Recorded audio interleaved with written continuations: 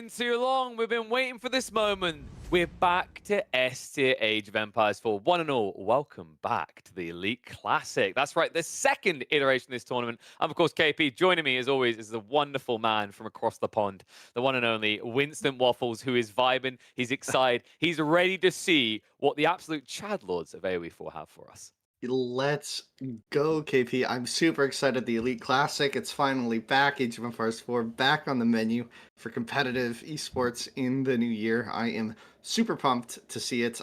Can't wait to get into the games. We got a pretty good lineup, if I do say so myself, and it's going to be a fun series after series. Got a lot of meta to explore, KP. It's going to be a good time.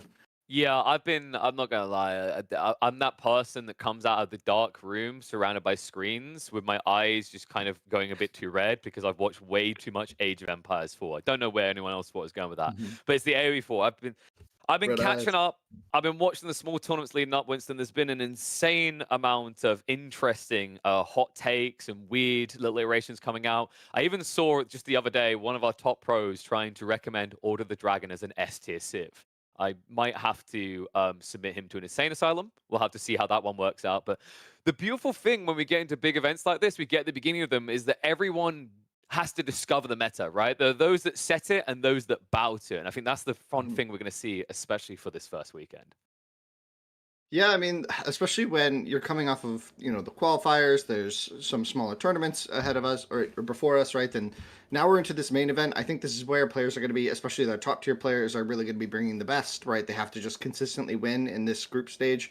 So looking forward to seeing, just quality games. We got a lot of really big names in today's sets. So I think we're only going to get good matches and some good strats, some good ideas. It's going to be a fun day. It's going to be a fun day. I'm excited for it. I mean, let's have a look at some of the sets we're going to have because there are plenty of them to come. Of course, we're going to be starting with Louis MT versus Numidan, but overall, the goal is to do at least 5 sets today. These are all going to be best of 3s, and the interesting thing is there's just so much action going on that we can't cram it all into one stream on one day. So I think we're going to be covering about, if I'm not mistaken, it's either a third or a quarter of the Grand Series happening on just one day because, of course, we have got 10 players. 2 groups, so 20 overall, and of course they now need to play a round robin best of 3. It's crazy to think of all the head-to-heads. I don't know about you, I love round robins. I'm the biggest fan of them. I know some people are like, but what if you get towards the end and it doesn't matter for X result anymore? The thing that solves that, just actually usually allowing a lot of people to go through, right? So I believe we're going to have the round of 8 after the group stage. So basically almost half the players are going to be going through. And you're going to have some interesting situations, I think, because like a lot of the names here, I'm expecting, even just today, after what we saw in the coming up, a lot of these series to me scream 2-1s. So I have a feeling we are going to get deep into that round robin format and still not know quite who's going to make it. Yeah, that's one of the joys of round robin formats, right, KP? It's just like there's a bit more excitement to each set mattering a bit more, even if it's a wash for one player.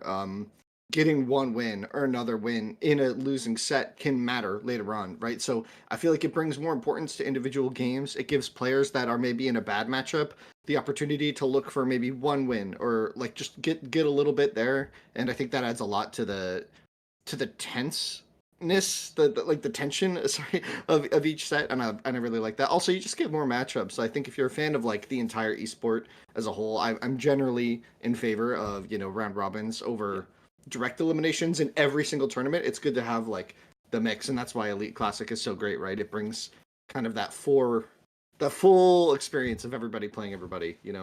It's a good time. Like, you never know, right? Someone's playstyle matches up against a different person. Like, for example, Beastie, he's a very confident lad in what he can do. He's been doing a lot of scrims with Louis, and one thing you highlighted about this guy is there's one person that can beat him in the late game that he feels maybe concerned about facing. It's this guy. So we might have an interesting drag into that late game because Numidan and Louis MT are both no strangers to late game affairs. We kick off on Coastal Cliffs in this best of 3 to start off the Elite Classic 2, and we do so with the English in the hands of Numidan, Louis MT taken to that sweet dragon. Indeed. Oh man, Coastal Cliffs. Yeah, so we should probably intro this. I think a lot of people tuning in seeing Coastal Cliffs for the first time. So Coastal Cliffs, really big shout out to Avali actually. Avali created this. He also created bridges that might appear in this series if we go deep enough. The way I like to describe this is Dry Arabia on Slimfast, right? Because it's basically all the attributes of Dry Arabia. If you chop the third off of it, you do see water, but that water is completely inaccessible. There's a giant cliff. If someone wants to jump down there to get it, they're probably not going to survive the landing. So what you end up with is 2 sacred sites, a little bit less gold, a little bit less wood than what you see in Dry Arabia.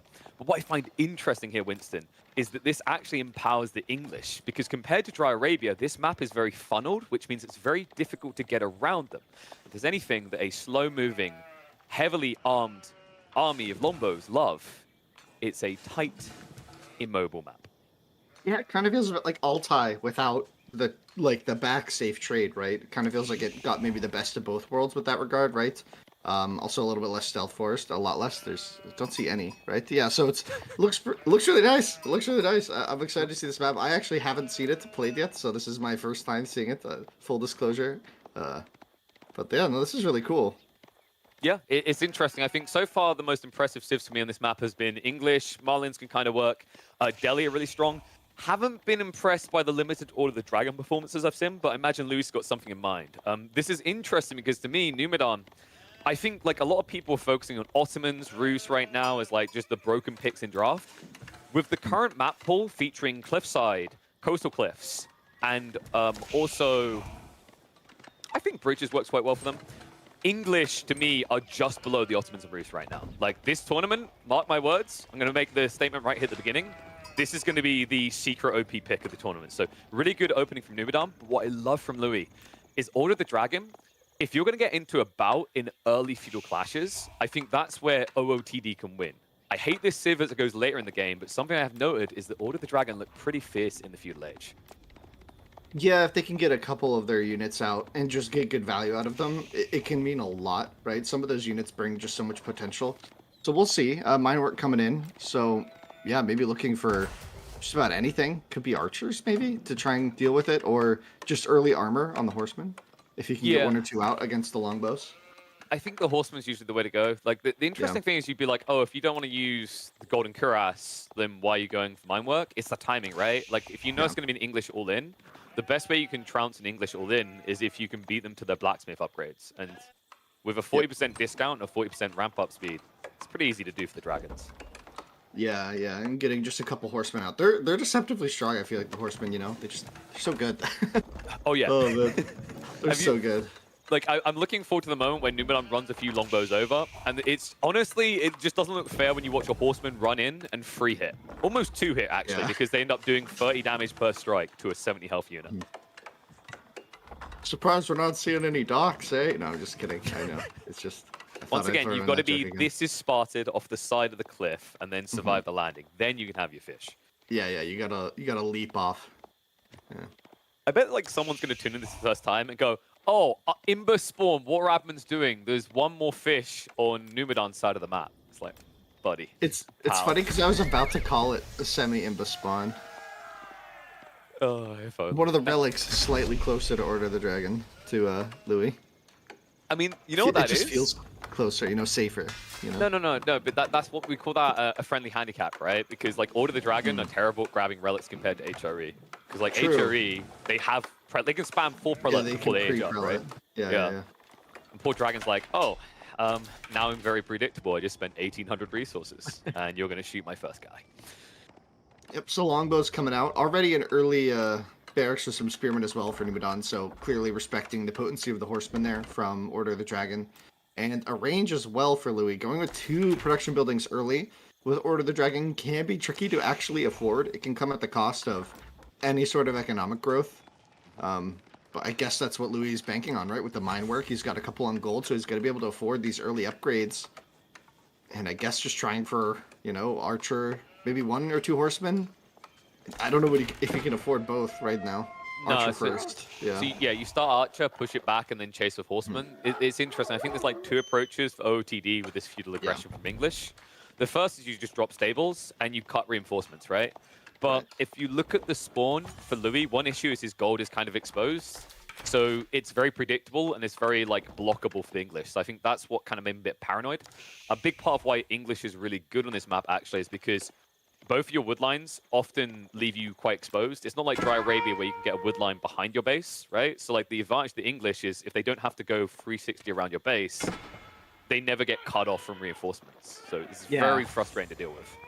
Yeah, and like just one forward outpost is really going to solidify the position for Numadon, but I think it's going to be up to Louis to try and make sure that he's never in a position where that could happen because yeah, like a lot of the resources are spawning forward here for Louis. So if Numadon is at all like centralized in that in a forward central position, I think that's going to be really tricky for him to push it out and actually get back onto the map for Castle Age. But we'll see. Units approaching the gold. Yeah, these gold spawns are really rough for Louis as well. I He's like gonna his have comp to hold though. this. His comp's really smart because what we just highlighted about the horsemen, they hit for 30, right? So by having a few archers in there, you basically 2-hit each longbow and the archers finish them off and you just move to the next target, right? And it guarantees you always don't lose the horsemen because the spearman count is kind of abysmal right now. Love what Louis is doing here. He's going to start cutting reinforcements because this comp he's building doesn't require gold at all, right? So he's got Steel Arrow, he's got Undermesh. That's really all you need. It's kind of weird, actually. With this Civ, the melee tech is less valuable because Horseman's base damage is higher, right? Compared to other Civs that have more Horsemen, so increasing extra damage there like adds up more, right? It's like 2 units, so it's +2, versus the Horseman and the Dragon where it's like 1 unit, so you're getting half the value. So it's one of those weird kind of realizations. The reason why archers are quite nice is because they are basically Gatling guns in my eyes. The Gilded Archers, I don't know how they aren't getting hand cramps with how quickly they fire. They are quite strong indeed. We'll see. There's just a little bit of positioning and yeah, it's interesting where Louis is going with these units right now. He was threatening the reinforcements and Numadon backed off to regroup. Which is the smart move. Like, it really is the smart move. Like, I've seen so many English pushes fall apart to Dragon because of that. I think it's like the #1 way you can end up losing out. The reality is, I think what happened there is Numadon scouted that the Undermesh was already in. He knew Steel Arrow would be in the way because it's mine work. So he needs to wait until his own tech is there. So this is an opportunity right now for Louis to try and do some damage. I also think Numadon probably wasn't thinking he had to deal damage right away because he saw that both golds were not being mined, right? So it's just sort of like, I know that there's not like some really crazy castle and I'm investing in units and you're just going to be greedy behind it. He knows that there's actually units on the board and Louis is, you know, going to be engaging in the feudal age here, so he can take his time to build up to that mass, and that is a lot of units now. Oh, that's cool. Villagers coming forward for the boar. Yeah, I love this. You kind of need the boar, but you can't just go in farms because that slows you down at a point where Gilded Archers are being boomed up. And the thing is, like, you need the superior gathering rates because you're up against the Dragon. They have a 28% built-in base gathering speed, which puts them a mile ahead of your eco. So, you know, Lombo's OP, sure, but they have their limitations if your opponent outscales you. You love the patience here from Louis. So he scouted those Vills on gold, sees that they aren't particularly protected, and I would have just been a little greedy Vill Goblin and gone in to attack them right away, but he's waiting at least until he sees the units, and now he's going to go in, but there's 2 spears. Yeah, I noticed he's got spears. He doesn't even try to fight it. Like, these Gilded Archers are insane. They are strong. I think, like, the thing I said that was interesting about Dragon, and I love how different it is to HRE, is, like, HRE is all about melee, right? To me, the Dragon is all about range units. So a lot of horsemen, though, are ready for Louis. The HP on these is really deceptive, and so is the move speed. It's 5 already is quite good. Yeah, 250 HP per, right? I always find the interesting thing is that they look like they're moving slower because they're bigger, so the animation is less like leg cycles, right, as they run. Oh. Archers. These 2 Gilded Archers getting caught out. It feels so bad on Order of the Dragon to lose units without getting much value. 1 going down already. Should only be the 1, though, right? Like, remember, the Lombos are a little bit slower, but nice little pick there. The issue for Numadon is he can't allow Louis to just keep scaling at this point. Like, right, he's got the board to kind of mitigate the issue, but I wouldn't be surprised if we see Louis do something similar. Like, one big thing I've noticed Dragon players do more than HRE, a lot more, is play pocket resources for deer, because they can be a lot more optimal of how they defend those areas. Yeah, and he's gone out to the deer on the right side of his base there, so... And back out to the gold as well with some Vills, so he's a bit exposed out there, but with Numadon playing such a closed position, it's not really going to be possible for him to deal urgent damage to Louis. Yeah, I think there's like a convergence point here in the next 2 or 3 minutes for Louis, though, where you can go Castle Age, because if you keep scaling Yeah. Gilded Archers and you tech up, you just go for scale armor, right? And these Lombos do Yeah. nothing. So I think it's kind of on Numadon to either try to get it right on the read with go Castle, or look for an attack, because I think the longer you sit like this, the worse it gets. Yeah, I think what Louis has been doing is really smart as well, keeping some of the army at home, but it looks like Numadon is going to just be moving out, hoping that his spears at home are enough. That one Gilded Archer comes back. He says, "You killed my friend. Now get off die." the gold." This is actually pretty big, being denied the gold for this long, and the army from Numadon comes back home to deal with this.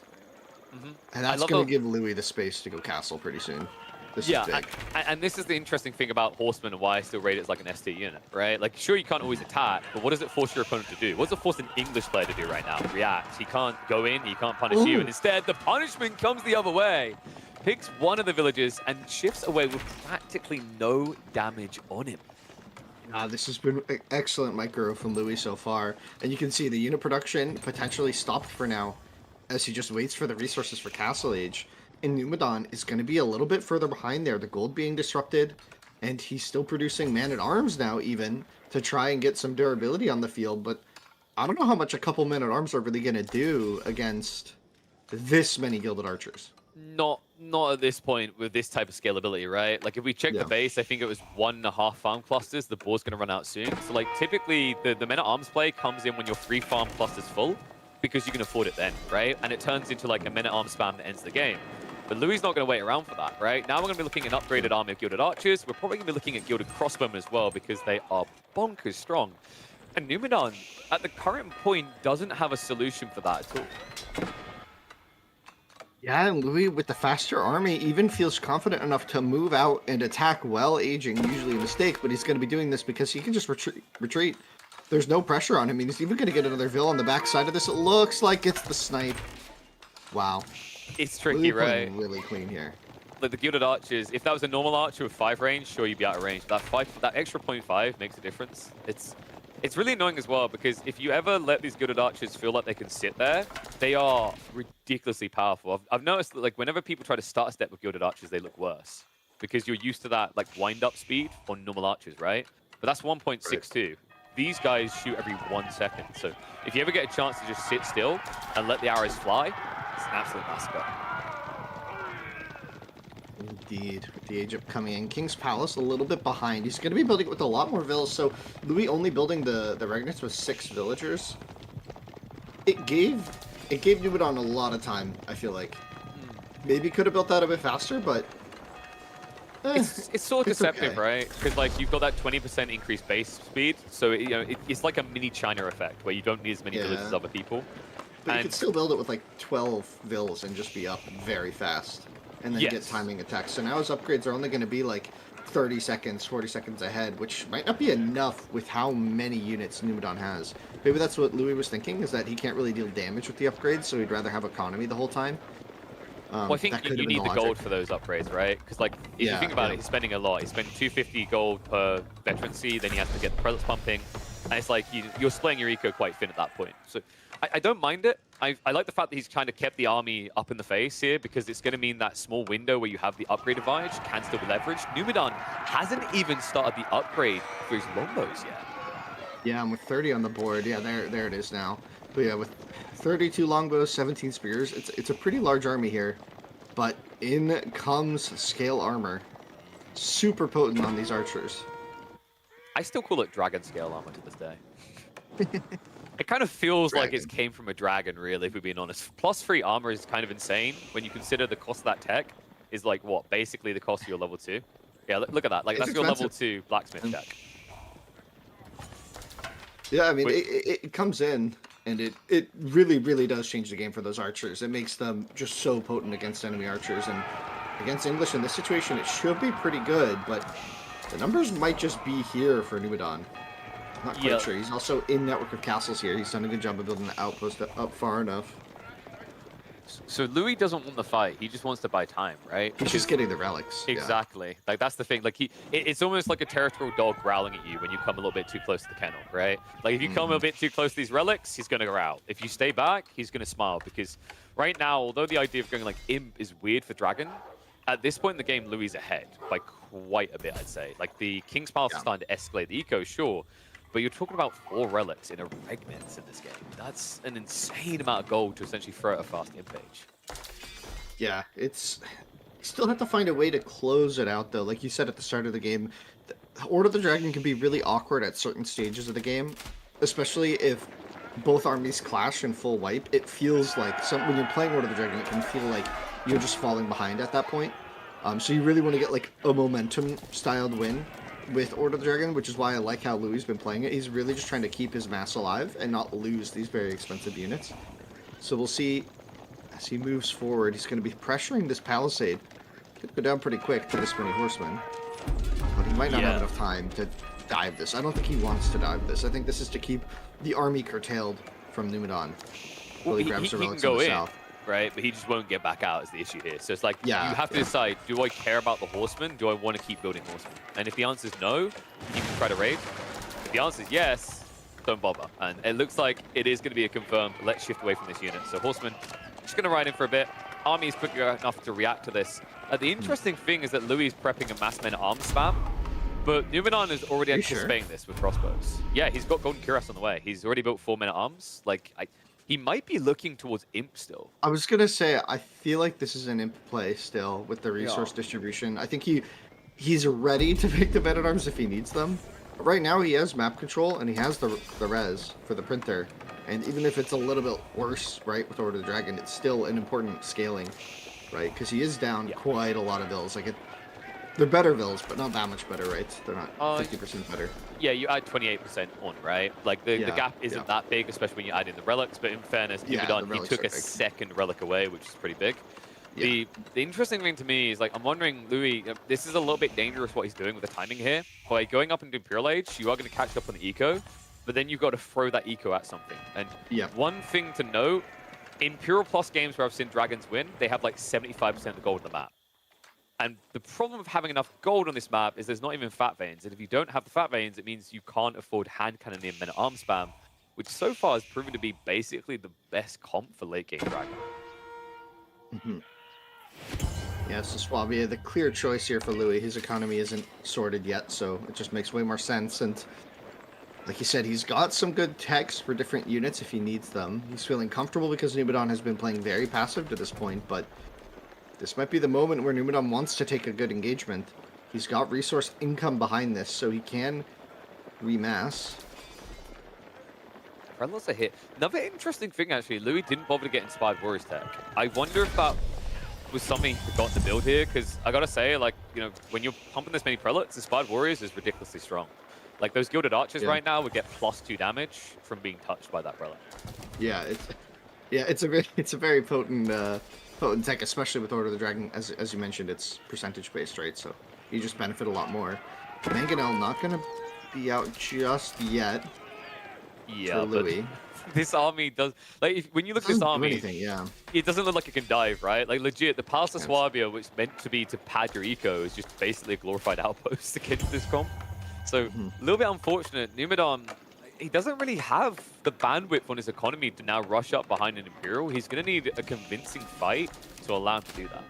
Yeah, he's investing fully into this Castle Age push, but we'll see if it even comes in, if it's going to be enough, because it's just a lot of time for Louis to get certain techs. Even getting Tithe Barns, like, he's looking at luxury techs right now, right? Like, he's not feeling the pressure here.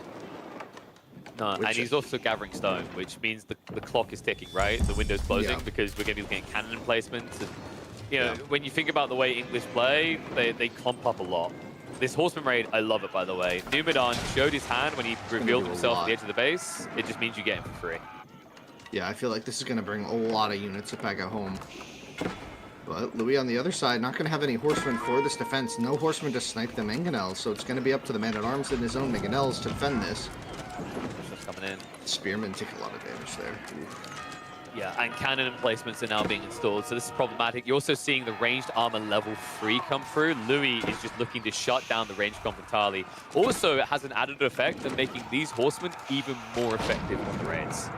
Yeah, so he's just not going to be building horsemen. He's going to get a culverin out, and that's going to help him defend from the mangonels, and that'll buy him a lot of time, because I don't think, like you're saying, Numidan just cannot afford to just dive onto that army from Louis at the time, for the time being, while the techs keep trickling in.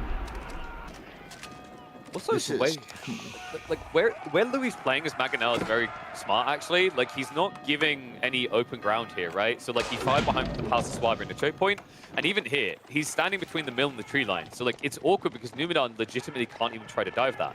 He doesn't have a fast enough unit. He doesn't have something that can overwhelm a handful of men-at-arms, and it's going to be more than a handful of men-at-arms. We're seeing him escalate that count now. Gilded Crossbowmen plus men-at-arms will tear this English army apart, especially with an age advantage. Yeah, I mean, it's really tricky to play against man-at-arms with the, like, not tricky, but like, if once you get to a big enough mass of those crossbows, it's actually really, really hard to get the split micro because every shot has so much overkill because they deal so much damage. So I wonder if there's like a stopping point here for Louis, or if he's just going to keep adding crossbows.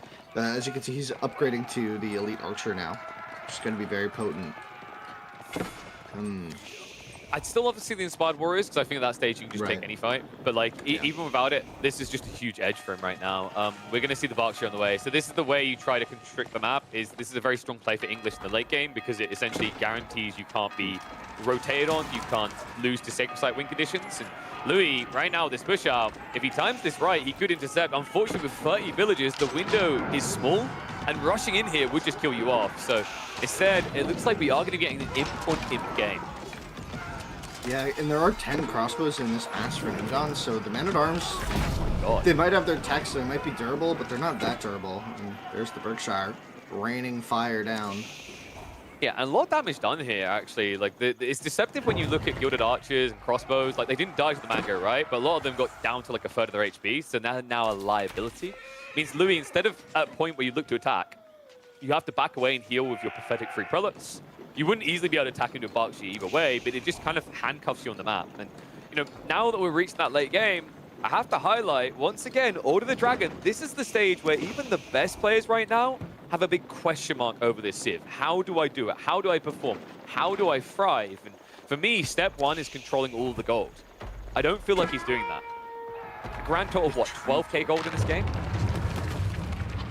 Yeah, he's trying to, but the walls don't get to go up. And I'd like to point out that raid that happened a while ago. Those, like, 7 horsemen were alive in Numidan's base for a very long time. And the Vil kills went up to, I think he got 9 Vil kills from that raid alone, which is really crazy. I mean, that's a lot of value. That's a lot of value. That was like minutes of units in your base. It's so annoying. Like, the mental damage there, yeah, massive. Because it's, what, 15 base damage, right? And that's like Fulays. They would have been hard because they were vested up. The interesting thing, though, is, like, I don't know if he can do that anymore in this game. Because one thing that's always dicey with the Dragon, I've noticed a big part of why the imp page falls apart is, you know how imp plus is, right? Everyone builds horsemen, they spam them down the flanks, you can't do anything. How do you mirror that when you're playing the Dragon? It's impossible to play a wide map. So, like, maybe Louis' one recourse here in the late game is that Cliffside, or sorry, Coast Cliffs rather, isn't a wide map. It's a very thin one. Yeah, and there's no big golds, right?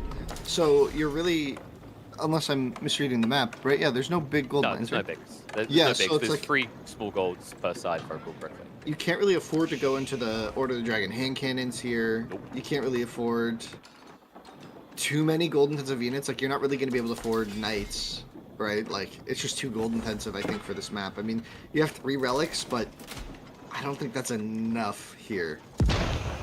Especially against 2 relics and enclosures, right? And it's like, who's more cost efficient with gold in the late game? Is it the English or the Dragon? The English, they're going to use it for men-at-arms. That's it. So the Dragon, they're going to spend it on Gilded Crossbows. They're going to spend it on Siege, Culverins. It adds up really fast, man. It's why I think, like, for Louis to be content in this game, he needs to break this and move in like, the next 2 minutes. I love this Bombard Repair idea, but unfortunately, Numidan, with the attack speed on those Springholds, proving too effective taking out the Siege. Now goes that Culver and talking about gold units. The gunpowder for Louis just accomplishing nothing there, getting absolutely doinked. And down you go. You can see the Swabby, though, has worked its magic. The Vil count is even, which means that Louis has a pretty, I would say, pretty sizable economic income lead. You know, just some shenanigans. Don't worry about it. Just a little wall-on-wall action. Looks like it is going to finally be denied, though. Louis' villager will go down. This is really important though. Like getting these walls up guarantees that Louis, when he runs out of gold, he can't fall back to Horseman as a backup plan, right? Because he won't be Yeah. able to wrap on the flanks. Yeah, the trade probably not going to play too much of a role in this game. You have to keep map control there, and the Berkshire kind of on the opposite side of that. So neither player really going to get that opportunity, I think, this game. Unless something crazy happens. Hey, you never know. We might see those overcompensating traders, right? The gilded ones that have all the pretty little ornate pieces on them. They're just doing their best, man. I've actually seen, like, I think I've seen a Mongol player, I believe it was, who would it have been? I think it was Nyan, managed to win, like, a competitive series on this map by doing Mongol trade. But yes, the trade is designed in a way that if you're somehow doing it, you should have already probably won the game. Yeah. Wow, even the eco-techs, you can see Numidon has really skipped on those this game. Which is kind of surprising. I think you kind of need those in this kind of a game, right? Like, Well, yeah, but the weird part about that is like, okay, if Numidon's holding on without those techs, like the other way of looking at it is Numidon is holding on without having those techs, which I would say he is. I say Louis is struggling to find the fight he's looking for. It doesn't bode well if he finally gets them later, right? And enclosures will allow him to gradually get there. Clash is now going to come in, but this just feels one-sided right now. Like Louis, very expensive units he's throwing away, and this is just the meat grinder, right? Men at arms, chunky with the armor clad. Yes, they die relatively quick with his crossbows. They don't cost much. yeah, I feel like men-at-arms are going to be the way that Louis handles this. And he's even prepping rams. He has another Culverin out to try and deal with the Springolds, but 4 Springolds are more than enough for 1 Culverin, so not sure exactly how that's going to be the answer. And now Treb's coming in for Numidon, so he's going to be trying to push somewhere, likely down the middle with the protection of the Berkshire. I'd be surprised if he tries to push that southern side, but he might. You know, he's almost got enough for another keep. He could kind of put one wedged in between those 2 central forests, maybe by the deer and north of the sacred site. That could be where he's looking for his next keep, and setting up some sort of a push there. Probably be a good play for him. Louis is actually switching to Horseman now. This is really important because biology is on the way, and we already talked about how hard they are to kill. Are you noticing a problem with Numidon's army? He has no spears. He has literally no solution to Horseman. Wait, don't say no, KP. Okay, sorry. I didn't mean to side shame his spear, but they're going to have to work overtime, my friend, and they're going to have to get paid appropriately for it because Louis, I wouldn't be surprised if we see like 20 horsemen and a bleed through, right? Like with his position on the map, he could realistically start breaking through these stone walls. And if we look for the horsemen that Louis has, now elite status, you'll see how absurd the damage is on gilded horses. They're kind of absurd. I think it's like 22 damage or something. This wall, sorry, I didn't listen to a word you said. This wall into trade play is ridiculous. What is this? Wait, has he actually set up the trade post at the back? Yes, trade. He has traders coming in. This is ridiculous. You know what? You've done this. I don't know. A few minutes ago, you're like, no one's going to trade on this map. It should never happen. I did. I know. I immediately gave my words. I have to admit, I was wrong. I said no one would do it. I guess Lou's got a plan here. Like we said, a lot of the Order of the Dragon's best like late game pop efficiency comes from gold heavy units, and there it is. He's setting up trade and he's training hand cannons, right? So this is his idea for how he's going to be able to afford these units long term without gimping himself of being able to spam cheaper units as well, right? Like when you start massing the hand cannons, if you lose them in a bad fight, it is just like thousands and thousands of resources you're down, and it just puts you so far behind. I've done it before and it sucks. You don't want to lose these units. But if you have a healthy enough economy behind it, you can make groups of them, you can trickle them into the fight, and it just gives you that extra oomph to get you over the edge as Order of the Dragon in the late game. But this army looks like it's about to get absolutely collapsed on. The 2 Mangonel shots coming in. Oh, jeez. It's a tickling on the way out, right? Like, the important thing is he's throwing the army in. And now the backstab comes through. Horsemen reach around the siege. These guys are tricky. We already highlighted, right? 23 base damage, and they have, what, I think about, I guess 400 HP now at this stage of biology. Yeah, and Numidon hasn't stonewalled this central spot. He's repairing it in front of the horsemen. He just wants them there, but they can just walk around. Yeah, no, Numidon hasn't gotten a chance to wall the central spot, and he pushed his army away from that central spot. So the horsemen gonna run right into the back, as you should do, run right to the farms, go straight back, pull a lot of enemy units back, and prep in the front to do it again. Very clean stuff from Louis here. It looks like he's just got a handle on this late game right now. His economy is basically set up for long term. He's got traders coming in. He has map control. Like you said, control the gold. There's not a lot of gold in this map, but there's a trade post, right, KP? He's done Yeah. that as well. This is looking solid for him. I think the cool thing here is the way that he just bait and switched that around, right? Like, you know, before it could even be revealed that he's doing the trading, he pulls the entire army back to defend, and it's just like, Numidan, right now the issue is it's kind of like a dance monkey dance moment, and Louis is the one, like, demanding you play platoon. And if these horseman raids can't be shut down, a proper wall can't go up, a sufficient wall, I'm struggling to see how Numidan's ever going to break out, because with these idle times, the lag on him getting to where he needs to be, as you already highlight, that hand cannoneer count is going to escalate. We've already got 30 men at arms and 8 hand cannoneers. And, you know, I always say, whenever you look at an Order of the Dragon army, look at that raw count and double it. That means he's got 16 hand cannoneers already and 23 men at arms. Yeah, but the wood maybe starting to be a bit of an issue for Louis. Is he out of forest? Is this his only spot to get wood? Or does he still have wood on the east side there?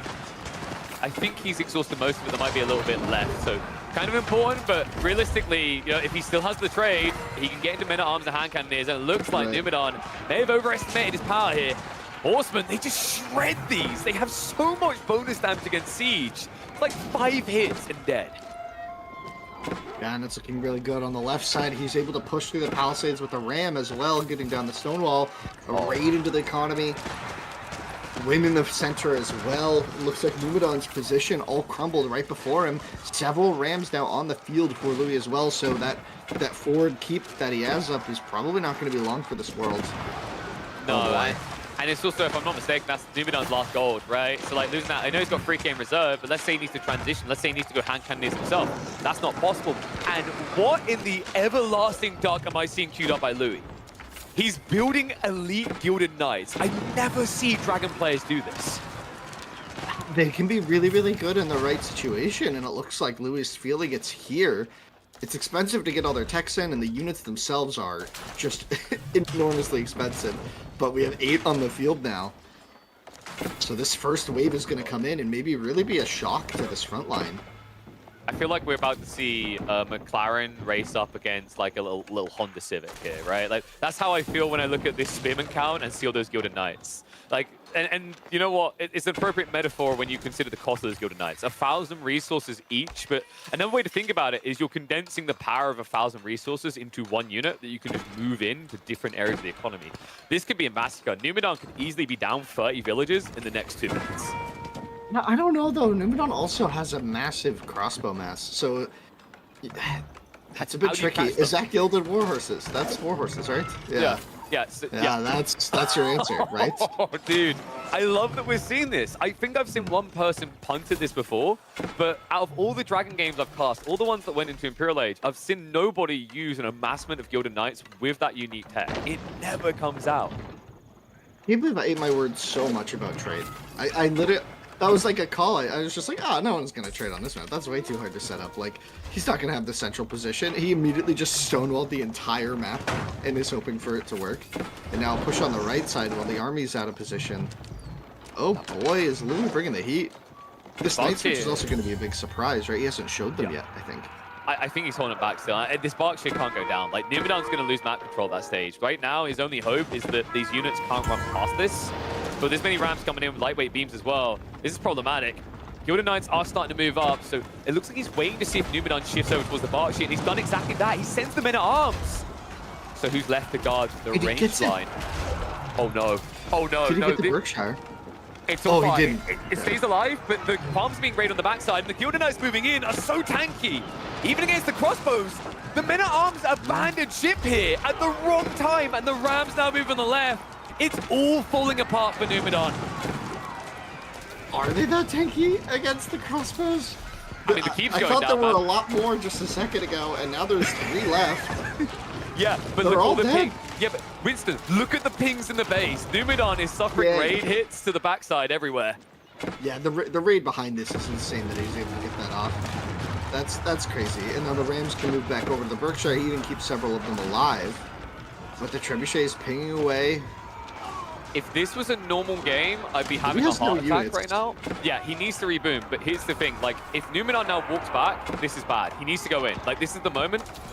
Not even just the wood line, it needs to be the goal. Because, like, Louis, it was a very expensive army, but the thing we've got to be conscious of is he has trade. That looked like a stupidly expensive army to throw away. but he has got the permanent goal to reboom it.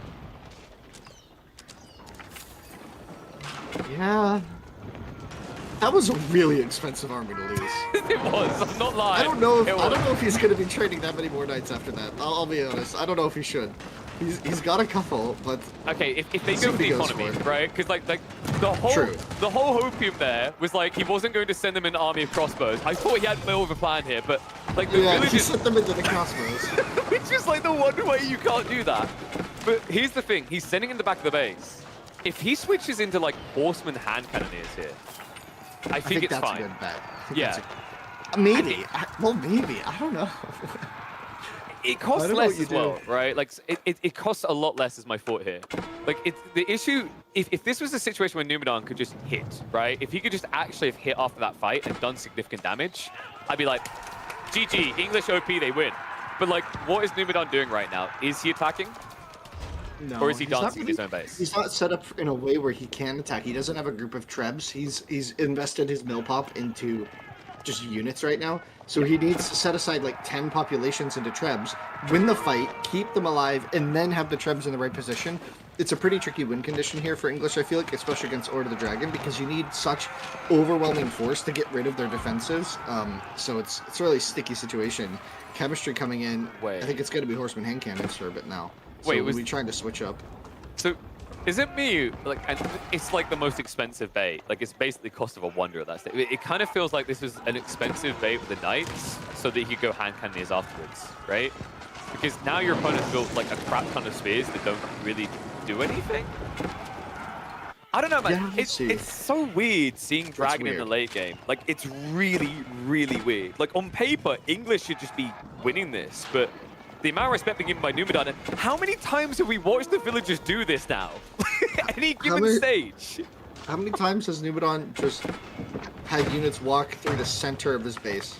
It feels like the one spot I would want to shore up the most, but he's just on he's on these goose chases in his own eco to keep the units out. And credit to Numidan, he hasn't actually he's lost 68 vills, but he's kept his eco pop somewhat okay if he can get it there. He has boomed a lot of military into the game, though. Like, he's got a lot of units on the field right now, so he's got units defending everywhere and still attacking in the center. Okay, hear me out. Like, Numidan could win this game now if he just got his eco-tax. Because, like, right, I feel like you should be having a meat grinder going here, right, with this type of economy. He has 5,000 food and 4,000 gold. Like, I guess he could afford the eco-tax, but, like, yeah, maybe he's just not thinking, he's not losing enough units. But when the meat grinder happens, right? Like, if the meat grinder happens and it's like an equal trade, that 5k, we've seen what happens in late game. But it hasn't been equal trade. We have a stat that tells us it hasn't even been close to equal trades. Agreed. He's killed over 2-1 in terms of resource value. 41 traders is a bit nuts. Can we just... But that's the thing. Look at the army that Louis now building, though. Right? It seems pretty brain dead.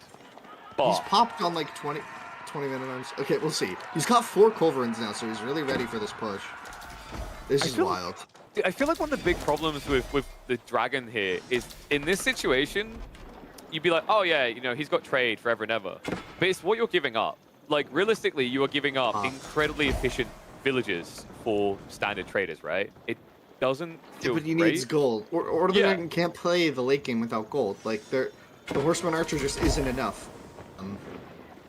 But we'll see. He's got 30 men armor, so he's trying something different this time. Gotta respect it. He's just going through the rotations. He's like, maybe this will work. There's not... Only 21 crossbows. Last time it was like 34 crossbows, I think, with like 6 in queue. So now there's only 21. And I think the Order Dragon might do better here with the men-at-arms in this upcoming fight. If they just clash in the center here. Yeah, so the thing that I'm keeping an eye on, like, why... Like, I don't know, maybe I'm just covered too much hoping for the Dragons at this stage, but once again, I'm seeing an English player who can't end the game, and I'm seeing a Dragon player that's not going to run out of gold. So it's almost like if you throw spaghetti at the wall, something's going to stick, right? And, yeah, just try it all. And this next one, I think this might be the sticker. Hand cannoneers, men-at-arms, and siege. Like... Yeah, the 3 mangonels, I feel like if the mangonels can get a hit off, I think the fight could go really, really well for him. And here's the big army. He's moving forward. Rams in the front, men-at-arms behind. That's a lot of torch damage, actually. He could just straight up go for the barge here, but the main fight is going to be clashing here. Culverins are wheeling in. That means the Springs have to back away, and Mangoes are going to be able to get a good shot if they want it instead. They're going deeper. I'm going to look for the crossbow on the side. Trebuchet is going to be exposed, but check this. Numadon overflows the line. He goes in with the melee units and uses the lack of quantity against Louis to find the siege, but it's costing him everything for it. Yeah, the center of that fight there, Louis just sweeps the floor with Numadon's middle, and he's now going to be pushing back those ranged units, but the Berkshire is raining down the whole time. Trev's getting sniped by the Culverins. Oh man, this is tricky. I think Numadon maybe needs more production here. This is crazy. Like, Louis, this is equivalent to an all-in. Look at his economy. He went down to 88. So he clearly deleted some villages, lost some more here. And this is an expensive army to lose. Yeah, I think Numadon has enough here to hold, though. He's got 20 crossbows already. He's got another 11 in queue. If he can just hold for another, like, couple seconds, he might be able to reclaim this territory. I'm not sure, though. It looks like the Berkshire going to be taken down, right? He has enough siege on that, right? Yep, yeah. It's gone. Berkshire is down. He doesn't have a keep on the left side anymore. Now, this is the critical moment. Louis, this is huge. As long as he trades efficiently, he won't burn his eco, right? That's the key detail here. He needs to make sure that he's not taking silly trades. For Numadon, remember what I said about his food income? And you were like, he's got 5k KP. There's no way it's going to... Look at it now. True. It's evaporated. True. Yeah, he didn't really recover from the raids. Remember, he got raided really low, and what he did is he remaxed army with that bank. So look, he still only has 77 bills. He had over 100 before, and now he's down to 77 bills, and he's popped on military, essentially, right now. And we'll see how this fight goes. The hand cannons in the back, whipping away at those men-at-arms. The crossbow mass under threat from the two mangoes. Dude, you can't go off the mangoes here. You need to kill the hand cannoneers. The hand cannoneers are going to brutalize you just for that dive. Wow. Numadon, that's such an expensive loss. The men-at-arms on the front side for blue are getting cleared up, but what matters is the hand cannoneers are practically untouched. Yeah, Louis changed something about his approach here. I think it was the composition. I think you're right. The destroyed value has really shifted. It used to be, much worse for him, and now the ratio is getting better and better as the game continues. So I think, yeah, not doing the Knights was the play here for sure. And switching into this seems to have worked very nicely for him. The men-at-arms bring a lot of value there. That fight was really good for Louis, that one in the center on Berkshire. And now there's a moment where maybe Numadon can do some damage because Louis, he didn't wait for the next line of men-at-arms, right? He just tried to pressure this. The interesting thing is when you look at their income, right? Like, oh, you right there? I mean, this is a retreat, but I don't think he's going to be in problem town central here, right? Like Numadon, he basically has crossbows. It's kind of similar to the early game army where we said he didn't have a way to dive the base. I think it's about to be the same case here. Do you think Louis has enough trade? No, he needs more. Can we get more? Like, I'm seeing... You think 41 is enough? How much are they getting per trip? My rule is if I see a line on the map of trade and it's not big enough to attract Charlie Sheen, it needs to be bigger. That's just how I work, okay? And I think we could pump it a bit higher. Clearly, 3,000 gold in I'm being very sarcastic here. Gold is... The world can tell. It's the Brit in me. The problem right now is, like, he needs more food. Wood isn't really an option because if we look on the map... It's about to run out. Wood is an issue on this game. For both players soon. Very soon. And he's going back to the Gilded Knights. He wants to give him another shot. He said, maybe he's thinking that he played it wrong because he ran right into the crossbows. But maybe he wants to try it again. The Berkshire, though, getting repaired. That'll be rough for Louis if that whole fight was for nothing. But it's taking Louis a moment to this game has reestablish gotten his weird, military. man. This game has gotten so weird. What do you mean? This is completely normal. This is totally fine. If you're okay. Like, the science of a quick end for the English, or, dragon not... He's like, this ought to work. Landschnick now. When you've got 3k gold, right? A good call. No, I think it's a good call if you can mix it in, right? But the problem with Order of the Dragon, like, compared to HRE, right? It's very easy for them to mix in, like, 10, 15 men-at-arms and Landsknecht and hide them in the mass. It's much harder for Order of the Dragon to do that because they just have less units, right? So it's much harder to say hide, it's a lot easier to hide 10 Landsknecht in an army of 40 men-at-arms than it is to hide 5 Order of the Dragon Landsknecht in, like, he's got like 7 knights to like frontline and 5 men-at-arms. Like, it's so easy to spot them, and English are going to be so good with the longbows to snipe them, or at least the crossbows here are going to be plenty fine. But we'll see. If they get big cleaves on the spearmen and men-at-arm mass, it could be more devastating than a Mangonel, right? Yeah, So we'll HRE see. Langsneck hide in like men at arms lines, right? Or do the Dragon Langsneck hide in the bodies of their enemies? Right? That's just they hit so bloody hard. The They are crazy good. the crazy part to me though, and I'd love to know what Lou's thought process is. And the more these type of units I see, the more I question why he never done it. Still no Inspired Warriors deck. It's so weird right It now. requires so much passivity, but like I guess that's happening here, right? Like they're having these passive moments where nothing is happening. That would be when he just garrisoned his whole military, then left the bombers out to dry. All right, village are going to be chased away. So the Bark ship back online, more Randall on the way towards it. Though. This is the Gonna big get reveal. in. The slice, look at the health bars! Good, a nice round the back as well. All that siege, Numadon! Oh my god, 27 population in the siege, and all of it is under siege from the Cav. Crossbow's trying to cut him down, but now that means the Langsneck are not being sniped. I think this is going to break the bank for Numadon. Yeah, he doesn't have that much gold in reserve though, but he does have decent enough income maybe to remass on crossbows if he had to. But the crossbow mass is still alive. Yeah, but the second line of good nice chasing in. The Langsneck are pursuing. This is awkward. Every time you turn around, it's a nice little slice into you. And also remember, they have got the Zornhouse, so the bleed damage coming through. Numadon down to 20 crossbows. He doesn't have the numbers to kill the Knights any longer. And he's able to do it. Wow, wow, wow, wow. What a game. We saw just every single unit in Order of the Dragon's late game roster was built in tons of various ways to try and make that work. And it works for Louis in the end. He finally found it. I would say maybe took him a bit too long to figure that out, but Numadon's defense was pretty solid, right? Honestly, I think, are we sure this was a competitive series, not just a showcase of one of the new civs? I feel like we were just showing off all the units. That was crazy, though. I think Numadon, like, you know, there was an option. There was a moment, I think, where he could strike. Obviously, we have God Vision. We could see it. After that big throwaway, the Gilded Knights, where you question him running at the crossbows, I thought, okay, this is where the trade goes. Like, that's where it gets cut off. It's GG, all right? Like, you know, this is where Numadon's going to be the bartender saying you've had too much. But no, Louis, like, just got to sit there. Numadon just went back. And, you know, we reached eventually that combination point. I think that the critical turning point was when all the food reserves dried up in one big fight. And I've noticed Numadon does this a lot. This isn't just to this series. I've seen him do it in the qualifiers as well. He seems to neglect his food techs a lot on any civ. I don't know why. It's almost like it just skips in the build. And you know, I think when you're trying to meat grind with men at arms and even crossbows as well, the gold isn't going to run out due to the enclosures, but the food is going to be the problematic element you're not scaling there. Great showing by Louis, though, to prove that a civ that basically gets thrashed and trashed in Imp Plus every time I watch it is capable of winning with the wildest comps.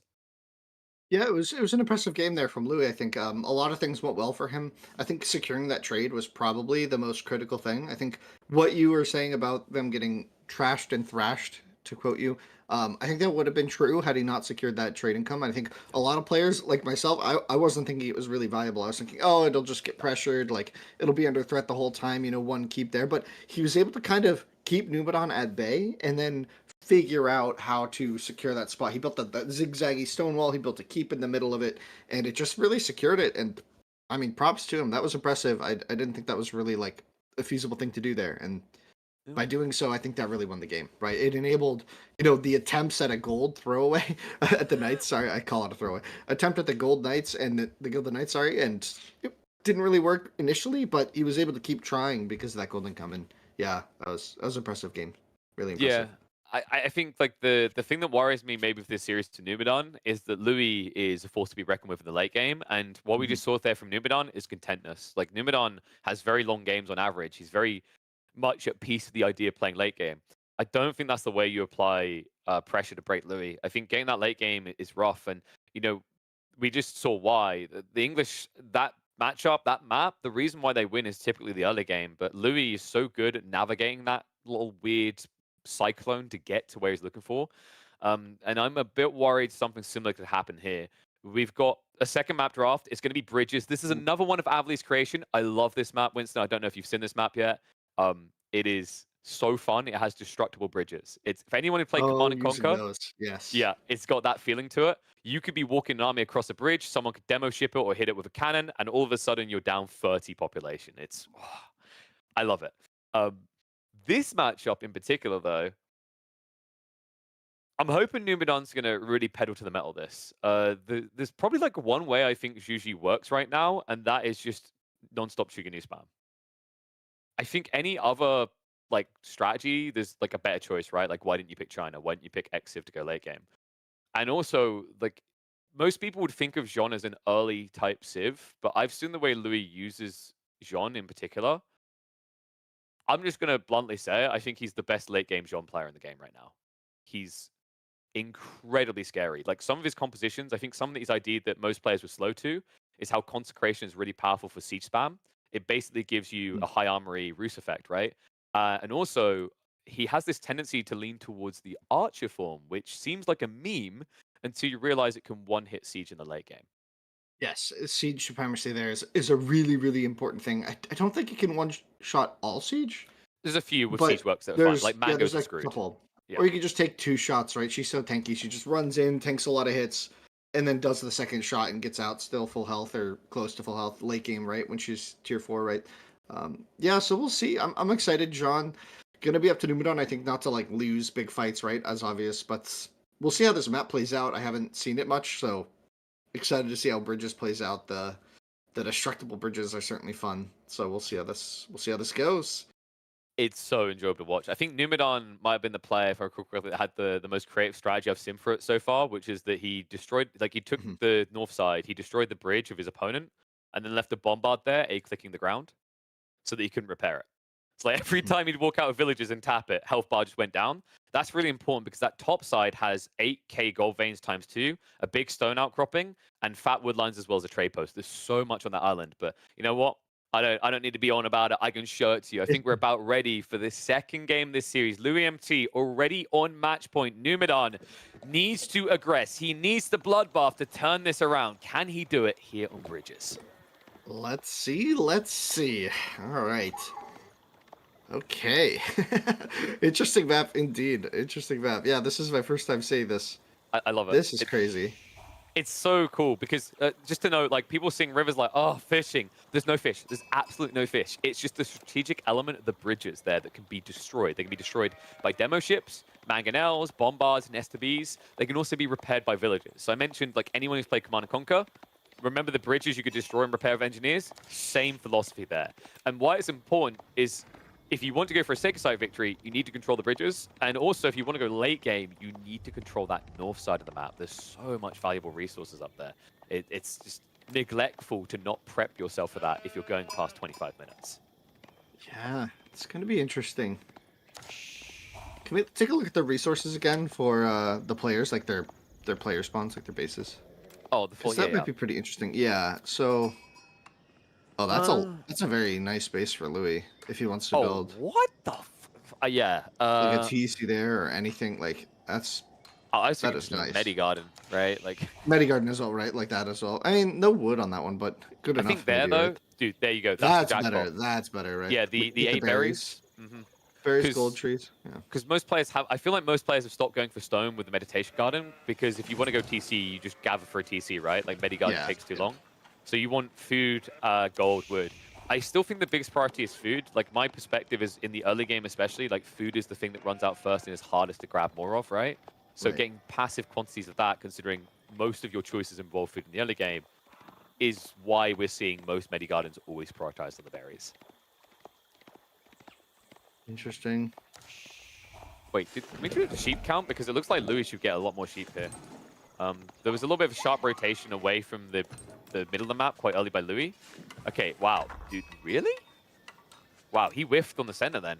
He should get 6 up here on the north side, so that might even up. So Numidan must be at like 11 sheep.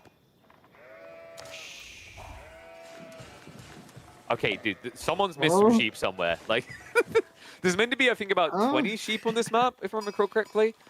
Typically, the northern island has 4 to 6. Most of the sheep are near the central sacred site, which is why, like, the meta right now is both players run towards and then see each other, and then run south, and then loop around. So nothing too surprising here. School of Cav coming in for Jeanne d'Arc on Louis' side of things, right in front of the gold. This is all quite normal, right? Nothing to see here. And where's he placing that medi? Yeah, right in the middle there. That just makes sense, right? It's safe. Yeah.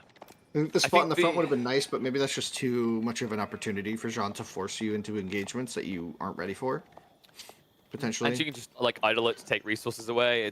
Yeah. It's one of those weird things actually where I think that the change to the meditation garden made the idea of idling units to disrupt the piece less valuable because now that the number's lower, taking 10% off that number's more like pathetic, right? So you just want to I be see. active units. One other big change we have to remember since people did last seen Meditation Garden active in tournaments is you can actually destroy it now and it won't duplicate the resources upon reconstruct. So that's another reason why a lot of GG players don't run out of their base anymore. They just keep it safe. Mm-hmm. Interesting to see what Numenon's going to open with here. It's going to probably have to be Shugnu in a Spearman, right? Yeah, that's what I'm thinking. It Chicken just is has like to be it, right? I don't see what else you can do against Jean d'Arc here. the worrisome thing I have is Numidan, I know, can be quite a greedy player sometimes. So, like, maybe he tries to sneak TC. I don't want to see it, though. I just want to see, like, Chiganu, more Chiganu, and even more Chiganu. And I'm saying that as someone who hates Chiganu. It's just I want to see a game free. Why do you hate them? Because they're, like, an illogically balanced unit, and now they can't actually be nerfed because this Civ has no archers. Like, free damage instances is too good. It should be 2. Higher base damage. Knight coming in for Louis. Jean d'Arc. Jean d'Arc. What's your favorite nickname for Jean at this stage? JD? Billy Jean d'Arc? Billy Jean. Billy Jean? Billy Jean. Billy Jean. Billy Jean.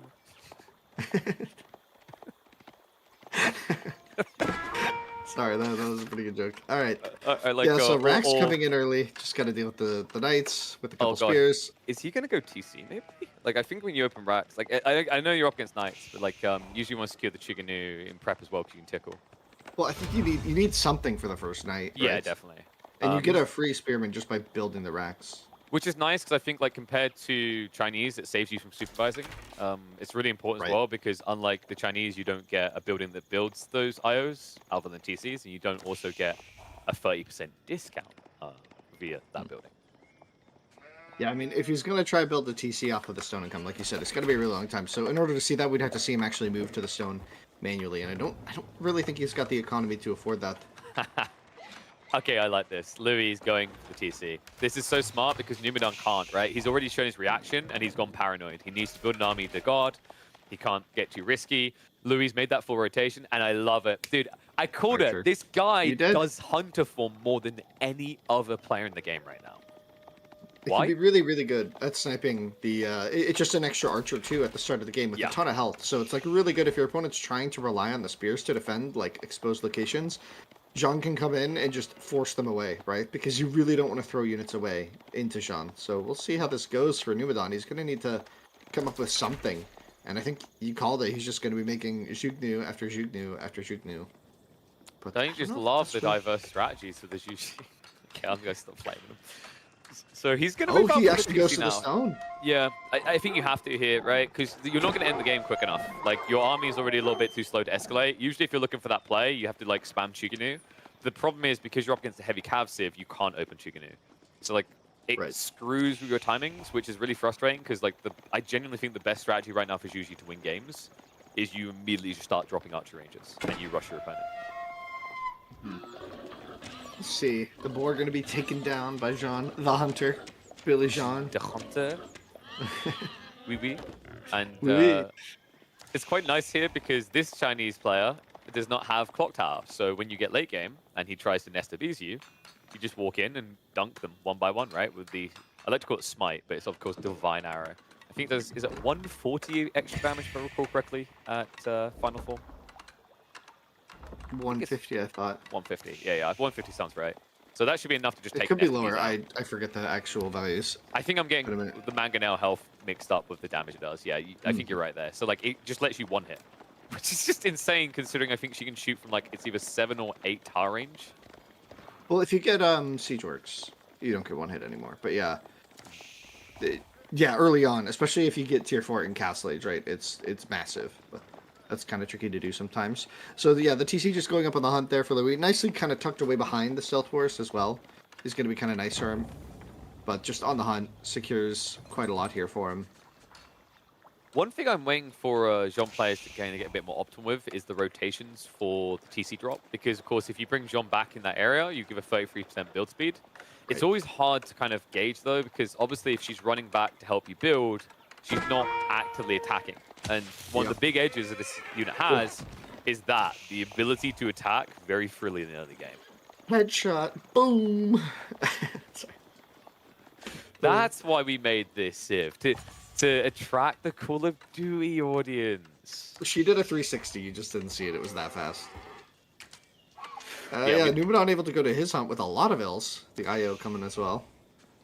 And he went condensed 2 TC, so it's always rough when you have to do that. I'm a little bit surprised he didn't drop it out towards the hunt already, because now you don't have that ability to like keep your economy more efficient for longer, right? That's the whole benefit of when you drop a deer, like a deer stack TC, is that all those villagers coming out, they're going to make the nearby resources last longer than if you built them both at home. Yeah, and both Boar are going to be going to Jean's experience bar, right? That's actually pretty big for her this game. Yeah, and we're already like, what, half the way towards a natural level 3 now with this type of XP. That typically, most games, Jean will get level 3 around 80 minutes. And the solution to that is meant to be go age free. Numidon's not going to be going age free anytime soon. He's not even mining gold right now, so he's just relying on passive income to even afford Jugnu, which is kind of bold, maybe. But And I think he was just afraid of the raids. Well, he doesn't even have Steeled Arrow either yet. Either is the other worrisome thing, right? So, like, if you're going to hold, it doesn't sound like a lot, but Steeled Arrow does actually help, even against the Knights. Especially if you're up against, like, a player playing 2 TC. Because we know that despite the fact French and Johns get their melee techs for free, they have a habit of lagging behind on blacksmith drops. Yeah, can we take a look at all the consecrated buildings? So obviously the second TC is consecrated and the first TC. So those are the 2 consecrations we've seen so far. Might be sitting on another one pretty soon. Yeah, it's a really solid play in the boom game. If you're not going to be using the production buildings the whole time, the TC is always going to be going. So even though it gives slightly less value than, say, stable producing knights, it's just smart to put it on the TC because you're always going to be working the TC, right? Yeah, that's the thing. Like, it's actually the important thing for Numidon is like he lost that scout, he had to reinvest because he needs this info. If he walks in and sees there's no consecration on the School of Cavalry, consecration on archery ranges, it tells them that Louis is looking to go late game. The question then is, what can you do with that info, right? Because you're playing a very turtly defensive style of AV4 right now. You're not even in a position to dictate and punish the idea of your opponent wanting late game. Did he just not wall that? Am I crazy? Oh god, no, dude, don't start on this. I've watched in the qualifiers, it keeps happening. Numidon does it, like he's not the only one. A lot of players seem to just click short. So yeah, that's not fully walled. Like Louis could go in there if he wanted to. Why? I think it's just something to do with the way the generation works, is that maybe the auto tag doesn't assign correctly. Because like if you look on the minimap, it looks fine, right? But it's almost like the land piece is registering as like shallow water still. So this happens. Yeah, that could be an issue if it's like a custom map, right? Not an official one. Maybe that wasn't fully checked out. But yeah, interesting. I don't know. I'm talking out of my ass a bit. We'll see. Louis, I'm not with enough to go castle though already. Still has map control, has the boar in the south. And Louis got to be feeling great about this, right? Yeah, because it's basically going to the late game we talked about. And I do think that Jean's much stronger there, especially when she goes Guildhall. This is tough, man. I think Numidon, it's kind of tough. That game 1, he got stripped of the ability to dictate the pace because of the way Louis opened. But game 2, I think he just inevitably knew he wouldn't be able to set the pace. And now he's kind of scrambling for a way out, right? So, like, at least one upside is usually make their farm transitions quicker and much cheaper with Song Dynasty. But you have to get something off that play. It can't just be more greed into a later game, especially now with Guildhall on the way. Yeah, and that's just gonna secure like a mid-castle timing for Louis if he needs it, right? He can put it to he can put that to anything he needs. And it's gonna be so flexible for just a timing where he wants to go for the kill. Because in this early castle age, it doesn't look like he's going to try to do anything like really oppressive with the timing. I think it's just going to be more about macro, map control, grab some relics. It's going to feel very similar, I feel like, to last game, which is interesting because I see a lot of similarities in Numidon's style here, right, to last game. You know, very slow, building the ranged unit in the spearman mass. And Louis, once again, faster to castle behind it with a more solid economy. It's going to feel tricky for Numidon, I feel like. And already grabbing the Sacred Site, so that's even more experience for Jean. We're going to be seeing a Tier 3 pretty soon, maybe.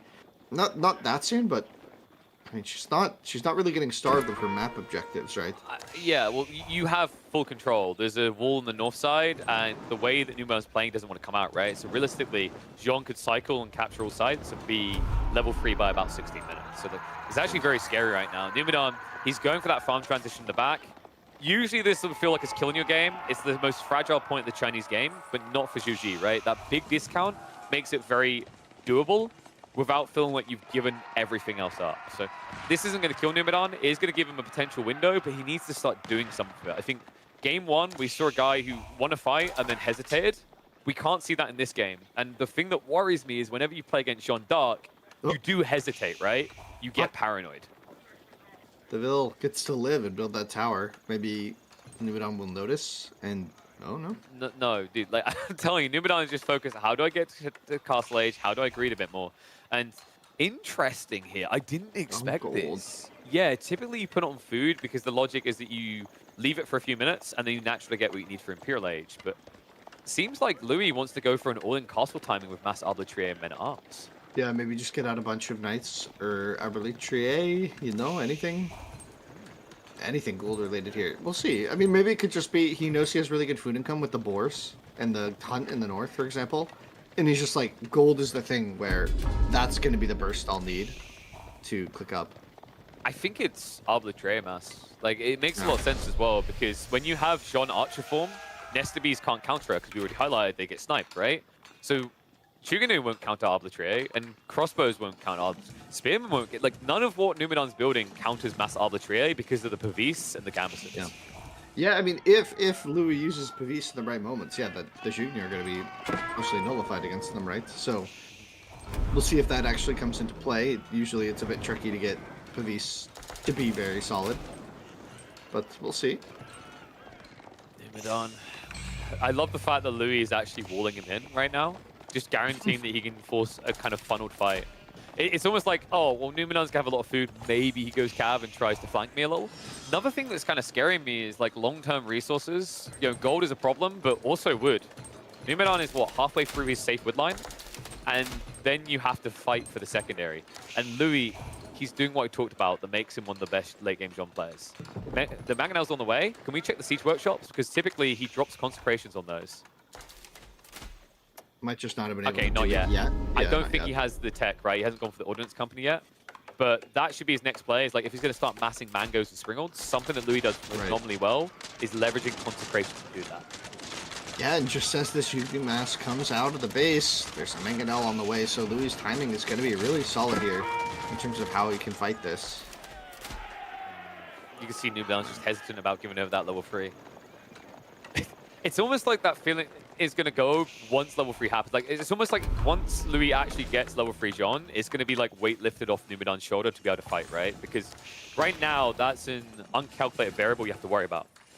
What worries me right now is like what you've given over the map. You mentioned the deer, we already highlighted the guild hall, and now we're talking about the walls coming up on the islands with the bridges, as well as free sacred sites and relics on the way. Louis is about to be a mile ahead. Yeah, Louis just got everything, man. He's got everything he could want. He's gonna have all the passive gold income, all the hunt, so better economy, but Numadon is getting what Zhu Ji wants, which is that eco setup behind it. The granary spam has looked like it's basically done. So we'll see if that ends up being enough. I'm hesitant to say it will be. Dude, he's up against Mass Arbitrary, and his solution is to go Palace Guard, right? Like, I'm not trying to be a negative Nelly here, but the problem I'm seeing is like Numadon, even when he sees this army, he's not ticking boxes to solve for it, right? It's still the big threats, and a bigger threat to emerge. Level 3 Jean's in. Knights are now reaching in the back. What? He pulls the army forward for a second, and Louis strikes. Gosh. Everything is idle. You know that song from the Lego movie? Where everything is awesome? Oh, everything is idle. Everything is idle, and it's not cool. And the main army has to retreat from the Mangonel threat, and Jean, oh boy.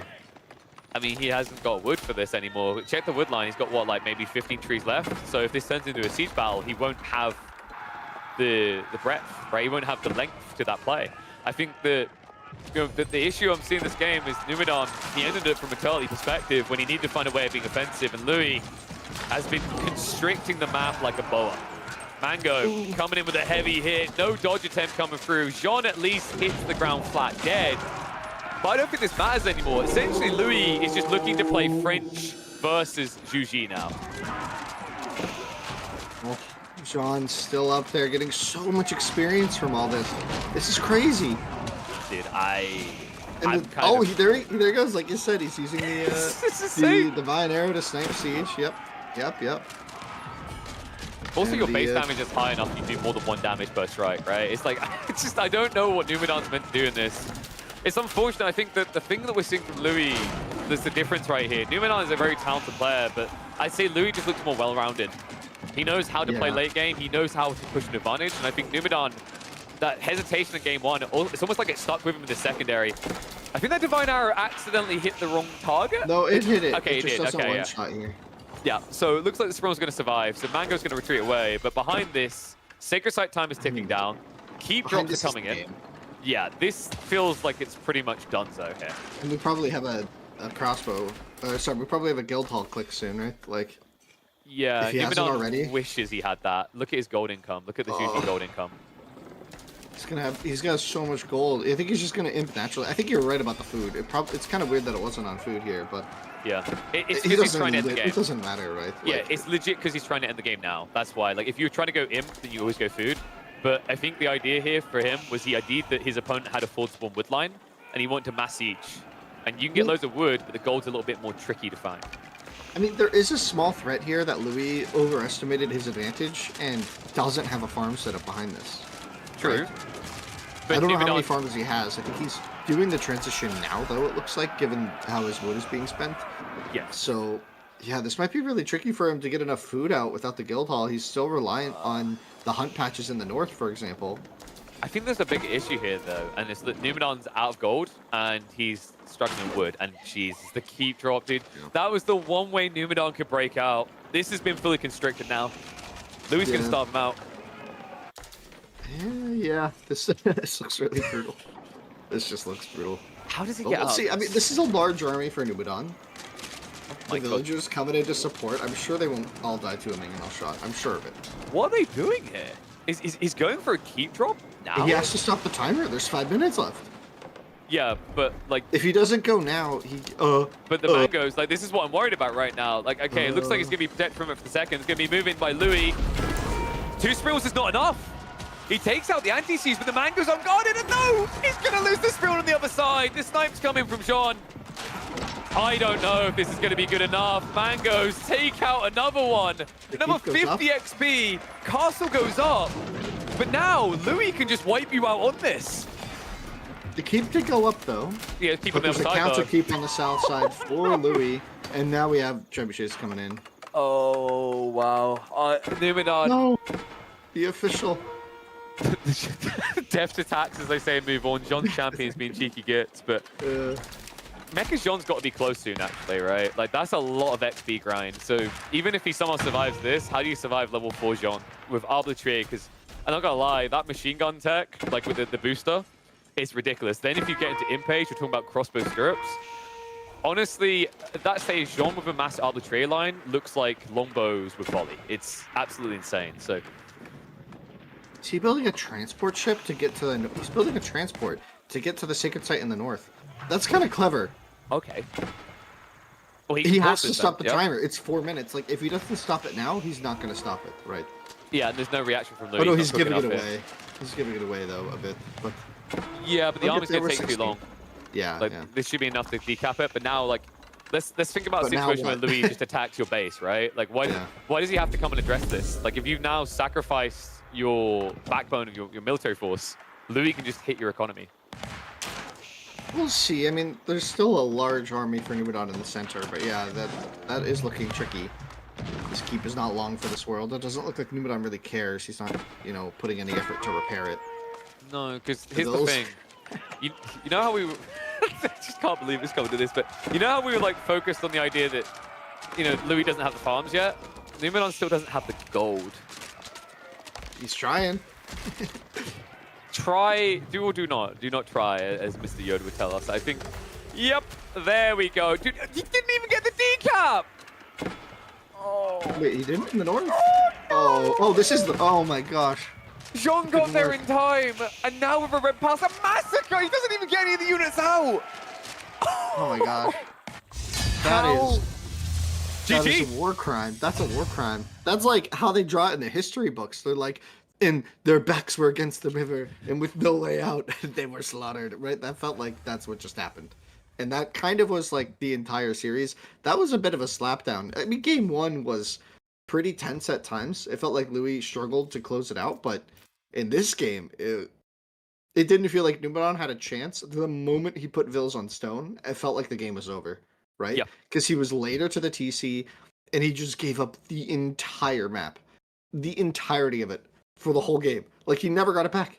He never got it back. Like he pushed out to the middle once and got to keep up, but at great cost, and it was immediately killed. So that's rough for Numeron there. That Louis looked really good. Louis looked really really good. I mean, honestly, I want to call him Louis MD with how surgical he was in this one, right? Like, I Louis think, MVP. dude, he's earned the doctorate. That game one, the mind-boggling performance, and then this game two was just surgical. It was perfectly executed. I think like this game to me, I just felt like Numenor wasn't the player that I've watched and cast so many games of on the ladder. Like he didn't have a chance to react, and this has been an interesting point for Numenor. I highlighted that he was going to be one of the people to watch in 2024, and I still stand by that. But what we're seeing here is like Louis MT is already there. He's already looking like he can take games from the best. That's showing you the difference that still exists between top 16 and just outside. It's the killing blow. It's the instinct to just go for it at the right moment. It's unfortunate. It means Numenor does get 2-0'd. But of course, remember, folks, it is a round robin group stage. We're still going to be seeing plenty more Numenor, and I hope we're going to see more aggressive Numenor because if he gets that Yeah. cliffside, I actually think he's one of the best players I've seen on ladder playing cliffside in particular.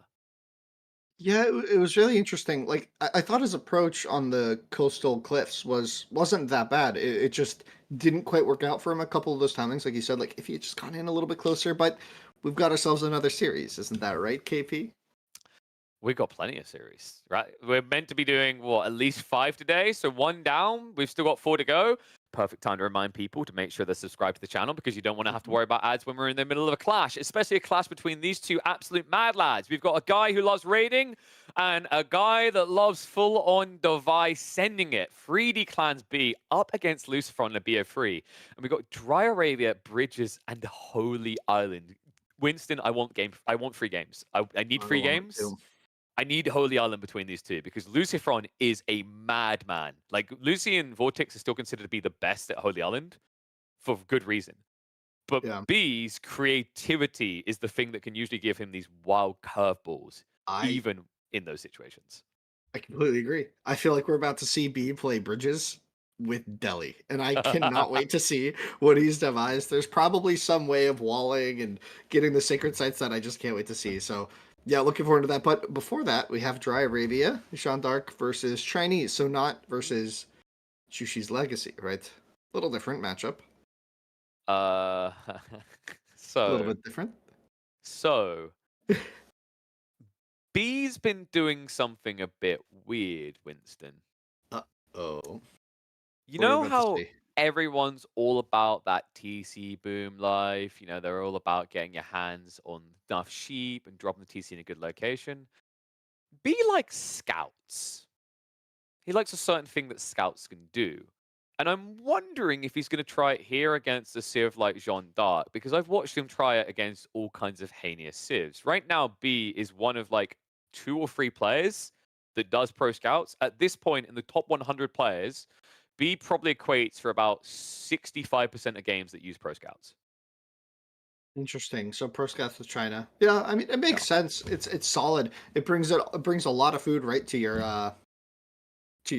mill where you Yep. can get lots of food income from that, and it's supervised. You're not getting as many taxes from that food, but you're getting way more food, right? So it's really solid. I think back when Pro Scouts was like the meta in every game, China was really really good with it. It was really impressive what they were able to do with that. So I'm not surprised to see it still have some sort of form here, and I'm excited to see if B tries it here.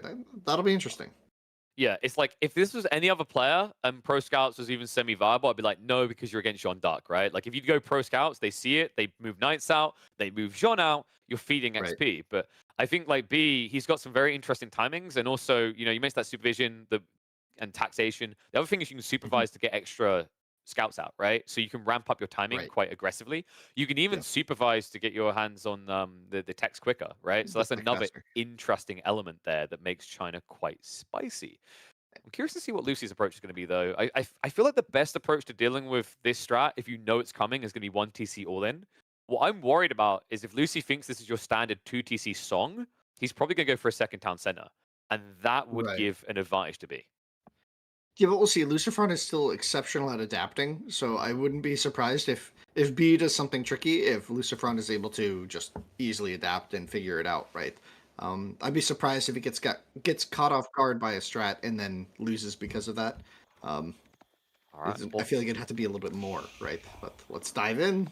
let's get to it. Game number 1. We kick off on Dry Arabia.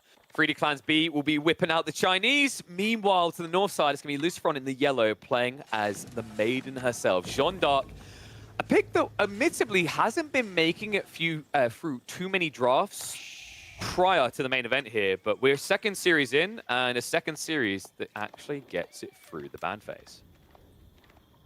Yeah, it's interesting. Getting these top picks and contested picks to the ban phase, always interesting, but it is the round robin, right? So I feel like players might be just drafting on comfort rather than for players at this stage, right? Just play what you know, make sure you get the sibs that you can play, and focus on banning what you're worst against. So maybe that just means B is feeling confident against Jean d'Arc in any matchup, at least confident enough not to, prioritize it as a ban, right? Mhm. Interesting thought. I don't think it's without its counts. Like the thing is, like for all this talk of Jean OP, I think Jean is sitting somewhere between like B and A tier. She's definitely not S tier. She might slot into A tier. She has some flexi. I think she's decent on the map rotation, but there's good Right. civs to deal with her, right? Yeah. Admittedly, one of the best civs to deal with her, like the Ottomans, they don't get through. Like Ottomans is by Yeah. far Right. going to be the most banned civ by the end of this tournament. And But I then do Roost, like the right? Chinese. Roost, yeah, Roost. So to me, like Roost isn't the best on any map, but they have too much Omniflex. I wouldn't be surprised if it gets through in BO3s, maybe. Actually, no, I'd say BO3s will get banned the most. BO5s is where it might slip through, because I think in longer series, they're a bit more of a handcuff civ. But when you only need to win 2 games, it's just like, let me just throw out my strong cards. Here's Delhi, here's Mongols, here's Rus, right? And you just Right. immediately tick the box. But another little kind of hot take is I think when we get into these longer series later in the tournament, Abbasids aren't actually going to look weak. That's where they'll look good. Interesting. I'm all about the hot Interesting takes thought on today. that. That's I mean, pretty lukewarm. I wouldn't say that was like boiling hot. You didn't scorch it. You didn't burn your mouth on it. I It's mean, okay. everyone put it as a everyone on the tier list at the moment are putting it bottom, like absolute trash tier, right? Abbasid? Yeah, a lot of people Yeah. are, right? Didn't Lucifron just do that? Isn't that what Yeah, you said? I think it was, yeah, Vortex. Like So yesterday. Vortex literally just done a tier list It where was he put Vortex. Basses as D tier and he put Order the Dragon as S tier. But funny thing about Lucifron and Vortex is because they basically scrim in a vacuum, if one of them does a tier list, you can pretty much almost guarantee the other has similar views on it. So I think when we saw the draft, Lucifron funnily enough didn't pick the Dragon. So I'm wondering if he's going to pick it later on in the group stage. But for now, Yeah. on the opening, we are going to see Imperial Academy coming out. This was kind of wild to me, actually. Imperial Academy recently got buffed. It now has that 30% discount on the cost of the taxmen. Wild buff to essentially what was the go-to landmark already for the Chinese, because the only time we see Barbican first is when you're forced to do it. Yes. Yeah, sorry, I missed that. I missed that. Recon just messaged me. I got distracted. I shouldn't look at that. Sorry, Don't it's talk to because that we're on trash Discord. panda, Let me okay? go full screen on He's this. telling you Bastards is OP, I guarantee. I know what Recon's like. Okay, So I was okay, just saying, like, back to life. Imperial Academy literally just got buffed, Right. right? It was already Yes. built first in 80% plus of Chinese games. Now, it's wild the implications it has. Now it's going to be built like 90% plus games. But the other thing is, although it seems like not much of a buff, like overall you're saving the cost of one Imperial official, it's the ramping that the matters a timing. lot. Exactly. Especially if this is going to be something like a Pro Scouts build that we theory crafted before. In fact, can we just check if B... Is he saving for it? No, I don't think we're going to get it this game. No, go on the mill. I don't think we didn't miss Pro Scouts coming, did no. It's a lot of gold at that. I mean, he's got a lot of gold coming in. Well, it's just there's a lot of gold. There's a lot of taxes there, right? It's usually expect players to like grab it faster, but I don't think Yeah. he cares right now, right? Like he doesn't need it.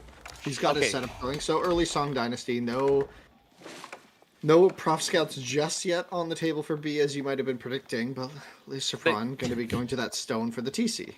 They would be poor scouts in a game like this, right? Like we already highlighted, it would be very brazen to do.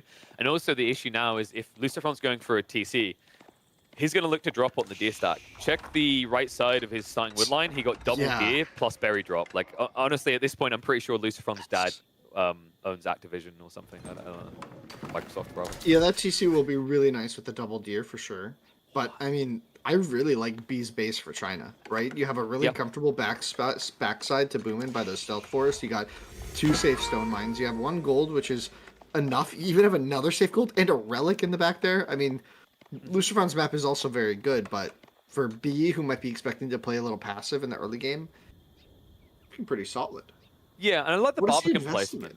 What? Who's B? Was B investing? Yeah, what is B gonna go for here? He's not. I think you just go for maybe a few spears, and then you go into a second TC, right? Because you need spears to push this away. So, like, I loved his Barbican placement because a lot of players would have dropped the Barbican on the deer instead, but then they wouldn't have secured the flank of their base. So what I think he's looking to do here, you drop Barbican, and then you rush out onto the south side with spears, and you push this knight out, and then you wall that gap between the two tree lines, and now Lucifron doesn't have a way in. Yeah, we'll see. I think, yeah, I guess it has to be Spearman, right? Yeah, you have to, like, secure your way out. I mean, yeah, against Jeanne d'Arc, you just can't go and build that in a random spot because her timings can be really fast. Ooh, Lucifron there, looking for the damage. The scout goes down, which is actually pretty big. Meaning he's going to be blind for a bit, might re-queue another scout just for the vision here, so the knights can be effective. This is like one of... Wait, dude. Lucifron... we didn't clock this, right? He teched up with more villagers, so Jean's still level 1. Interesting. He's going for a full eco build. Yeah, that can be a strategy just to have the extra villagers, right? When you upgrade Jean, you're basically killing a vill, right? You're -1 vill for the effectiveness, and if you're not thinking you're going to get a lot of value on the map, and if your opponent is playing Chinese, for example, in this case, it's not likely that they're going to be able to go out on the map with like knights or something to get boar. Winston, I love this. Remember when I was nerding out about keeping the aura nearby to build faster? Oh, yeah, I see. Yup, he moves out with Jean towards the deer pack, and now he can keep her in range to give the build aura. Look at that, 33% faster build speed. And it means you're going to be a lot quicker to the second TC than China.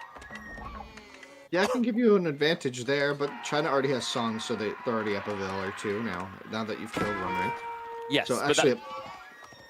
Sorry, go ahead. I was going to say... No, actually, like, 6 vills.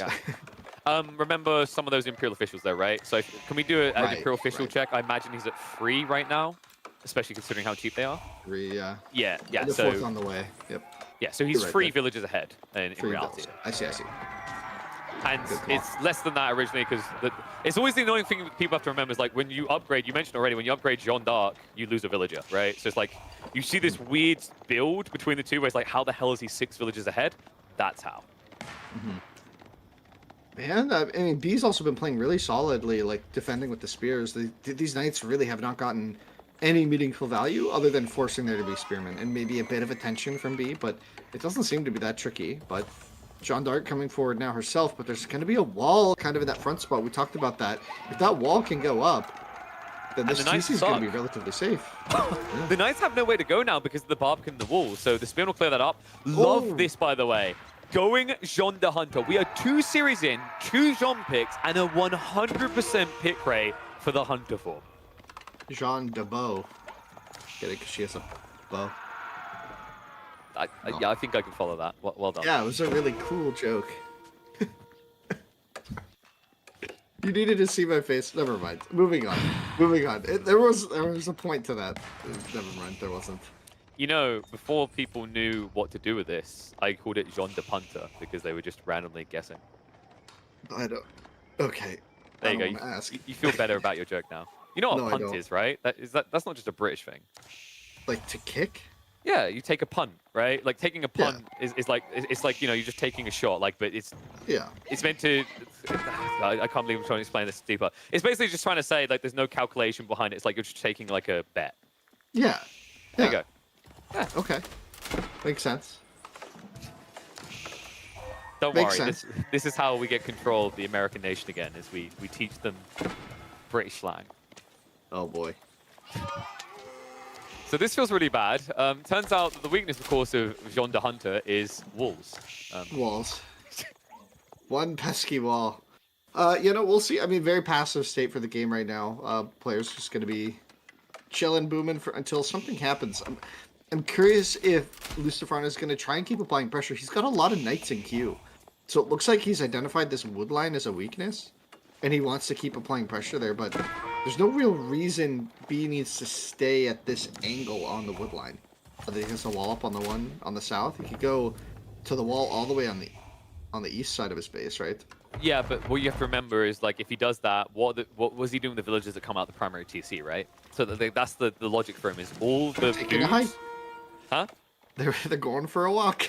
Yeah, dude, and you know what? They don't like walking. And I always like to use Mister because it's the best quote ever for this. If they're working, they're not walking. If they're walking, they're not working. Indeed. And with China, they got to be working, okay? So yeah, like it's why he's keeping them here, because realistically, the only other thing they could be gathering from the primary TC is gold, and he's already got what he needs. Hot tower coming in for B. Interesting. I guess I don't know if he's gonna use it right away. Maybe 1B. That's to B for B. I don't see him really making a lot of like a siege mash goal? here. Yeah. For B? Why not?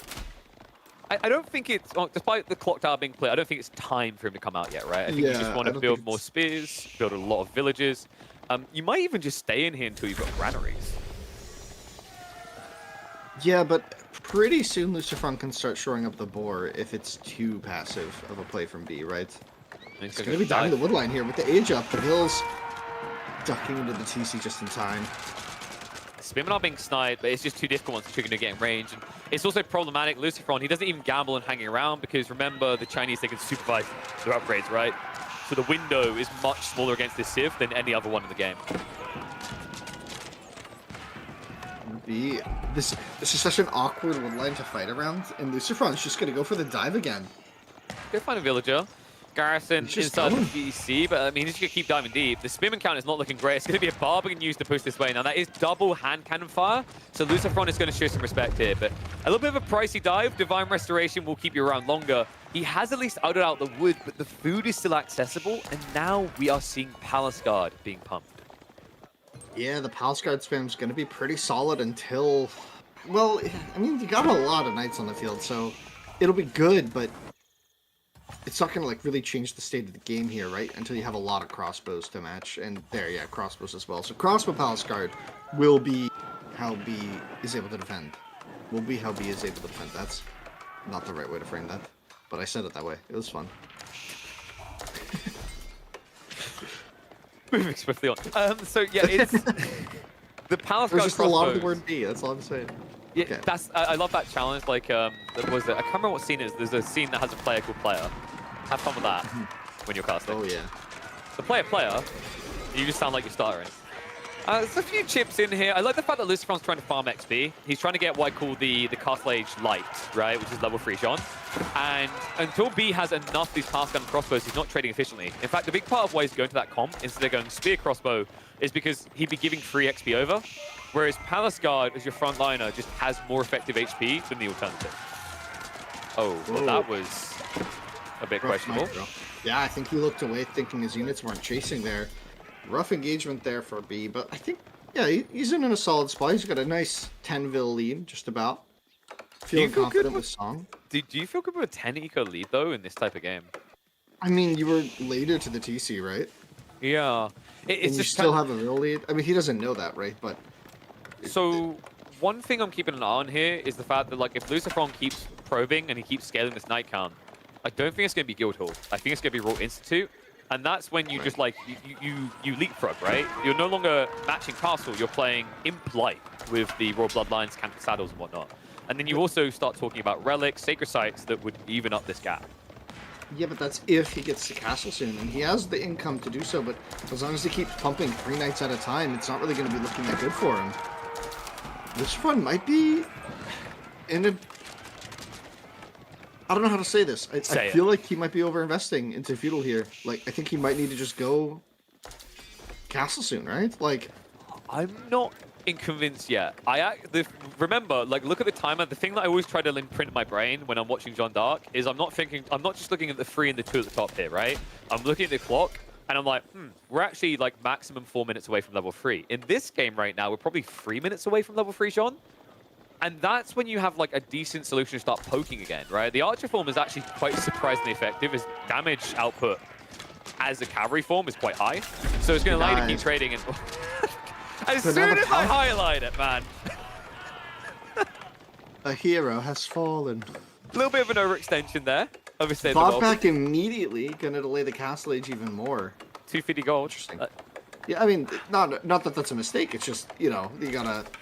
It's another price there. That was an expensive mistake. It was. To lose her in the first place, right? Yeah, but like, and the thing is, it's the reason why you buys back straight away. You can't miss this timing. If you want to be in control of this game, you need level 3 ASAP. This might be too early for B to push out. Oh my god. I guess he's Jean's not here. Exactly. The crossbows are going to get targeted though. Knight with a recycle. Luciferon moves to the back side of this. And that's exactly what he needed to strike out. Archer's also diving past this, looking at the crossbows. Jean has now arrived. So this is about to turn into an XP farmer. Light count getting a little bit low, but the crossbow count looking depressing at this stage, so keeps enough of them alive. Will cycle charge behind onto the Palace Guard.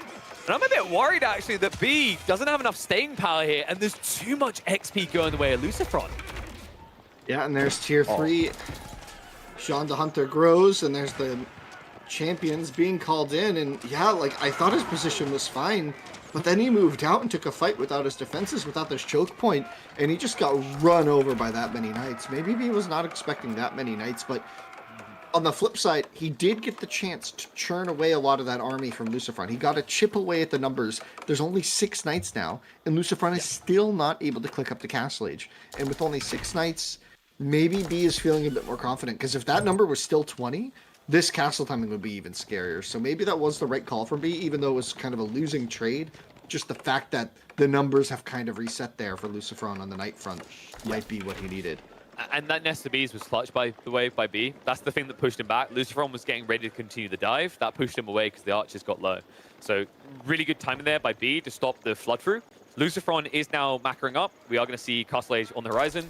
Royal Institute, yeah, it has to be. Like, with the way that he's floating so much food, the way he's playing the map, it's all about reaching your version of Imperial before the Chinese realize theirs. If you play a long con game and you think about Guildhall, you're saying it's going to take 8 more minutes at least. And 8 more minutes would mean full farms for the Chinese and late game unlocked. Yeah, full farms for the Chinese are basically there, right? Like, behind this B's macro has been really solid. Now the Vil lead is up to almost 20. He's running out of gold though. Wait, Luciferon? 22. Okay, there we go. A little bit greedy taking the berries here. There were other options. Yeah, when you think he had map control, but he aged up right behind that, right? So he didn't want to take a fight to protect them. And uh-oh, Jeanne d'Arc at half health took some hits there. Maybe oh no, wasn't looking. Jeanne d'Arc at heart runs away. Anyways. Let me just heal that off. Oh no, half health, better divine restoration. So this is really important, by the way, because B needs to get out of his base. Gold's a problem. He's exhausting the gold way too quick. Royal Bloodline's been queued up. Villagers, what the hell? What? Luciferon, did he accidentally select them with the army there? Divine restoration is going to come out. He's looking to snipe the back this line. Is enough. Oh my gosh, these SCPs just changed the game. Down? Oh, what the heck just happened? The upgrades aren't in. He's got all this expensive techs and he just fought over this gold. Why this gold mine? Because he's trying to gold star B, but this was too early. I mean, like B, it's not like he's going to drop a castle immediately the moment you walk away. Maybe you're paranoid about that. We have God vision, you don't, right? But like, I think he just rushed this timing and gave away a very strong window for himself. Royal Bloodline's going to be less impactful. Now you've got to wait for Jean to come back because with all these upgrades, you can't afford to spend 500 gold. And B, if you check the gold vein in the back of his base, he's got to be down to like, what, 1.2k? He needed this at this very moment. It just ran out. We just heard it run out. You can see all the Vils now moving out to the front. A huge herd of Vils are running through green space right now. That'd be funny to look at. That's a lot of Vils. If they ain't walking, they're working. Oh man. They got a lot We're of walking talking to do. about B's base, but yeah, doesn't matter. The fight's coming in. Lucifron's delaying it. Candle Saddles, Royal Bloodlines just came in. These Like Nesta he Bees are a could lose problem. this army and he won't care anymore, right? As much, right? Like he's got Nesta a huge Bees! will lead. Oh, Villagers, wait, X-Bounce is what? What is going on in this game? He's pulling them. He's pulling them to torch. He needs this. Villagers going around the back. The Nesta Bees can flurry at short range here. Nighthawk can just jump on in, but Lucifron throwing away both his arms and legs to try and keep himself alive here. Knobs on the backside still hitting up the Archer Mass. And the repair crew keeps them alive. I think this is it. Lucifron, a few villagers in the wrong place at the wrong time is all be needed to close game one out. To quote a player for whom I have a lot of respect for, don't mess with the bees. Don't mess with the bees. He messed with bees, and now he knows what's up. That is crazy. Hey man, you know, Mr. That Prep is me crazy. for Mr. Prep me for if you're walking, you're not working. If you're working, you're not walking. But what if you're not walking, but you're dead? You're not working either. Those got eco stung. losses. He got stung bad. Don't mess with the bees, man.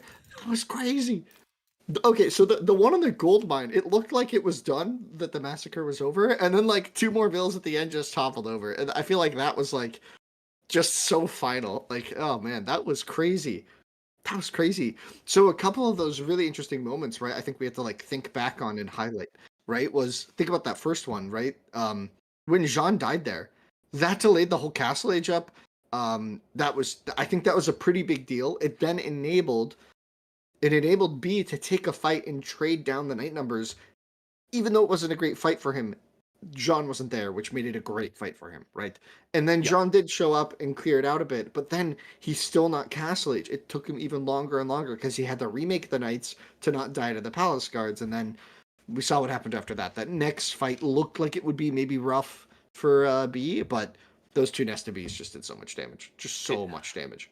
I think this is also the issue of trying to go range form Jean is like against this Civ, it's one of the hardest Civs to do it against. I know we already watched it actually succeed in an earlier series, right, with Louis versus the Chuganu as well. But you know, the difference in that game is that there's usually I don't think they eco escalate as well as the Chinese anymore, in my opinion. So like the difference is that you aren't pressured to dive the base the same way that Lucifron tried there, and it means you get risky on positioning there. And it wasn't even Master Chuganu that killed him, right? It was just a handful of crossbows. It shows you just how squishy this unit is at that early phase of the game. Admittedly, would have died quicker as women at arms, but the rough part in that game for me is Lucifron playing the berries there felt like it was unessential, but the reason is like he could have played deer on the left side of B's base, but obviously he was directing his attention towards that right side because he wanted to leak into the farms. Just a well played game by B though. Like he struck at the right moment just as the goal was being exhausted. And the Nesta Bees, dude, the clock tower element of them is what makes them infuriating. The reason why range form Jean looks so much better in the last game, even if we got deeper into that castle age for Lucifron, he wouldn't have had the damage output on John to kill Siege, right? Because of the clocked out extra health. It's what makes China much better than Zhuji in that matchup. But speaking of Zhuji, we are going to get Holy Island, even if it ends up being a 2-game series. I'm hoping not. I'm hoping we're going to the distance here. But this is a fun one, Winston. This map, meta used to be what? Rus before the Gremlin nerf, HRE, and Chinese. These new civs, the two that we're seeing here, actually do pack quite the punch. Yeah, I mean, with double Roost span, it kind of makes sense. And it's a bit surprising not to see HRE still on this map because it was so dominant for so long. And you would think not much really changed there, but I guess other civs have just elevated a bit in terms of how they can play water, or the meta has changed a bit to the point where this is the case. I'm really interested to see how Lucifron plays Japan. I'm getting a greedy vibe. I don't know about you. Are you just thinking greed, just pure greed with Japan? No, you spam docks, right? You spam fishing, Yeah. but you go early on Nubigisha and Horseman. Actually, probably Horseman here, right? Because Chiganu threat. It's really effective because you just are able to get more fishing boats out early. One interesting thing now that I'm looking at the ban phase that shocked me here, by the way, is the fact that Lucifron left. Oh, sorry, no, I think it's B left the Lucifer. Sorry, I remember the way the bans work. Lucifron left Ottomans available to B. and he didn't take it. He actually took Delhi instead. That was quite ballsy. So that's very telling. It was almost like Lucifron is pretty confident he has a solution to that Civ, just something to keep in mind as we move forward in the future series. For now, we move into Holy Island, a map that has looked formidable for the Japanese so far. Right. Question is, how does it look for the Juji? I mean, it could be the play with the Shinobi as well. We've seen that be very impressive on water maps before. Maybe Lucifron feels like the timing is still there for it, even with the changes, right? It was such a hard nerf, though. Like it. Yeah, like maybe it's still good enough. Like the dock is so exposed on this map. I think the value in going for it is that if you go Shinobi, you follow up Horseman. The reason is, like, if your opponent builds spears to deal with that, you keep spamming Shinobi, right? And, like, it's not a bad way of trying to quickly deal with spears and then backing away. And then you still have agency to wrap with Horsemen. Especially on a spawn like this. Check what's happened. We've got the forward spawning tree lines, which means B's probably going to end up going for, a tree cut already is doing it that's closer to the enemy base. It can leave you a little bit more exposed. Interesting, yeah. So dock drops on each side. Lucifron, so this is interesting, actually, because in this matchup, I love the kind of weird alterations we get between different civs. Juji get a quicker build speed on their docks, but Japanese get cheaper fishing boats. So, like, the weird dynamic you see here is, like, Juji will build small leads on fishing, and then Japanese will build a lead in return because they're able to afford extra docks worth of production before the Juji.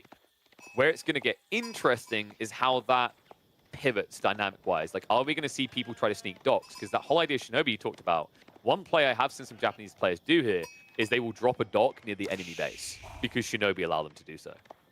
Right. If you open with the township, right?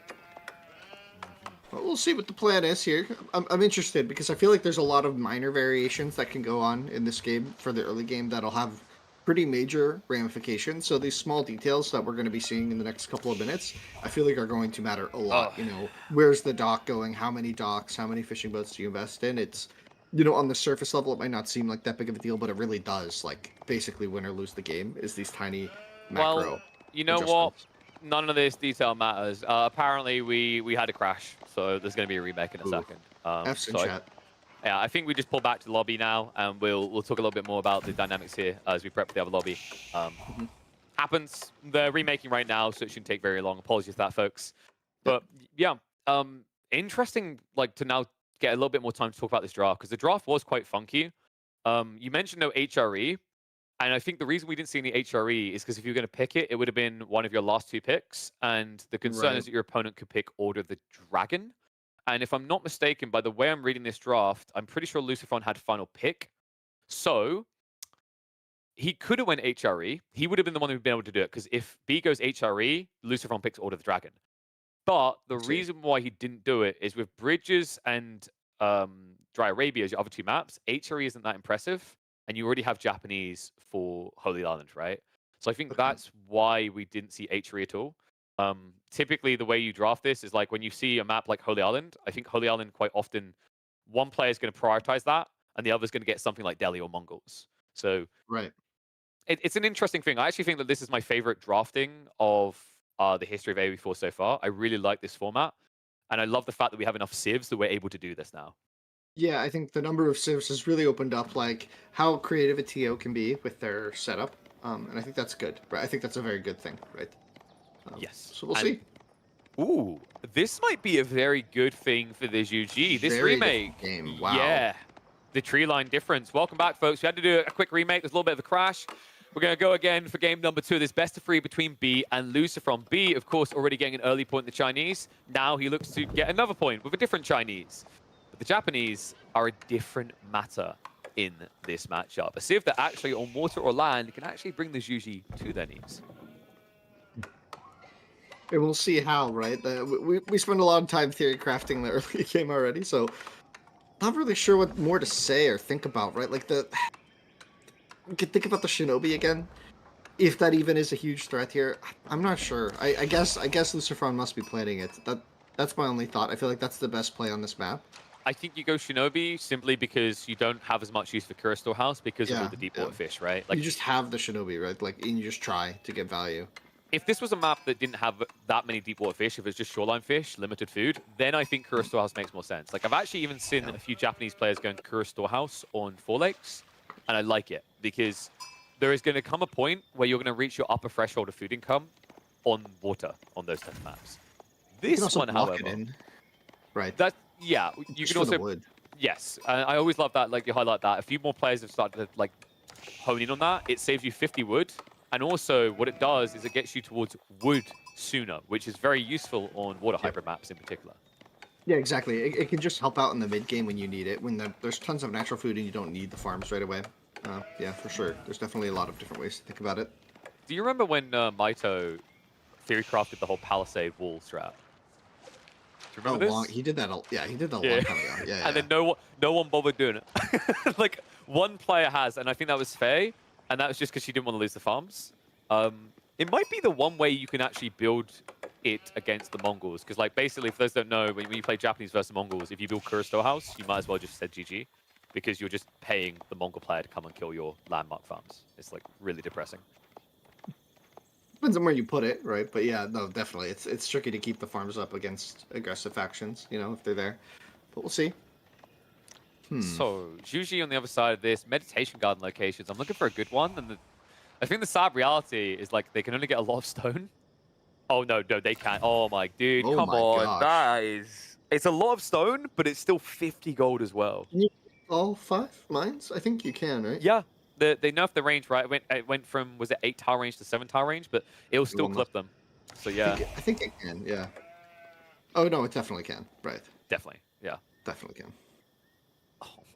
Well, he can get the food. I think you just get, like, you want double gold. So if you can get, like, gold, if you drop it between the stone and the gold, you might still be able to clip this gold and then hit some of the food, which is jackpot, because stone isn't as relevant here outside of naval arrow slits. That's, like, the only reason you want it.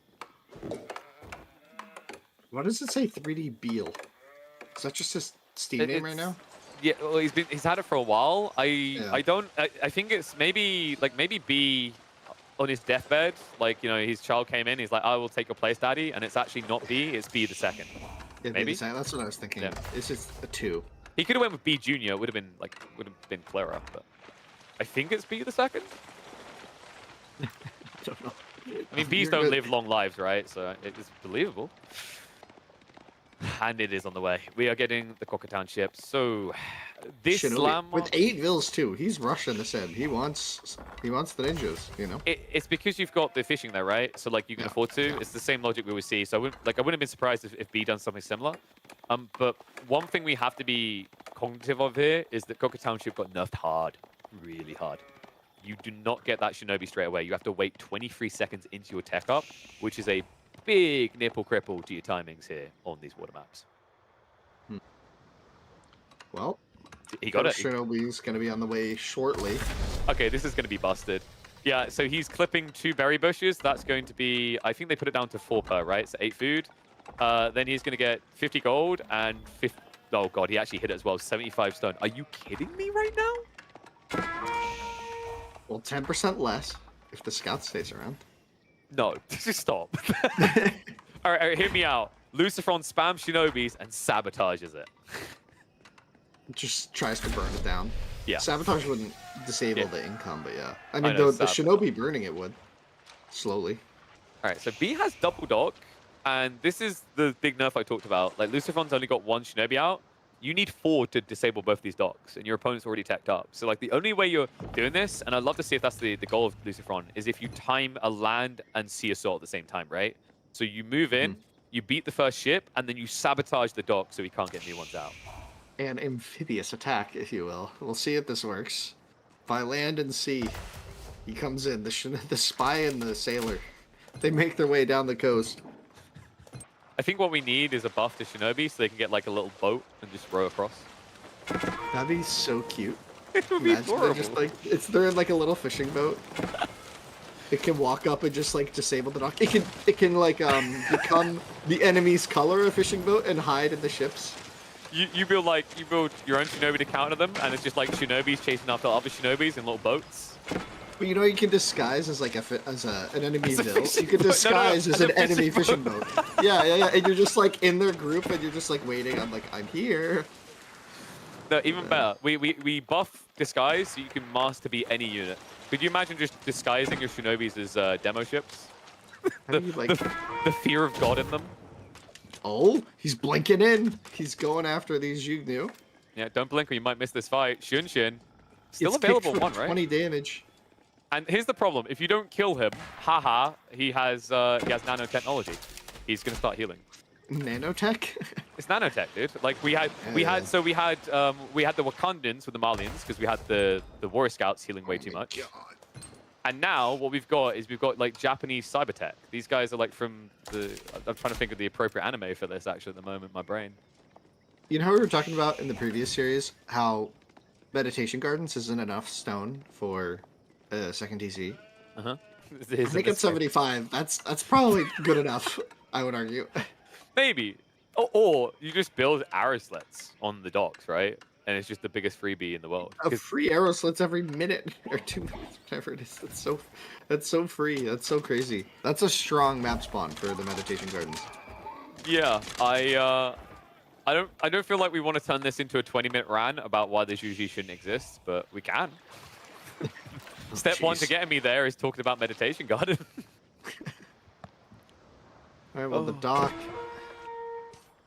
dock pressure's really kind of done. The scout goes down. So both lost their scout. They're playing quite blind, but Shinobis have extra vision compared to other infantry, right? So he sees a bit more.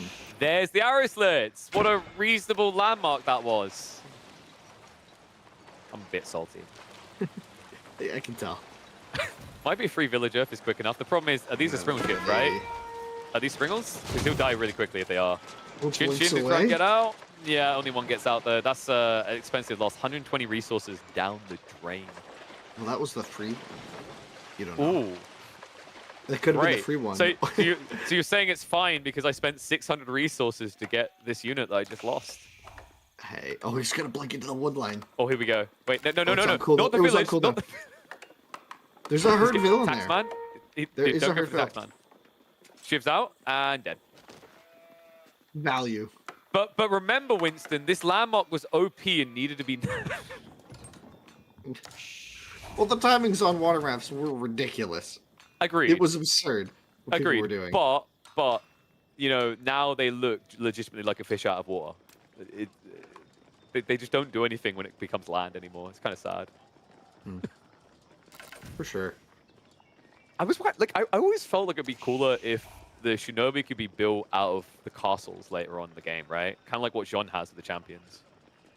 Oh, interesting. Yeah, that could be a way to do it. Because they just don't exist at all, right? Like they literally get played in feudal age and then they disappear. I've seen it work when you have a big mass of them and like, but it's awkward. It's very awkward. That's like you've won the game in feudal, right? Maybe. I mean, maybe they still are there. And the reason that they've disappeared is they don't see them because they're good Shinobi. Anyway, Luciferon's on his way towards Castle Age, and B has kind of lagged behind in that department. This is a problem. A really big problem, actually. If this turns into Onabigisha spam, the Chigunu are not going to protect B. So he needs to start winning on the sea, and he needs to force Luciferon to recommit. The problem is you're up against one of the best players at playing land-sea maps, Holy Hunt in particular. And you aren't even at his economy yet. Yeah, but there's 3 demos chasing there, and the only galley was pushed back. The gold is under pressure. He's 100 short. He doesn't have what he needs. Naval arrow slits are on the way. He's finally going to invest there. Remember, the Japanese do get stone for free from the gold gathering, so that should reset him. And looks like he's already got one set up here, so B isn't going to be able to apply enough pressure on the sea, but the land is where he's succeeding. Now Luciferon on a really awkward spot, going to train more ships without gold income right now as well, so even further behind there. That'll give B the time he needs. That'll give B the time he needs to, you know, have a decent castle timing in comparison. I didn't even see a market from Luciferon. No, he's not going to build that. Nah, he's gold to gold. He's just going to rush it here. And all this extra food isn't a bad thing, right? Because all the comps that you go for at the start of Castle Age require a lot of food. This game could either be stables or rats. I think because you've seen some Onabigisha or some Chuganu already, rather, you're probably leaning towards Mat Samurai. I think like you just want to have that tempo timing.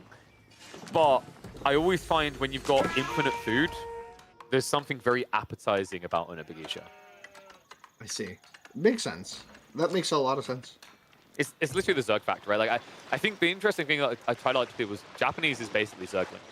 Like if there was any civ in the game that for a StarCraft reference was Zerg, it's Japanese. Yeah, I mean, it makes sense. They have a lot of really weak units that they can spam, especially the Bugeisha, on the Bugeisha. Yeah, Bagusha, Yumi, like even the way they played Mount Samurai, like it's all about Yeah, that fast timing to get a lot of units out. Pressure coming in. it's really Shaolin cool. Monastery is complete. And remember, this map does Oh, the have demos, demos. on that. Wait, oh, traffic jam. Oh, this is the worst feeling when you're trying There's to get no hunt down galleys, here. though. There's no galleys. Oh, dude, Lucifron peels off, but he needs the final hit here. Gonna have to sacrifice another. Now, keep in mind, this is good from B, but he now needs to rotate around the back because the arrow slits, he doesn't have enough boats to dive underneath the docks. Yeah, not quite. And confirmation is it's stable, so we've got Mount Samurai on the way. It's a good play, I think. Yeah, they're going to be out really quickly. They can deal with the Juknu, and then they can apply pressure. That wood line is really, really exposed. The meditation garden on the left is exposed. There's a lot of openings there. It's interesting. Yes. He hasn't added another town center yet, which we thought he might have been able to with all that stone. It was mainly Maybe arrow he's slits, saving right? for it. Yeah, I mean, yeah, he made arrow slits, but maybe he'll do that now with the next bit of stone.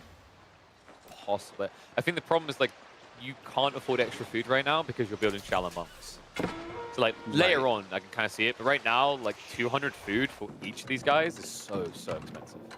How is this chicken? Like, are you kidding me? This guy. That's so funny. It's so annoying. And you don't want to send your Mount Samurai to deal with... Oh, no. Oh, Shallow Monk's going to get there first. Well, it doesn't matter. I mean, the Shaolin Monk also just slaps. Yeah, but you, like, drag it away, and then a Mount Samurai arrives. And then the little Shinto guy's like, my hero. Okay, that Mount Samurai is no one's hero right now. I'm defecting. Please don't hurt me. It turns out they didn't speak Japanese. Oh, no. And down it goes. Yeah, that was a free night giveaway from Lucifron, right? That's a bit sloppy, but I guess he got caught off guard by the flank there. Yeah, like, there wasn't any fight on water either, so I'm wondering if he's just looking somewhere else than that. Maybe looking at Chiganu that was being annoying still. Dude, the fact that they both got arrow slits, I wonder how easy peasy this type of format would have been for the Japanese if it wasn't for the fact that the Juji got 3 stone outcroppings under a Medi Garden. That's a lot of stone income. It's a lot of stone income. And now Lucifron, he probably needs to get the Daimyo at this stage. Like, you're in a Lancer fight. You already have an edge, but if you get the Daimyo with Uma Bannerman, it's such a one-sided fight. How has he not killed that Junior yet? On the woodline. That feels so annoying. It's like he just doesn't want to send one Mount Samurai over because of the timings, and it is kind of depressing me right now, because I think he does keep attacking villagers when they run back. And on the woodline, though? Yep, he killed another. That's crazy. One Junior getting so much value. Oh, man. That guy is going to There's a lot of action all over the map, though. Demo's coming in. B, dude, there's no way you get him that freely. It should slow B down a little bit, though, and I'm wondering if this is where Lucifron just tries to split and go to multiple locations. Shaolin Monk is going to be blocked there, but 2 relics have already been brought home for B. I think a third one is on the way. Have we got the melee tech upgrades yet? I feel like we should have level 2 by now, typically. But Lucifron's not spending the stone, so it doesn't seem like he's even got Takara. Wow, yeah. So Mount Samurai with no melee tech is really surprising here when he's got that much stone being flowed. Yeah, definitely has some options. Maybe he's saving up for the next tier, the TC, if he's already at the first tier.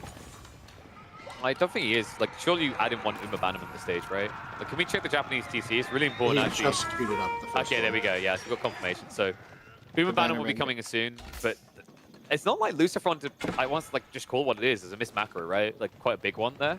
In fact, he's floating quite a lot of resources here. Oh, this is a rough fight. Shintos are trying to buy time, but the Samurai are a little bit outnumbered, and the Shintos are going to go down. Well played, B. Pulls away afterwards. Does at least keep Lucifron out in the gold, but kind of shows you how desperate the game's getting, right? He only has 1 relic. He's already exhausted the safe gold, and then after that, he's going to have to move to those central deposits or near the shorelines, which don't necessarily always feel safe. Found the C, though. B is being pushed back, and Lucifron, I don't feel like there's going to be enough. You can get the second wave of demos in, though. Splitting now. Trying to rotate in. 1 demo might get deep enough, but it looks like the Archer ships do protect. Freon's moving a bit too far forward, though. Good demo here. Gets even deeper. Uh-oh. Not a bad fight for Lucifron on the water. One of those airlift dots going to be going down here. The demos, though, are ready in retaliation for B. Several galleys, though, will snipe those out. B's micro on these demos is questionable right now. He's clustering them together. Meanwhile, you saw what Lucifron done there. Like, this is the reason why people fear this guy on this map. The way he's slid in demos in these fights, even when he doesn't, look how deep he gets. Oh my god! It's never ending. It's legitimately never ending. He has 6 more demos on the way. He wants to win the water. I think he's gonna. There's no stopping this anymore. It's too much of a snowball, yeah, for sure. Wow, Lucifron gonna get even more with this demo. Fishing as well. Oh my god, he's pushed him all the way back. B, this is not the type of game he's ready to move away from water, but he's not going to have a choice. Lucifron still has all the spring wheels ready. It's only 2 docks remaining for B, and the lead on water is too big to overcome. Oh, please, please. For the fishing. It's all free real estate. That's it. B's lost water. And he's now going for a second TC like he wanted, but this is going to take time. Time I don't think you necessarily have when you're trying to spam lances. Yeah, the Mounted Samurai count is also, like, not that far behind, right? He's got plenty in queue. He's got the production speed from the floating gate. So I'm finding it difficult to see how B is going to gain an advantage at this stage of the game, right? It's not going to be militarily right now, right? It's not going to be on the sea. And Lucifron's the leading ships already. Yeah, to free up the space. The only thing that B's got left, he's got 2 demos rotating towards the fishing line now. So at least he can take some eco away. But if it was another Civ, I'd be like, thumbs up, great. It's the Japanese, though. You detonate their fishing boats, and you get nothing. So, like, he's going in the water now. He can probably get, like, 8 fishing boats in Lucifron's economy. B? Yeah. We might want to check on that. Those demos are waiting on the water. Oh. Wait. Wait, are we... Wait. What? Don't Okay, go back to land. I don't even want to talk about that right now. B goes in for the raid. Details. Knight's coming behind. He's trying to equal this up by finding villager kills. The problem right now is it going to be enough versus fishing? Yes, a lot of lances though that you had. Yeah. They're all gone now. I don't think this was enough. No. A lot of vills died, but they did. Yeah, that's not going to neutralize the water, and we also have the threat of naval trade, right? Like, and those demos still haven't taken anything away. Like, if he detonated when they were clumped up, maybe that's at least like, oh, nice, now B's ahead by like 15 eco. When I think it's like possible to find that, but it's almost like he's just forgotten about them. It's free TC, Jesus Christ. Has he got the food for this? He has Hunt in the south still, and Berries in the north, so. Okay. Can someone afford it? Oh, looks like Lucifron noticed and demoed it with one of his demos, so. All right, so no value at all there. And now we see him move across on the gold. Lucifron, this is Kushki stage. Look at what he's building. Mass Onabagisha, and this is problematic because the answer to Mass Onabagisha actually is Mass Pulse Guard. You need food for that. Yeah, this seems tricky for B. Lucifron looking potent. Man, I feel like he might be the best water player for high. Well, it's him or Vortex, right? I think most players. Yeah, you could argue either one. Give it a day, maybe, right? The problem is you never get to see them going deep. Impressive, yeah. Yeah, because I feel like one of them GG's 8 minutes into a game whenever they play each other, right? So it's just like you never see the full-fledged Holy Island. This is death though. Like B has nothing to defend with. The Onabagisha spam's never gonna end. The good news is we are getting a game 3, and the good news is that filthy, disgusting meditation garden has lost. The nerfs are working. Woohoo! Oh man, KP, you killed me. And there it is. The GG is called. We have a game 3 on our hands. Woo! Interesting game there. You know, the early game looked pretty good for B, but once we kind of drilled it down into land and sea aggression, we saw exactly why Lucifron is considered the king of Holy Island. Or definitely one of them. Japanese just a really good matchup on this map. I think genuinely they're at a point where they can even beat civs like HRE. I've even seen them do that. So, you know, whereas this map used to be dominated by China, HRE, and Rus, I think Rus has fallen off on this map entirely. And now I'd say Japanese has slotted in as either the first or second place best civ. Yeah, and like that was even impressive because like the Shinobi honestly didn't get that much value, Yeah. and we saw the meditation gardens with pretty clear value. Although I would almost argue that if he had sneakily gotten a TC up, I think that would have been maybe a better usage of the stone. Hmm. Um, like I get the value of the arrow slits there for sure, but like I think the TC could have maybe propelled his game a lot more, right, and given him like an actual advantage. Yeah. But yeah, it's tricky there. It looked like B had a lot of had it all going for him, and then those fights, like I think it was just came down to the water micro, right, and that just kind of ended the game. And I think Really that's impressive. why he put all the stone into arrow slits, by the way. I don't think B Right. wanted to take that fight. I think B, obviously you got to believe you're the best player in the game, but like different players have their advantages, right? And that is, I'd say, if you're getting on Holy Island, the biggest advantage Lucifron has is Mhm. directing your attention to loads of locations at once. So I like that B was trying to solve the puzzle by removing that. It's just unfortunate that the Japanese, another reason why I think they are the absolute bee's knees for that map is that they have the free stone from gathering gold. So they can get arrow slits as well. So like the amount of pressure you'd have to put on water to get them off is even higher. And realistically, what you have to remember that Civ is they're not paying anything extra, right? They drop one forge, they go gold, they gradually get stone. It's the same reason why we see the Japanese fast castle build so much, because all Mhm. that gold gathering gets them enough stone for arrow slits. So they're much more defended than other civs that try to greedily rush Castle Age. But you know what? Right. I ain't complaining. It gets us back to bridges for the second time today for game number 3. And look at this. I do not remember the last time I saw a Delhi French matchup. I am so excited for this. I consider B kind of a Delhi specialist in some ways. I think he's an excellent player, super well rounded, but like historically, his Delhi has been like really really fun to watch. Right, it brings just really exciting games, and I'm excited for some clowny stuff here. I think there's a reason this was his priority. Right, he drafted Bridges as the map, and then he, as soon as it was available, he picked Delhi first phase. That's what he wanted. And that's what he got, and now we get to see what he brings with it. I think there might be some preparation behind this, maybe some really interesting stuff we haven't seen before on this map. I can't wait. I just want to get into it. Or we're going to have to wait a sec to get into it because it looks like the players are just going to stretch their legs for a minute before they get into Yep. game. So while they're doing that, we can actually check in on how everyone's doing across the day because, of course, we've got multiple series going on at any given time. It means we can't quite cover everyone, but don't worry, some of us will fix that in the week. So Marine Lord, of course, like look at that smug face, first place on the leaderboard. Just behind him, Puppy Paw got a 2-0 as well. We watched Louis earlier today beat Numidan 2-0. CSO, another really impressive player at the moment, Winston. Everyone was looking Wow. at Louis. I was highlighting like this is the guy to watch out of China. CSO was even able to beat his teammate in a recent smaller tournament.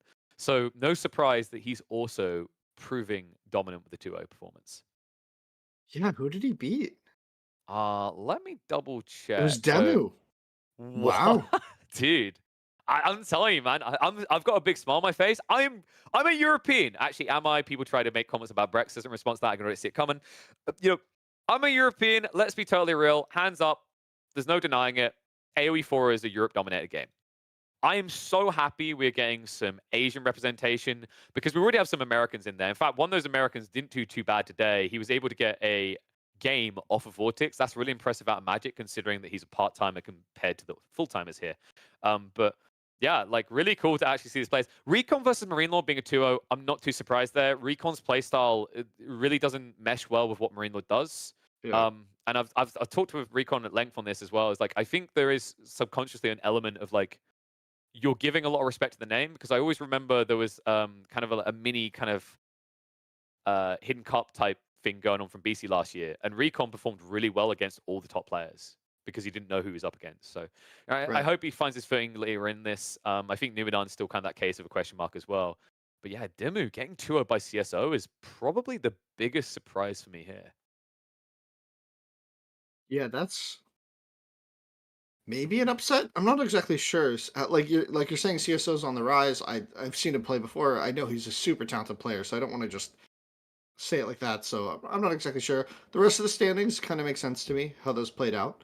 Um, yeah, Marine Lords 2 against Recon. Unfortunate for Recon there, but Marine Lord is going to be the favorite in any matchup in this bracket, I think, right?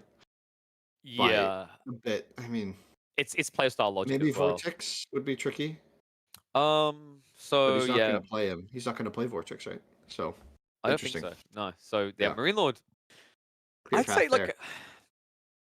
probably the person I'm predicting to take the top spot. The interesting thing about Marine Lord is he doesn't actually spend much time like playing pub lobbies like a lot of these players do. He actually Mhm. solely does scrim. So like if you look at his match history on AB4 World, you'll see him play one game in a day and then nothing else. And it's because he warms up in a pub game and then he goes into scrims with people like Recon. That's why I was saying like that was a tough matchup for Recon. Is Marine Lord and Recon, especially, they scrim a lot, and Marine Lord had like a 90% win rate. It's pretty bonkers how strong he was looking there. But you know what? Eyes back on the prize here. Game number 3 on the way to decide this. B struck early, but Lucifron struck back. It gets us here to one of Avali's creations. We're heading into Bridges for a showdown between the French and the Delhi. A matchup that I want to say historically, when we used to see it a lot, looked pretty strong for the Delhi. Yeah, it felt like Delhi always had so many options. They could play really, really fast tempo and feudal as well, and just handle French. And it felt like that was the case for a really long time, right? To the point where we don't really see the matchup, right? Like you're saying. So excited to see it here. Wonder if Lucifron has a plan here. We saw him play Jeanne d'Arc earlier, and that was tricky for him. He didn't really have everything put together, right? The strategy just didn't quite line up. There were a couple key mistakes with the villager greed, and in a lot of ways, French plays pretty similar to how he played Jeanne d'Arc that game, right? Knight Archer, feudal pressure, try and get the map control. So we'll see if he's able to kind of like square away B in this game.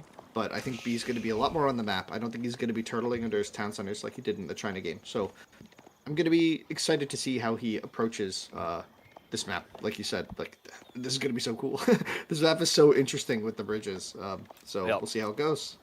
And I think that leans into a strength for the Delhi because your ability to easily wall off huge segments of the map, right? You just walk up to the bridge, you wall it off. Compare it to walling a sacred site, it's half the wood, right? So you're investing Right. less to do it, and you're actually getting more impact because let's say he moved where you're seeing Lucifer from right now and walled that bridge. B would essentially secure the entire north side and play pocket resources. That's a big advantage because the whole point with French versus Delhi is typically both players want to play pocket resources. They want to be out in the berries, the deer. They don't want to have to worry about farm. So whoever gets the advantage there is usually favored to win it. Yeah, playing the map, it's always that risk, right? Especially when you have two players both trying to play the map, it's usually a pretty fireworks game, right? Like one player's playing the map and the other plays the map, and then there's contest, right, over, access to the deer and the berries, right? The boar are pretty far away, so maybe Delhi is even happy with that, with how far the boar are, because they're not going to really take advantage of that, and they can just pressure if French goes all the way down there. So interesting stuff. I wonder if we're going to see 2TC. The interesting thing to me is like Lucifron, he had John, right? Picking French as well. We mentioned why he might have leaned towards it. In a way, it's kind of a comfort pick. I think Lucifron quite a while ago was asked what's his signature civ, and he said French. And I think if you asked him now, even though you might not see it as often as other civs because it's not full meta, he'd still lean into the idea that French is his. And for good reason, right? This guy, compared to his brother who gets an 11 on aggro, he's not the all-in, but he is the chip boy. He's the raider. And I think French probably embodies that idea better than any other civ in the game. Right. And even with this map, like Lucifron's map is really, really solid. He's got 2 safe golds in the back, tons of access to berries, and the hunt even spawned in the back. So that TC could, if he goes second TC, that could be placed kind of in that back corner there, and that's going to feel really, really safe. Going to be very tricky for Delhi to pressure that early. Pretty wallable spawn as well on the south Yeah. side, especially with the tree lines, just letting you get a kind of cheap, efficient wall. Can turn it into a funnel point towards the center. Other side of it, B, berries. He did get a back spawn berries, but like, wait, where? It's kind of crazy how more loose his berry spawns are, actually, now that I'm looking at it. Lucifron essentially just got them all together on one screen. Oh, dude, could you imagine this as another GG game with that spawn? Yeah, that'd be crazy. Oh, man. Oh. Or just just any save, really. Or if Delhi was on the other side of the map, right? Oh, with God. triple berry, kind of like that. Yep. Be very, very comfortable. And that's really important because this whole idea that both sides want to aggro. So typically the openings here is going to be French go Knights. One thing that I think is interesting about going French is whenever I want to see you being able to beat Delhi, I think number one box that you need to tick is, can you make them build something other than Ghazi on an opening? This is a civ that can do that, right? Like another civ that does it actually surprisingly enough is Abbasids, because the military wing, you can't open Ghazi. And that's a good thing because you're stripping the momentum away from the deli. Instead, you're looking and saying, you need to react to my play. And considering this Civ is all about taking over the game by 15 minutes, that's usually not a good sign for how they proceed. Yeah, you also have to wonder, how is B going to just deal with the Night Mass in the center? Lucifron looks like his timing is really, really solid here. Like, this is going to be tricky, I feel like. Yeah, gold on the left side, and then you got the split with the berries on the right side, right? Like, it's kind of not ideal. And also that Scholar, for some reason, yeah, kind of helped him out, actually, highlighting he hadn't gone in. Yeah. Yeah. Wild. Okay. Are we going to get TCs behind this, though? I don't think Lucifron can rush towards it. Maybe if he sees a lead by, like, 10 minutes, you look to go for a town center. But earlier than that, it feels kind of greedy. I feel like he wants a range before he goes TCs, and that's going to slow it all down, right?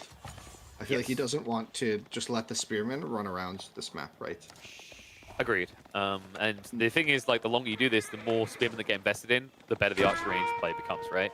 So, on top of that, we are getting blacksmiths. I feel like B is just trying to do everything he can to not reveal the next unit yet until he sees what his opponent is doing. Yeah, trying not to commit to anything, right? Just not committing, I think, makes a lot of sense here. But we'll see the range coming down for Lucifron. This, I don't know why, but I'm scared for B already. I feel like it. I don't know why. I just got scared. Maybe upon seeing the map a little more, it's a little more open than I thought it would be for him. Which is why I was thinking that it'd be really cool to see Deli on this map. But the more I see how his map spawned with the gold forward like that, and the berries are so exposed as well. Yeah. This is tight. This is hard to defend. And do all the Deli things with the map control, right? So, like, this is the thing with bridges that I've noticed is genuinely, like, if you want to play a long game, you need to secure the north side. Otherwise, you get starved. Like, it happens all the time. From gold to wood issues, like, both of them exist. Compared to Dry Arabia, like, I think this is very different with this versus Dry Arabia. Dry Arabia can spawn you a little bit more central along one of the axes of the map. So you have options. But when you look at this map, you don't really see clean options, do you? Right? You see go out, forward your base, or go across these thin bridges that are very easily blockable. Yeah. And how does B ever wall the south side of his map? I think that's so far away. It's a wall, like, to the edge. Spears, but, like, if the spears try to walk out and archers are there, it's kind of a GG moment, right? So I like that he's got Ghazi coming, but look at the night lead already. We're up to 4, and this is still just going to remain 1 TC all in.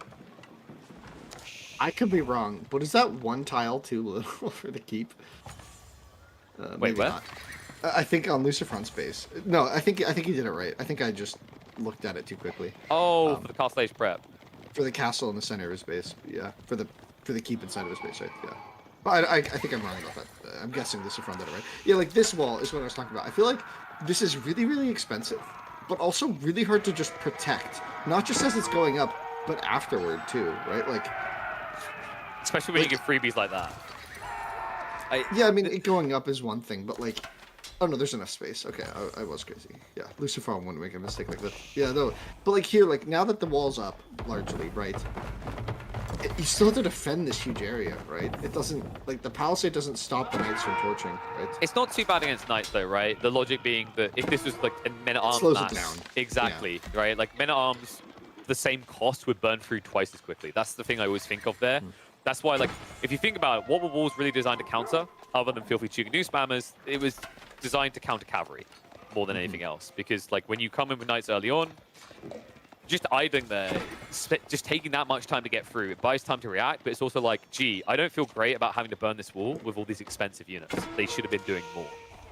Yeah, the Ghazi Raiders getting a little bit of value as well. There's already 6 on the field. They're being pumped out rapid pace, but B is he needs going to those back berries. Yeah, he needs to figure something out. He needs to get something working for him. There's a small wall on the north side now for him. Is that built or placed? No, he's going for it. This is what he's waiting for. Remember what we highlighted? Like, whoever secures this has longevity in the game. You will need to wall both sides, though, because you're up against knights. They can wrap around the back. This one is not going to fare well against the remaining Ghazi, though. That did, however, just delay the wall going up. So more spears on the way. The archer mass is here, though, and the gold is exposed. We've got, what, 3 scholars, no move out for sacred sites yet. That's the other reason that wall's important, because it allows B to get the northern sacred site with no risk. Yeah, but like, protecting that wall is still a large rotation, right? We'll see. At least it gives him time for the rotation, right? Lucifer with a V for victory wall. I feel like I've seen him do this more than any other player. It's a very creative little wall and exposed goals. Unfortunately, he didn't complete it fully. So Ghazi are going to get in again. He's quick enough to pull away at least. I love the fact he just gets shivs out. Dang. That was clean. That's clean. That was a good defense there. I think my favorite part is, like, I always love to highlight this because, like, we have God Vision right now. There's people on berries and deer that he could have raided instead that aren't protected, right? But we see it. Unfortunately, because B didn't have the scout there, he was just out of vision. So he's kind of running blind. The Archer is returning home, interestingly. I guess Lucifer just giving a lot of respect there to the Ghazi mass potential, and the Archer's now from Delhi. So we're on the 1-1-1 life for B. Do you think Lucifer ever needs to add spears in this matchup? I've been liking French and John a lot more when they had spears, but the problem that I see is that you're doing it against tower victory. So if you start to drag it away from being cavalry focused to both and being infantry focused to both, you actually give a bigger advantage to the Delhi. It's kind of weird. Right. And also keep in mind, like, if he just keeps the status quo, he stops sacred sites from being capped, he just keeps killing things back and forth, he is building an economy lead, right? Like, that's the benefit of French compared to Jean. Like, Jean, it's all about the XP, but you sacrifice the production speed on your town centers. And here's that mass from Delhi, right? We're up to a pretty big army. A lot of those are spearmen. So not going to be too threatened, I think, for Lucifer. I don't think he's too scared of this army just yet. But the production is still coming in, and he's just got way more happening. I feel like B's production capability is just there, right? Well, that's the stupid thing about Delhi. Like this is the thing that frustrates people about it. The reason they're so effective at being oppressive, it's kind of like what we're seeing right now with the Japanese in Castle Age. It's the production pacing. Dropping scholars inside these production buildings saves you building an extra one. Also saves you a little bit of resource overall, and it just gives you a stronger surge than other civs. But credit to him, Lucy. The most important thing for me in this matchup that you get right is the blacksmith timings, and he's done that. He's got the sealed arrow, he's got the undermesh, and he's basically just using these knights to bully the front line back and then pepper them with archers. And B, if you think about the amount of wood that he's burning and building walls and still not finding a way of stopping Lucifron, it's concerning from an eco exchange perspective. Yeah, no, we see the full wall off here for B. And what his ambition is for walling this off. It does look tricky. Did he not get the sacred site in the north? Did it die? No, he hasn't been to cap any of these. No, I heard the sound. I think it started and then maybe a knight came up, right? Because the wall, if you look near his bridge, the wall isn't up. So he hasn't actually secured that area of the map.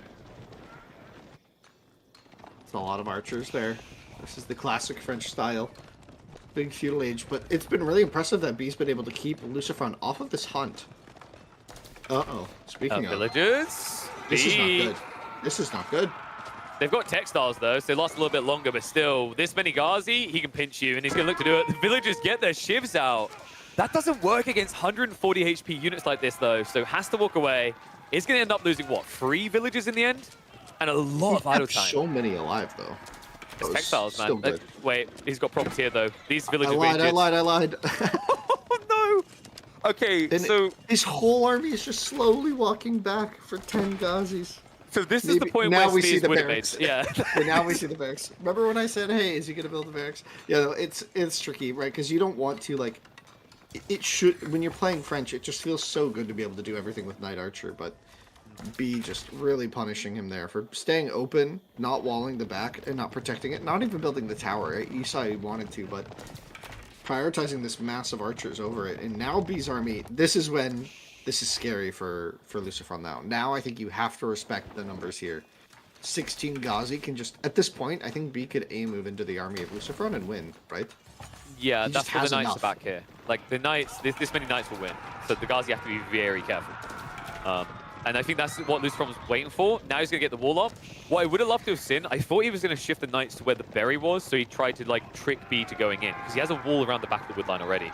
Archers are going to look to cut this off. This many can actually insta-kill the Ghazi. 1 down. 2.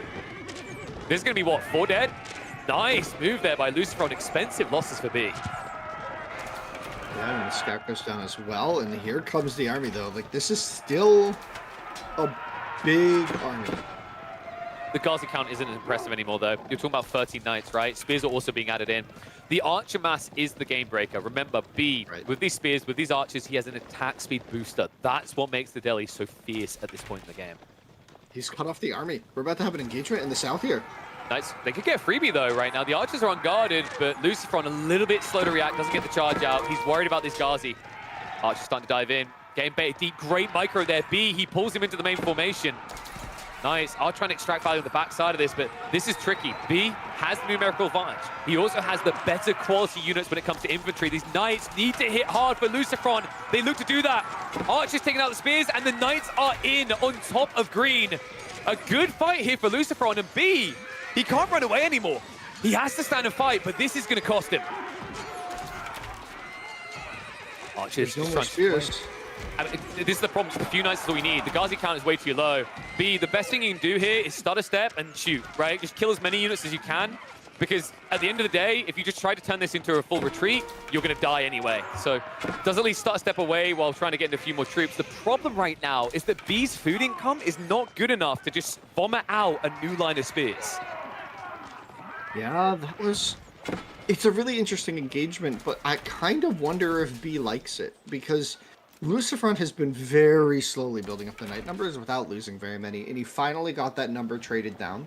And as we approach potentially large enough economies to threaten quick castle age timings behind this, it's nice to know that there aren't 20 knights, right? Yeah. But, I mean, like you're saying, B's economy doesn't seem like it's perfectly set up. He's slurped up the berries on the right side of his map, and now I think his only food is north if he goes up there, or into the middle of the map. Those are his options for food. But this is the thing. It might be a good timing because that knight count going down. Because the thing, if B wants to turn this into like, okay, it was good losing all those Gazi, it's sacred sites, right? Sacred sites in the future talked about. And the knight count being low, that could be great. But the thing that scares me, we saw the little buses. Lucifron now has got chivalry. So anytime you don't kill these guys, that tickling gets offset. And there's going to be another charge in. Yeah, B got a little greedy. He went north. He went all the way to the south and showed himself on the outpost with the archer mass. And here comes Lucifron with a really solid micro to try and keep these knights alive. It's not working. A lot of damage. B, quite well done to just get a few knights out of that. Lucifron, I think the problem is like you're trying to rush to make this timing happen, right? So it means your archers are never in position. So B, funnily enough, can kind of stand and fight. If he has about 50 archers, he can somewhat trade against knights, especially when Lucifron doesn't have a high enough count. But I think what now it becomes is this awkward issue of food. We've seen B access more, but all he's doing with it is massing archers. It's like he's playing a discount Chuga noobs, right? Yeah, this is...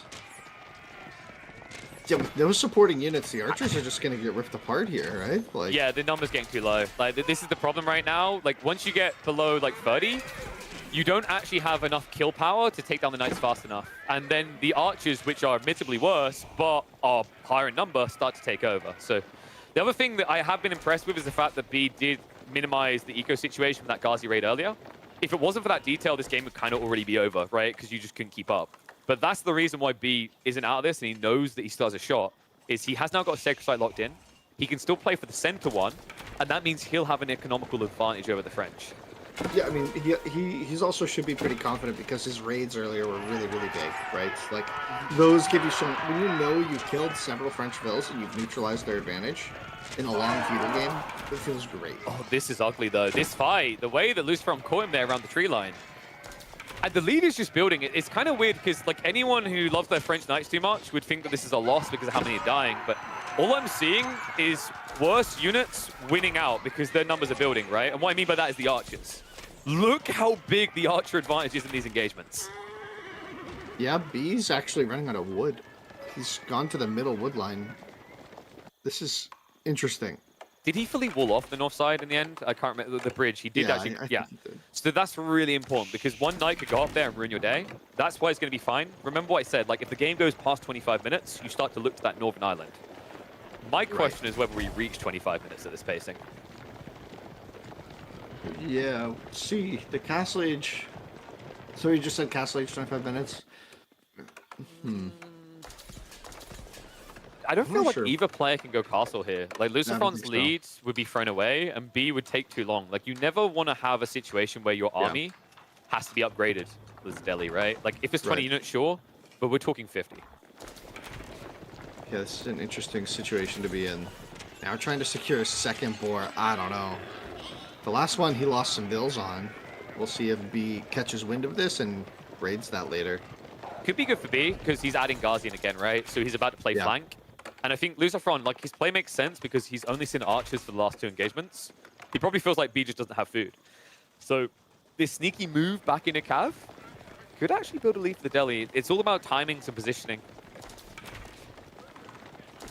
Yeah. Right now. Lucifer's archer mass is so large, though. We're hitting that critical break point pretty soon where French is just going to suddenly be popped, I think, on like 80 archers, like Marine Lord style. Like, he's just going to be 200 pop in a couple minutes, right? Like, because like his economy is just scaling and scaling and scaling. We might be seeing more production buildings pretty soon from him, and then the situation gets really nice. Do we have siege engineering for Lucifer? So I'm feeling like one ram we could do a lot here. Just open the passes, give you options right now, Chris. Like, obviously we can see this 14 Ghazi is bad, but from his perspective, he's only seen archers. So yeah, no siege engineering. Would have been an interesting play just to try and give him options because these deli walls are basically leading to him just standing there staring at the army, right? Yeah. Love a little wall in there. I mean, it keeps everything safe, right? You just get a little more time to react. You can build a gate on the side they're not attacking, stuff like that.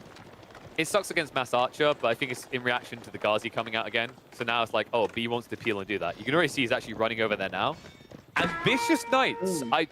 All right, yep, they're Optimus priming it. Turns out, just like him, they couldn't win that fight. And there's a tech up coming now from Lucifron.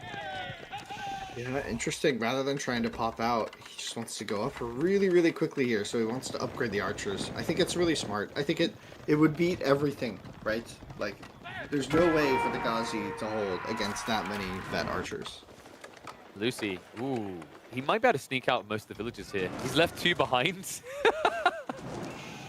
So B, he'll kill 2 eco, but that's the lead Lucifron have rebuilt, right? And now we're talking about an age lead. And B, what worries me is his positioning isn't dominant right now. He's sitting defending his base. This tech up is clearly a shock to him. She got a wall in here. Love how he's just kind of constricting it a bit. B has to match this now, but these archers, he only has 5 scholars. It's going to take, what, 2.5 minutes to upgrade those, I think? Yeah, he's going to have to tech not with Goldavilles and age with, like, food or wood, which is going to slow down the mass. But I think it's okay. I think he just needs to get the age up coming in. That's on the way. Ghazi rotating in the meantime. And Cantle Saddles on the way alongside the veterancy of the archers also has the level 2 ranged armor. This is actually a very big advantage. Also, you have to remember those knights do just get a +1 attack by default. And Lucy, I'm actually adding more spearmen in. Yeah. Compound, 29 bills building a compound. That is... We must have farmed now for Lucifer, right? Last time we looked, I think he had 5. I imagine he's up to like 12 now. Because you're running out of food. More on the left, yeah. Well, he got the boar, so maybe he was hoping that would delay the farms even more. But yeah, the slow build up here with 1 TC builds. It's really hard to afford the farm transition on 1 TC. I do always love when players realize this. They're like burning walls. Like, wait, why am I doing this? It's only like 2 meters long. Around. Oh. Uh-oh. Oh, that's why I don't go like around. Well, he has the veterancy, actually. It's not terrible. Knights hitting the backside. They're going to absorb a lot of fire. B, he doesn't have the upgrades yet. Oh, my God. He's going to lose the entire army to this. B, the lovely thing he's doing is at least trading archer for archer right now, but that means nothing's dealing with the knights. Wow. This is Absolute cleanup. What an assault. Lucifron, with the predatory instinct, understand that B was weak, that he would have to defend against this dive. A wipe of the army and a wipe from the smirk of every filthy deli picker ever. Looks like Lucy's going to get the third. Jeez. That was one hell of a fight. At first, I didn't think it was good. I was like, oh, that's a lot of units behind, but man, those knights just absolutely cleaned house. It was very impressive. Very, very impressive from Lucifron, and that's probably the game, right? Like, not seeing how He's going to be able to hold on. The raid's coming in. Lucifron's so expert at this stage of the game, right? He's in control. Knights are going to start splitting up, finding everything, and B recognizes that and taps out. What a timing attack there. Love the fact that he waited for the veterancy as well as the range to upgrade. Those archers, you know they can't match. This is the weakness of when you kind of get forced to go cast Ledge after your opponent with the deli, is in that situation being reactionary, having 60, 70 plus military. Usually your best option is to go in for a trade, but no opportunity to do so. That's what I loved about Lucifron's approach. He took the standardized, known, accepted fact, shall we say, of being greedy, of teching up. You back up, you defend. There was no option for a fight available to be. And at that point, I think he felt the writing was on the wall. He was just gambling on Lucifron not sensing that timing. But we know Lucy, he's never one to look a gift horse in the mouth. You can see the plummet there, courtesy of those horses, butchering that army. Means Lucy does win the series 2-1. Wow. Yeah, absolutely impressive. What a cool Absolutely series. impressive. So cool. So cool. I think for me, like the interesting thing is like we haven't seen that matchup in a long time. I don't feel like it's always meant to go that way. But what I loved is the way that Lucifron never let the Deli get what should be a perceived edge on that map around the bridge breakups where they can wall them in. It just never felt like he was able to find the timing, right? Like he sent a spearman up. There was a knight there to block him out. He tried to cap with a scholar on the North Island. Another knight shows up, pushes him away. Just Lucifron, the game sense was insane in this one. Well played by him. Means that we are 2 series through, but we've still got at least 3 series to go. Up next, we are going to have Beastie versus Killjadi. This series should be insane. Beastie, not afraid of getting a little bit of blood spill and going in the feudal age, but definitely a guy who leans, I say, on the more defensive style when you give him the opportunity. Killjadi on the other side of this, he's got Kill in the name for a reason. He is an all-in, non-stop, gung-ho player. But we're going to find out which one is better after a short break. Go get yourself a quick leg stretch. Make sure you also check out our sponsor for the event, Surfshark. And also get those Prime subs in. I know you're holding out on me. You're skimping. We've got several weeks of competitive AV4 action, and I'd hate for an ad to get in your way. So do it right now, and we'll see you in a few.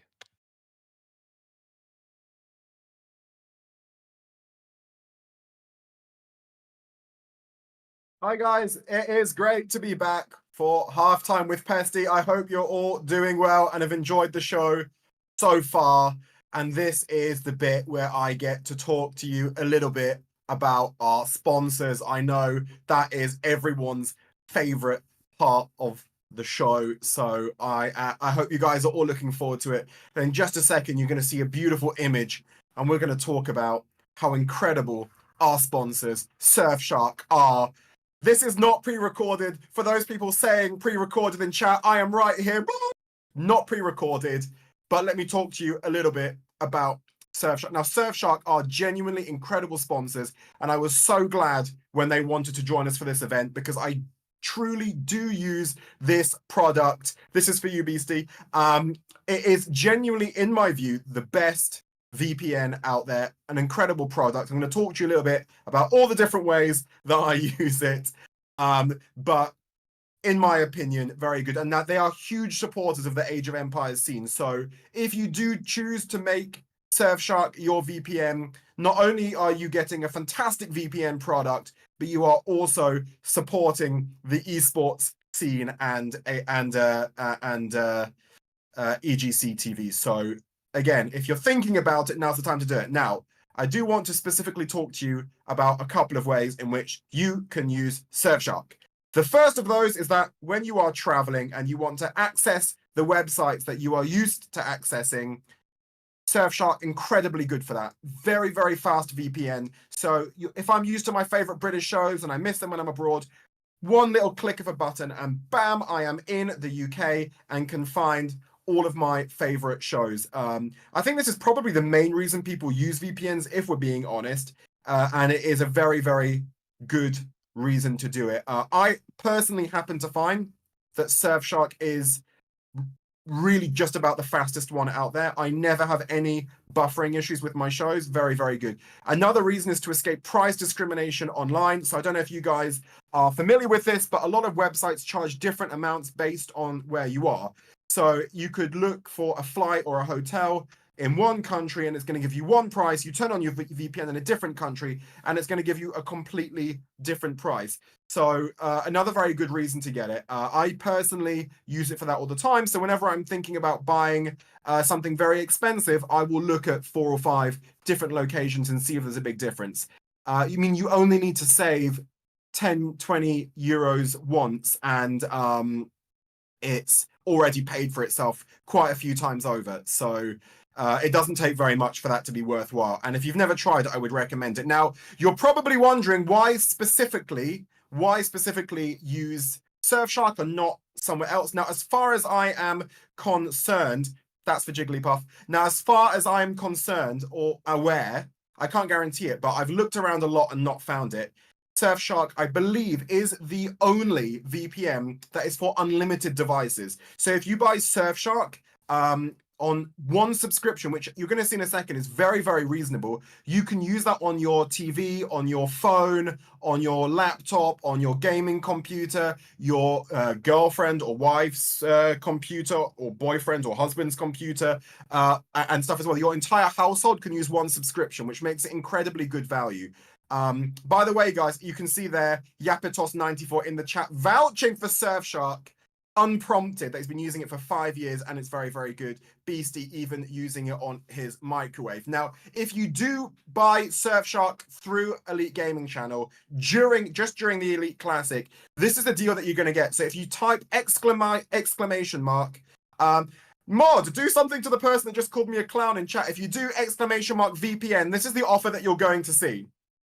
Unbelievably good value. You're getting it down to as cheap as €2.19 a month, plus 3 months free. Ridiculously good value. And if you take a little scroll down here, we can see some of the things that you're getting. You're getting your VPN for that, your ad blocker, your cookie blocker, and all of these different things. Masked email operator, antivirus protection, webcam protection. There's so much stuff that you're getting there for your price. So it really is incredibly good value. I mean, just that is, I'm not sure, that is ridiculously cheap. Talking about 2 or 3 euros a month for what you get. So all you have to do is type exclamation mark VPN. And then you're going to see it. Otherwise, you can actually take a little look down in the section below the video where you've got like the, what do you call them? The panels. And you can click the link on the panels for your 3 months free as well. So again, I would not shill you something unless I thought it was really a good product and really good value. And I think it's both of those things. So do check it out. Right, we've got a little bit more time together. And in this time together, there's something else that I want to talk to you guys about.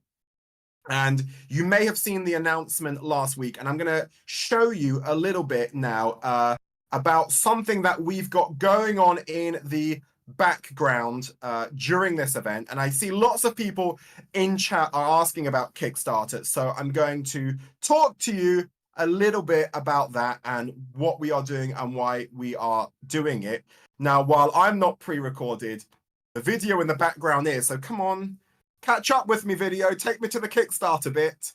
Come on. Right, this bit is pre-recorded, I have to be honest. Come on. But it's meant to look like I'm just effortlessly sliding through the website, and here it is, our beautiful Kickstarter, which I introduced to you guys last week. Now, as you see, we've had some insane early success with our Kickstarter, and we're really grateful for it. Already passing our initial goal in an hour, which is just absolutely insane. Now, for those of you that don't know, our Kickstarter is not going into our core running costs. It is all about doing extra things for the next esports season of Age of Empires 4. So anything that goes into this is going directly into extra things.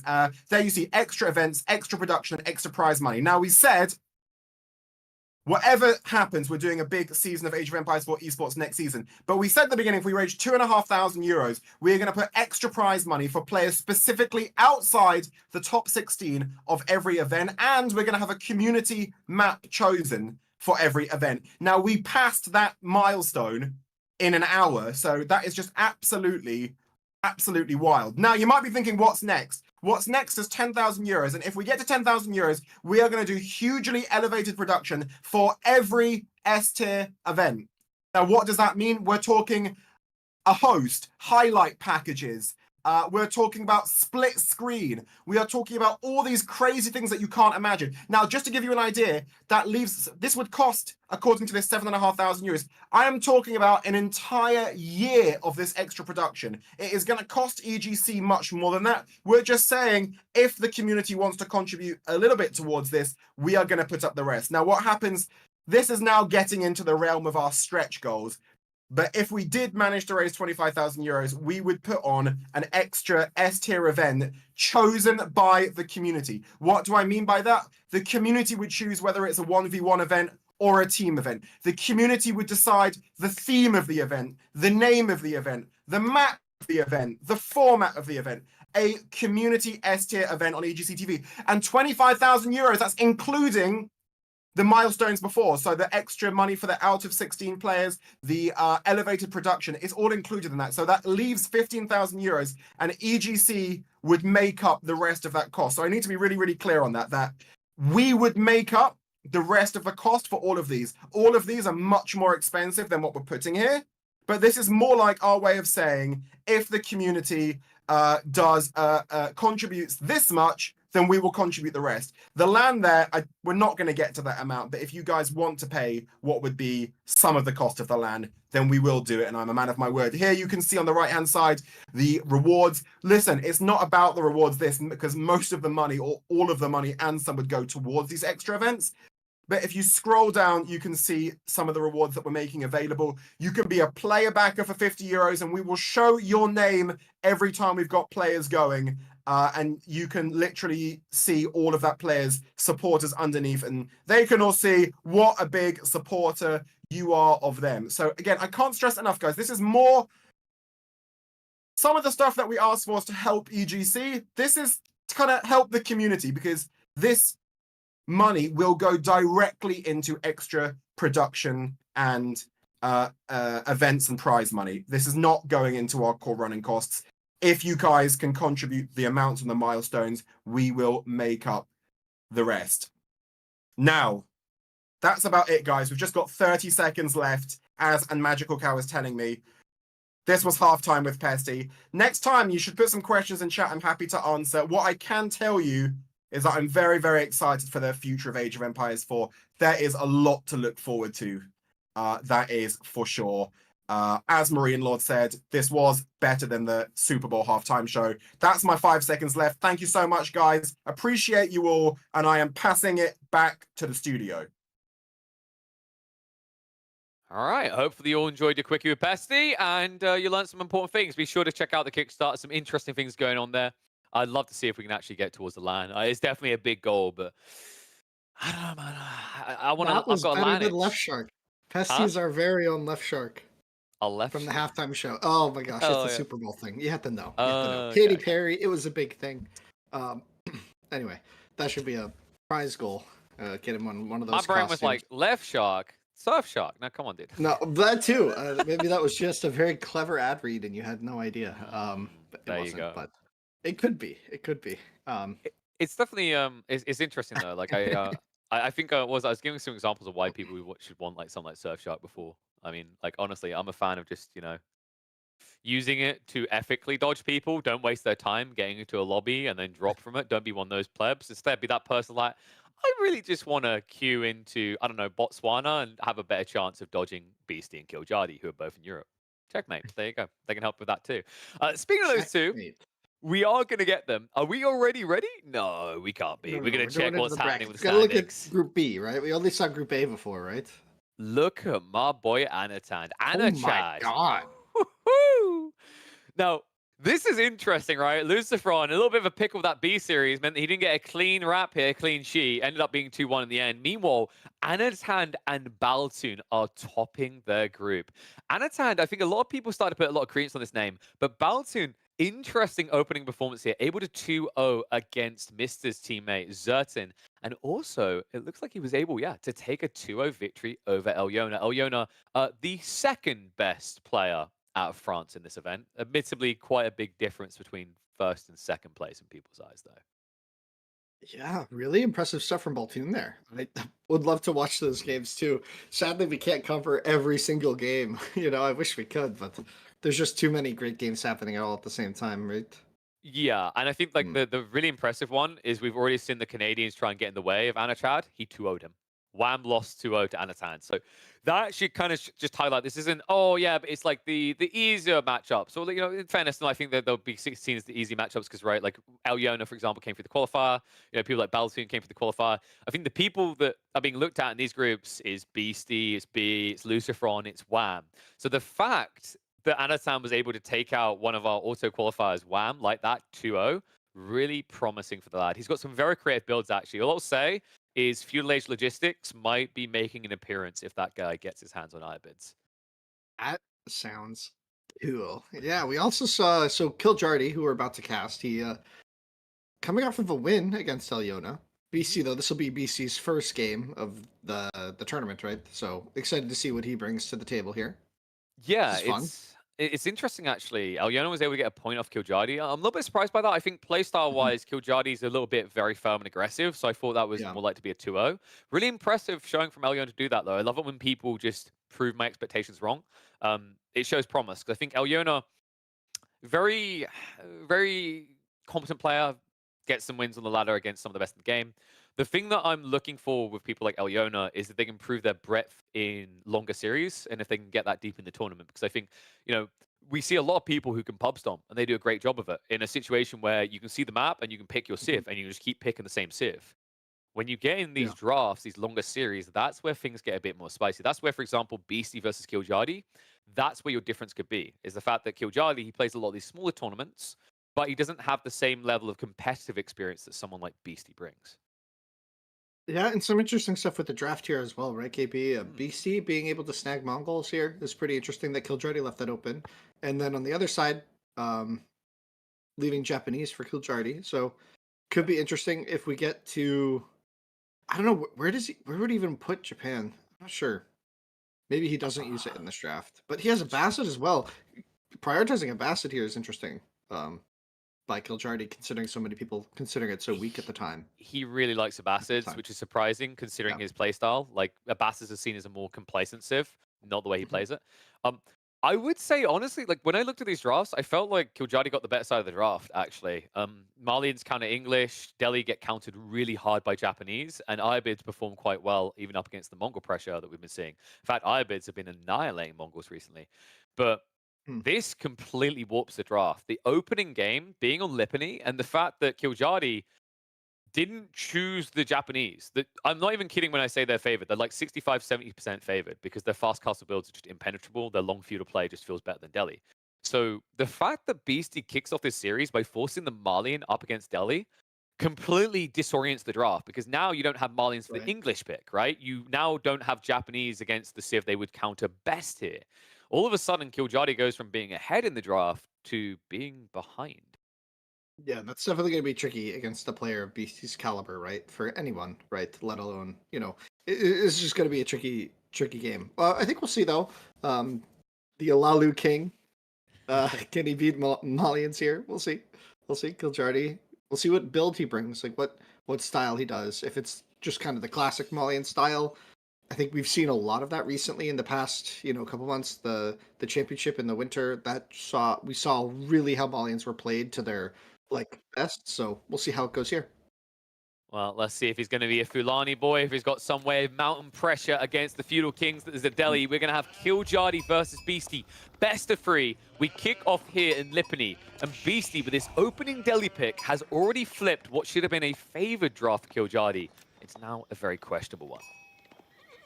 Yeah, the first thing I like to do when I look at Malians is where are their gold mines, right? Because sometimes it can be better than others. Here, this is okay, but it's tricky for them to play like the Danso Jav style when their gold mines aren't close to each other. Because then you're really spread and you have to kind of constantly run between the two of them if they're being pressured. So this could be tricky, but the north one seems like it could be walled pretty easily. That's also where the hunt is, so we'll see if Kiljardy kind of plays towards that side of his map anyways. Now, there is an interesting iteration in Malian gameplay at the moment that has proven pretty impactful, and that's to actually go Sofa and Feudal Age. I'm wondering if that's where Right. Killjadi's going to lean here, because if you go for the Donzo Javs, the problem is you can't, you have to come out, right? You can't just stay at home, Right. because Delhi will take Sacred Sites, then they'll tech up. However, what Delhi also tend to do is go pretty hard into the idea of Ghazi plus Archer, because they can take that fight in the mid-map. If you get Sofa, Sofa beats both of those. They've just got a great way of exchanging, especially the fact that you're able to keep affording it due to the ranch escalation. So I think that's what I'm going to keep an eye out for here. For Beastie, it should be pretty kind of like standard day in the office for Delhi, right? Just move out, secure the central sacred site. One big thing we see a lot of these players do with Delhi on Lipany is they tend to wall the central sacred site because it divides the map entirely, right? And then you have a quick route to go north and south, but your opponent has to take the long way around. I see. So just like wall it in small, right? Yeah, because you can wall between the cliffs. Like this one's a little bit less desirable because there's some gaps in the cliff, but like you could wall between, on the south side, you could wall between the cliff side on the south and north, and then just a straight line like that. Although it wouldn't fully surround the sacred site in the center, what it would do is it would guarantee that Killjadi has to spend double the time going around it. Yeah, just getting that rotational advantage makes a lot of sense. That's a smart adaptation. We'll see if BC goes for it this game. Sheephole looking decent for Killjadi. It's always interesting when you have like Delhi in this matchup, because I think, if I'm not mistaken, BC went for a wider arc. Typically when you play Berry Civs, you cover 2/3 of the map before you come home, and it means you tend to get a little bit more sheep. You don't really need the sheep here as much as you need to take it away from the Malian player, which of course would force him to add in additional cow for eating. Yep. PUV in the back, nothing too surprising there. Wow, I've never seen this before. Yeah, I wasn't expecting Dome of the Faith, right? But we'll see. I've seen a few players do it, and the only reason is like when you're up against an unbeatable feudal build. So, you know, I said Japanese beats Delhi earlier. The iteration Delhi have been going into to try and solve that is like Dome of Faith into Castle Age. Not really there yet, in my opinion. I think it's like... But try to just like have enough time for your techs by having a lot of scholars. Is that the idea? Yeah, but the problem of like going with that type of build and going for fast castle with this civ that I don't like is when you go fast castle, you can't go compound defender because you don't have enough eco units to then go into stone, right? So if you don't play long feudal, you don't have any advantage, and you don't have the eco spread to then get into the castles. So like what ends up happening is you go Dome of Faith and House of Learning, and like in some civ matchups that just feels terrible because if you had Tower of Victory, you could spam men at arms and get double value. But because you've gone Dome of Faith, you're missing a very vital 20% increase attack speed. Yeah, that makes a lot of sense. It's a very important building, I feel like, the TOV at this stage for the Delhi and how they play. Yeah, it feels a little bit oppressive, but also at the same time, like as a Delhi player, I feel like you look and you don't feel like you have an alternative option, right? Unless you're on, say, like a water map. But when do we ever see Delhi on water maps? And why? And why? You question the sanity of the player, I guess. It's like you just get in the lobby and the first person your opponent says is misclick question mark, you know you messed up. We'll see, though. Was already getting everything sorted. I wonder what he's going for here. He canceled the mining camp that he was placing. So maybe changing his mind a bit about things. Going for the range fast here. Yeah. Interesting. I like this. I think you just need a few jabs to begin with. You're going to end up adding in Donzos, right? Anytime the Delhi player doesn't get forced to change his opening, like if he gets what he wants, it's always Ghazi. Like without failure. I can't think of a single game where unless you force a Delhi player to go Archer first to counter spears, he will not go stables. So once again, it's going to be stables. Yep. So Archer, we're going to see Javs starting. Yeah, Javs into Donso. Yep. Just get a couple Javs out. They're so good at defending with their long range and the damage. So it's really nice when you just need to like camp the TC. You get decent pick damage, just chipping away at the HP on the Ghazis. And that can add up pretty quickly. Yeah, and Ghazi can't dive you yet, right? They need to wait until Blacksmiths, which is going to be a few minutes away, right? The Blacksmiths will probably be dropped in the next minute and a half, and then Undermesh is going to take 3 minutes, 3.5. So, like, You're not in a position to dive under that TC for several minutes. So, I like the fact that Killjadi didn't drop that mining camp. There was no rush, right? And I respect the fact that he ID'd that, and then only went on it after he got the archery range up. Yeah, it's smart. Get the Javs out fast, and then just chill. I think this makes sense. Timing's coming in for Delhi. So BC's probably pretty comfortable here. Oh, might even get a little damage here. No early textiles for Malians yet. Don't want to spend the gold on it. And the first Donzo's on the way. So, like, you have a small window to, like, wallop them here. this chip damage will add up if the Scold gets pressured again. In fact, that Vil is almost going down. Holy. The problem And is you not have too no way much of healing HP. this. Yeah, you have no way of healing this, right? So all this is now permanent damage to you, and you keep cycling out villagers, but you know, that's idle time walking back and Whoa. forth. That's also vulnerabilities later on. The Javelin's overextending here from Killjadi. Beastie's going to get a freebie. Yeah, the Danso just weren't there yet. And more pressure onto the gold mine. That one Ghazi is quite low. Might see it return home for some healing. I'm wondering what the logic was opening Javelin. Like, maybe Killjadi thought he could just tickle away at the opening Ghazi versus Donzo. It's like, if you know your opponent's always going to open stables, which they're Delhi, they're going to, right? Like, you'd expect to see Donzo first. But he kind of tries a weird approach, and I think we're seeing exactly why it's usually not a great idea. This pressure's hurting. Yeah, the gold is just not protected enough by these Danso. By the limited number of Danso, right? Like, there's just not enough there to do it. And we see Beastie going home with several hurt Ghazi, and these are just going to heal up. You saw him just pop out the Scholar. This is massive play for him. This is really, really important, because that's going to mean this little advantage is going to snowball in the next big engagement. We're going to see Beastie with like 5 more units or 4 more units than Killjadi might have been expecting. And I think that's going to really matter in just a moment or so. And we see why Ghazi are so absurd, right? Like, if you think about standard Horsemen, the extra 15 health difference is death. Right? It just allows you to hang around for an extra hit, whereas with Horsemen, you'd have to pull away earlier. Also, the other thing that's kind of insane is when you look at the DPS charts, realistically, Horsemen and Ghazi shouldn't be too far apart, right? It's 12 versus 9 damage, but it's 1.75 versus 2 seconds. Whenever you're talking about moving targets, the attack speed doesn't matter as much, right? Because it usually takes you so long to get back on top that a slower attack speed doesn't hurt. That's why Ghazi just looks so unstoppable in every game we see them. Yeah, it's just so solid, and another Vil getting picked out. And we talked about this at the start, right? When the gold mines are split like this, we see Danso Jav is actually a lot weaker than when the mines are on top of each other, because Danso Jav generally starts quite defensive until the numbers add up, and you start like cattle booming behind it. Then your eco really kicks in as Malians. But we're going to see this split focus is, okay, you want this gold mine and this gold mine on either side. You have to pick which one to defend, or defend both of them with half. And we're going to see Beastie is going to try and pick this off. He's going to keep pressuring left, right, and force the Malian army to be really split. And that feels so uncomfortable and like gritty when you're in this position as Malians. Is we're going to see another really good pick here. It's just so... It's so hard to do this, right? It's the extra HP, right? And it's like the other thing that I love that Beastie done here is when he captured those sacred sites. You mentioned the injured Ghazi earlier. He sent them to the individual sites, right? So he didn't waste time with scholars sitting at home not researching. He literally just sat them there to guard if one unit came out, but then also heal all the damage off. It's like, this is the thing about Delhi, that it almost feels like we're at a point where maybe a rework is needed, in that they play so cleanly. I don't want to say anything has fundamentally changed about the execution of this build in like a year, and it's still able to bully so many civs, especially when you play on free sacred site maps like Lipany. Oh god, another pick. I don't think it's going to be a kill here, unless he dives it is. TC. He can dive this. Like, okay, no, I lied. And now you can just go north, but right? some pain for it. I feel like you could just go north here, but BC has got enough time to go around the west.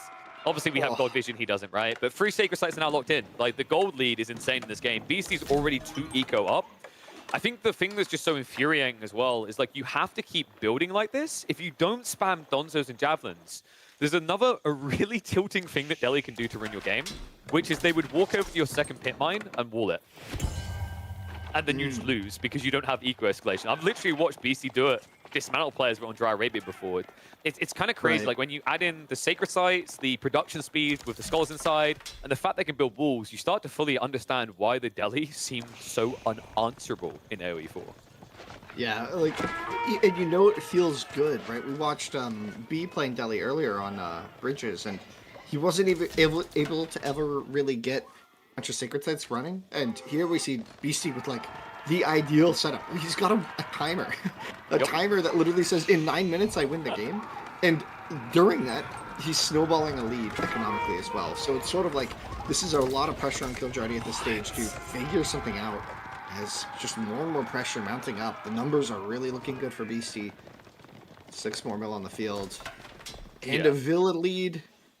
Oof. And now, because you're playing full infantry, what does your opponent do? He goes out on all the pocket ecos. He's never going to be behind, right? Like, you know, I forgot to mention the other absurd thing. Remember, Delhi, 35% increased gathering speed off of berries. Like, it all just adds up, right? It even competes with the cows. Now, what I was looking for is in the next 2 or 3 minutes, Kiljardi adding in stables.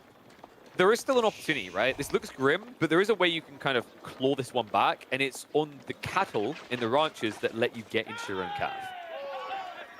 Yeah. Getting the cattle boom going and then trying to hit Castle Age maybe could be the play. Not even castle. Like, I think if you rush castle, you die, right? But like, if you... Not a lot of cattle. Yeah, but like, well, the thing is with all this cattle, like, would you rather have 1,800 resources going into a tech up, or would you rather have that going into an uncounted unit for the fight, right? Is it uncountered? It's armored, right? Yeah, but it's like it's +2 damage, and so for hit harder and faster. Yeah, I mean, fair enough. It's one of those weird, like, I've been there with you, right? Like, I'm like, oh, Ghazi get bonus damage against heavy. It's like, it's not bad, but it's a soft counter. It's not fundamentally that impressive. This is, though, dude. He baits him out in the sacred site. The moment he goes out, the Ghazi go in. Yep, and they pressure the other side of the map, right? The other pit mine gets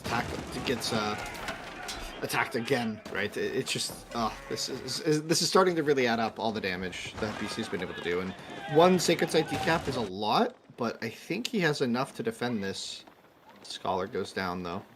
If Kiljardi strikes right now, BC's got problems because most of the Ghazi are abroad, right? But the problem is Kiljardi, he can't build a new defense force because all these houses torching. He's actually choosing to decap the sites instead of trying to scout in and find these pocket resources. We'll see though. Looks like BC's pulling back his Ghazi. He wants to maybe try and take this fight that Kiljardi is forcing. This might be a bit preemptive from Kiljardi. Spears going to be trying to torch down the range on the front here. BC set the trap. Ghazi halfway back. Army's about to run back into them.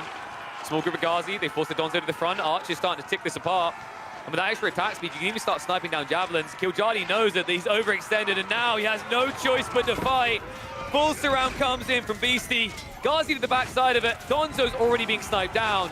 A loss of the army, and quite possibly a loss of the game here. Kiljardi not ready for a tech up yet. And now Beastie is going to have a very big advantage in the mid-map. Yeah, he lost a lot of Ghazi for it, but it was a really beautiful fight for him. A little Kiljardi sandwich for him. I guess BC was looking for a snack, and he found one. The Scholars keeping the remaining units alive as the unit numbers dwindle to 0 for Kiljardi, and what a wipe.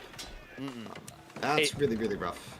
This is the oppression of the Delhi. You can't just sit in your base, right? Any civ that desires to do so faces this exact threat. And what I love there is, like, what makes that so valuable? A lot of people might look at that and go, that's a lot of Ghazi, KP. I mean, dude, he lost way too much there. No, destroyed value aside, even if you didn't have that statistic, remember, Donzos cost more resources than spears. Javelins cost 120 resources each. That's what makes it such a good exchange. Is what you have to realize is that this is a premium army taking on a premium army in Feudal Age. It's not like you're throwing away crap tier units to counter good units. And there's the compound of the defender now for Beastie, so he's going to be going up pretty quickly here in the Delhi Malian matchup. I quite like it. The outpost coming down for Kiljardi. Going to try and defend. Problem is the tech up behind, right? Like, Kiljardi hasn't even triggered his yet. This is some vills, by the way, in those. That's not archers or anything. That's idle vills. Yeah, because he was playing on deer, which is never a good sign when you see Malians do this, right? Like, usually the passive food's meant to be good enough. But the problem in this fight is, like, even if you try to argue that Malian's got a good trade there, the Delhi want to do this, because if you both go Castle Age, which player's upgrading his army? Malians. No. Delhi's not going to upgrade archers, right? They're not going to upgrade Ghazi. They just want to spam men-at-arms, and here we go. Interesting, BC also teching into Spearmen at the same time. Find that interesting. And the Archer upgrade. And some Knights coming in, yeah. So not going to be upgrading the Ghazi and making crossbows besides. I mean, he has 18 Archers. Might as well start the tech. Interesting. And the Sacred Sight's coming again. That pit mine's not even built, by the way. Can we check that again? I'm pretty sure I saw a progress bar. Yeah, it's really brutal when you see that. Like this. Whoa. There's more brutal details, Winston. If we can just pan past that pit mine and notice the fact that at 15 minutes in Feudal Age, the Malian player's adding farms. When do you see them do this, right? That's not When right. they lose. That's not right. What? No, I just mean like. It's, Oh, okay. I thought you were like, something looks like it's so out of place. The way you said that, I was like, it must be something else broken with the system. No, yeah, this is. No, that's not a good feeling on the farms that early. I agree. Really, really rough. Good pincher. But I guess his gold income just isn't quite there to do cattle.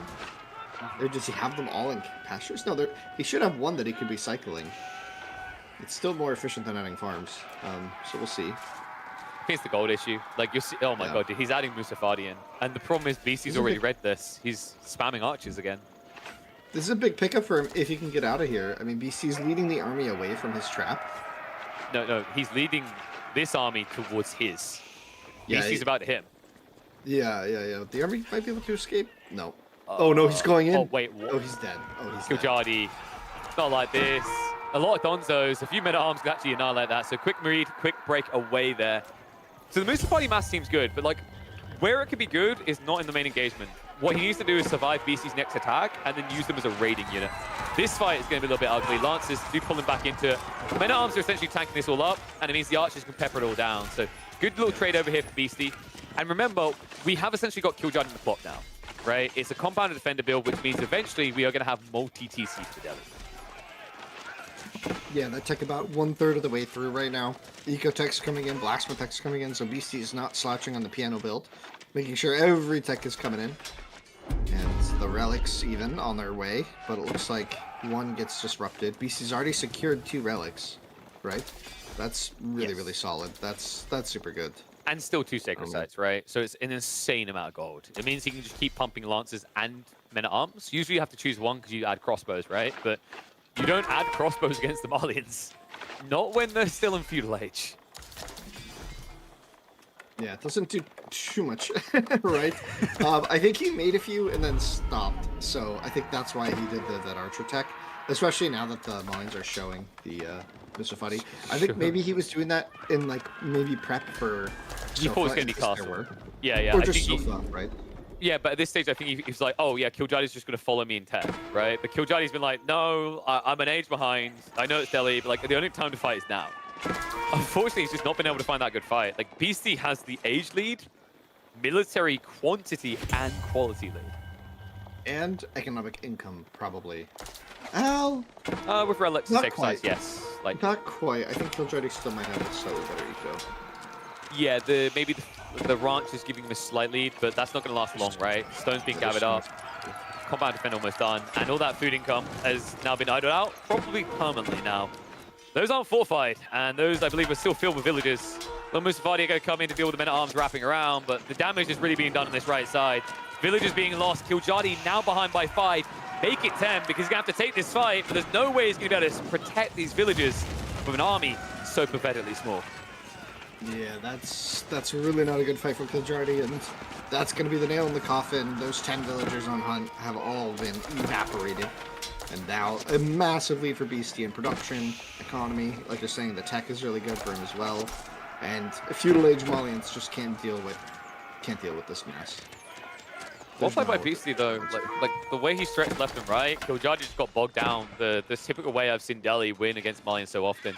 At this point, he's just kind of processing the loss. You know, Kiljadi, he'll hang around a little bit longer. I imagine he's just kind of like taking this extra time to theory craft what he wants to do for game number 2, because after this, well, I feel like it was a curveball. I feel like going Malians, he didn't expect Delhi here. He now is at a humongous disadvantage in the draft. Like Beastie, in a draft, I would have said they both got their own share of what they needed. He now has Kiljadi with the long curlies. Army's going to get wiped out. Game should get called. And it means the Delhi, as is all too typical, are going to prove dominant in competitive. Yeah, that was really solid from Beastie. Was that enough relays? Do you think I covered it there?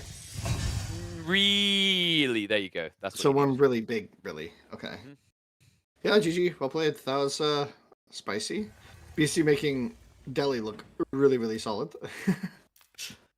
And Kiljadi, really not convincing now with the way that the rest of this draft goes. Like, you know, I'm not trying to be doom and gloom here, but realistically, when we look back at the draft screen, you'll see exactly what I'm talking about. English in this map pool, and I believe we might, if I remember correctly, we did get Coastal Cliffs, right? I think. No, we got Dry Arabia, and we got Dry Arabia and Bridges. So Bridges.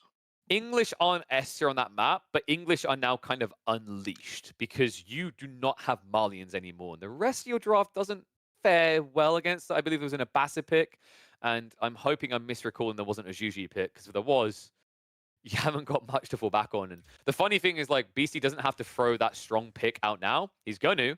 And okay, this is actually good for Kiljardi. No, like, honestly, the Iobid pick, reading the English coming out here is good. And the reason is that if you actually go for the Mastersmiths in Feudal Age, English's aggro doesn't work. And you can still fast castle. So if there was a way that Kiljardi could get back into this series, this was probably the best draft option he had. Interesting. Hmm. Yeah, I don't know. I don't know though. I feel like on this map, what we've seen from this map so far is it's extremely open and exposed. I guess I'm just wondering how Ayubids can be aggressive early against English here You and don't. deal with the like. I feel like English is still going to hit that timing mid feudal, and we saw Numadon play it earlier, but I don't think BC is going to be as passive. I feel like there's going to be more opportunity for small raiding forces of longbows from Beastie. He's going to like really try to apply this pressure and just pick off the vills. Like if Kiljardi gets a map where the gold and the berries and everything are all split and really rough, this could be hard for him. I think. Well, talking to people who are having a hard today, Vortex learned the hard way that China is on the rise. That's right. Louis of Team Elephant able to take down Vortex 2-1. I said, this boy's on the rise. What more proof do you need? That's impressive, man. That is seriously impressive. That is really, really cool. Yeah, I think like a lot of people would look at the Numadon series like fair enough, right? Like I don't think people put credence on the name of Numadon yet, but Vortex is like what considered. I think most people, if they had to list like the placement at the end of this tournament, a lot of people have Vortex top 4 probably. So really just shows you how impressive Louis is. I think the thing that has really shocked me is his ability to not only play early game but late game. Right, it covers both bases. He throws these interesting curveballs in the early game that's almost reminiscent of Vortex, funnily enough. But when you get to that late game, like I was saying earlier today, it's like Beastie, right? He seems very confident in that phase. I think I even said, like Beastie's before said, Louis probably the one person that he feels could have his number in those late game phases. So yeah, I think he's 21 years old, if I remember correctly, the 21 kid. Keep an eye out for him because I think I think he could easily make playoffs. I think the last tournament, if I'm not mistaken, he made, was it the round of 8? I think he made quarterfinals in, it was either quarterfinals or round of 16 in EGC finals. I don't remember. He made, sorry, it was the round of 16. Sorry, quarterfinals. Yeah, quarterfinals, and it was a series versus Poppy Paw that went all the way to 5 games. So he was already looking tight, close with some of the top players there. Honestly, man, this is my I don't know if we can still call him a dark horse, but like I guess like he's not really in your standard top 8 or top 12 listings for a lot of people. I think Louis is the one that's going to surprise a lot of people in this group stage. That's exciting to see. I mean, he's already done it for me. I mean, that's a really impressive showing in the first 2 sets already. So only good things looking up for him. And now we have to think about how Kiljardi can win this game. I'm still thinking. You're saying Master Smiths on Ayubids here? Yeah, I think that's the way you have to address it. It's weird though because like the map might make it more hard. So maps like Himiyama as an example, I actually heavily favor the Ibids to hold. But this map, you already mentioned, is kind of like more congested. I also think like there's a very big punt element here. Is it going to be a forward spawning gold? If it's a forward spawning gold, Kiljardi's got a problem. If it's a back spawning gold, he could actually just sneak his way up in the castle. I don't think you can play discount Abbasids. Discount Abbasids is basically where you literally just play a worse version of Abbasids. No. Like you melee all in, right? So you put archers and you like that style. I see. Yeah. But it's like it's the type of thing where like if you're gonna do that, you might as well pick Abbasids. The logic is that it's a hidden strat. We'll see if he's got something special for us though. It looks like it's time to hop into game number 2. English versus Ibis, definitely a map-specific matchup in terms of who has the edge. When I see a spawn like this, maybe there's hope for Kiljardi yet. A few walls, and he might be able to get deep enough. Yeah, like if he can keep like the north side of his base secure, I think it could be okay. The problem I would have with his map is all of his food is forward as a Ubids. That can be really, really hard. His berries are really far forward. His hunt is really far forward. He didn't get, in previous map gens we saw, like, berries in the right and left various corners. That's just completely empty here for Killjardy. So if he loses map control at all, or if we have one of those games where English just has a massive spearman, a massive longbow in, like, the center of the map, like, if that's the case, this is gonna get really tight for Killjardy moving into like late feudal, right? I think that's where things could get really dicey. But we have a interesting build order from Beastie here. We do. He's trying to idle up the gold, and we have a problem for Killjardy because he chose to opt to build the House of Wisdom ahead of like getting any sort of quick outpost up or looking to basically rush the gold instead. So I think this should be just in time for Beastie to be a little bit annoying, but it shouldn't be enough to stop Killjardy from getting the remaining gold. In fact, it looks like with a third villager, be a-okay there. The berries are a different matter. It's going to be a little bit frustrating. I think by the way Killjardy's playing this looks like it's going to be a growth wing build, which makes a lot of sense because you don't want to go military wing against the English. Oh, we'll see. The gold, he can't really keep it safe, so he just has to gather enough under pressure here, right? What? Wait, what? What? Oh, no, dude, not like this. Whoa. Okay. Okay. I can't I swear, the rallying in this game. He got what, dude? He just about got 201. I was going to say, that didn't look like it was that didn't look like he had it there for a moment. Did your heart skip a beat for a second there? I thought he had like 190 gold and he had to send Vills back out, but yeah, no, we're good. We're good. Calculated. I mean, he probably figured it by clicking on the gold mine, right? So he knew he had enough, but... And now Beastie is going to try to idle the food, I imagine, here. I mean, it won't hold there for long, but it's annoying, especially considering, like, now Killjardy, if this was meant to be a fast castle build, you have to build units, right? You can't just blindly do it, because the men-at-arms are here before you have the outpost, and if you don't put an outpost forward to the gold, then Lombos follow up and kill you. So, really smart opening by Beastie. I actually appreciate what he's done here. It didn't feel like the best spawn for it, but he found the timing. I mean, denying that gold income is going to be massive here for whatever Ubids are trying to do early feudal, right? Probably growth wing. If we check the House of Wisdom, it should be growth. Definitely growth, because he didn't. Yeah. Yeah. You can tell if someone's going growth wing usually by the way they play berries. At the highest level, they understand this now. Killjardy started to read this. Many players have actually been kind of slipping up and exhausting the berries before the tech up completes, but nice to see that Killjardy's optimizing around it. You lose a little bit more food efficiency in the early game, but you guarantee an extra 300 food as a result. Yeah. It's really solid if you can get it. So interesting. I mean, really fast timing for Killjardy here, right? He got what he needed, right? The man-at-arms didn't really slow him down. And there's another one on the southern gold, so Beastie really trying to make sure that the gold doesn't come in early. Yeah, so one big reason here, and this is why, like I was saying, Master Smiths is usually the go-to choice, and I think you're going to now learn why this is very awkward for the Ibids. You don't have any blacksmith techs as long as these guys camp your gold. You don't have any option to get blacksmith techs. Meanwhile, the English, you have nothing, right? So, like, the reason why you go Master Smiths typically here is, it's interesting actually, like Master Smiths in Feudal Age is the only point in the game where it's worthwhile because you basically get returned 700 resources in techs, right? For 600 resources. But it also guarantees that the first fight with the Lombos isn't a bad one because if you spam archers and you've got +1 on defense and attack, you actually out DPS archers, right? And if you think about it, in the Ibid position, the one thing that Killjardy can get is wood. Those Vills are just looking at the tree. Okay, no, I was like, wait, what? how long are this going to be idle for? But I was just so mesmerized by their pickaxes. When you send the sheep herder to be a lumberjack, he's like, I haven't been trained for this my whole life. What do I do with this?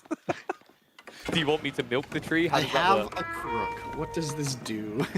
I'm just now picturing an English villager there. It, yeah. He's like, that doesn't work. What else have I got? Pulls out his short bow, starts shooting the tree. Oh man, you just hear the thonk when you clonk a sheep over the head. Yeah. I mean, this has got to be really annoying for Killjardy. I wonder if his prep had any sort of like anticipation for this. I know that don't they practice together a decent amount? They do practice together a decent amount, and also here's the other thing. if there's any player in this entire tournament that should have anticipated a Men-at-Arms opening as a potential option, it's Kiljardi. Kiljardi has really improved as a player in the last year, but before that, he had a bit of a reputation as a meme stone. What I mean by that is he literally always picked English and Dark Age Men-at-Arms rush you. Like, he became infamous for it. So the irony, the actual irony of in a tournament, it being used against him is not lost on me. Beastie pulling out the poetic irony, I guess.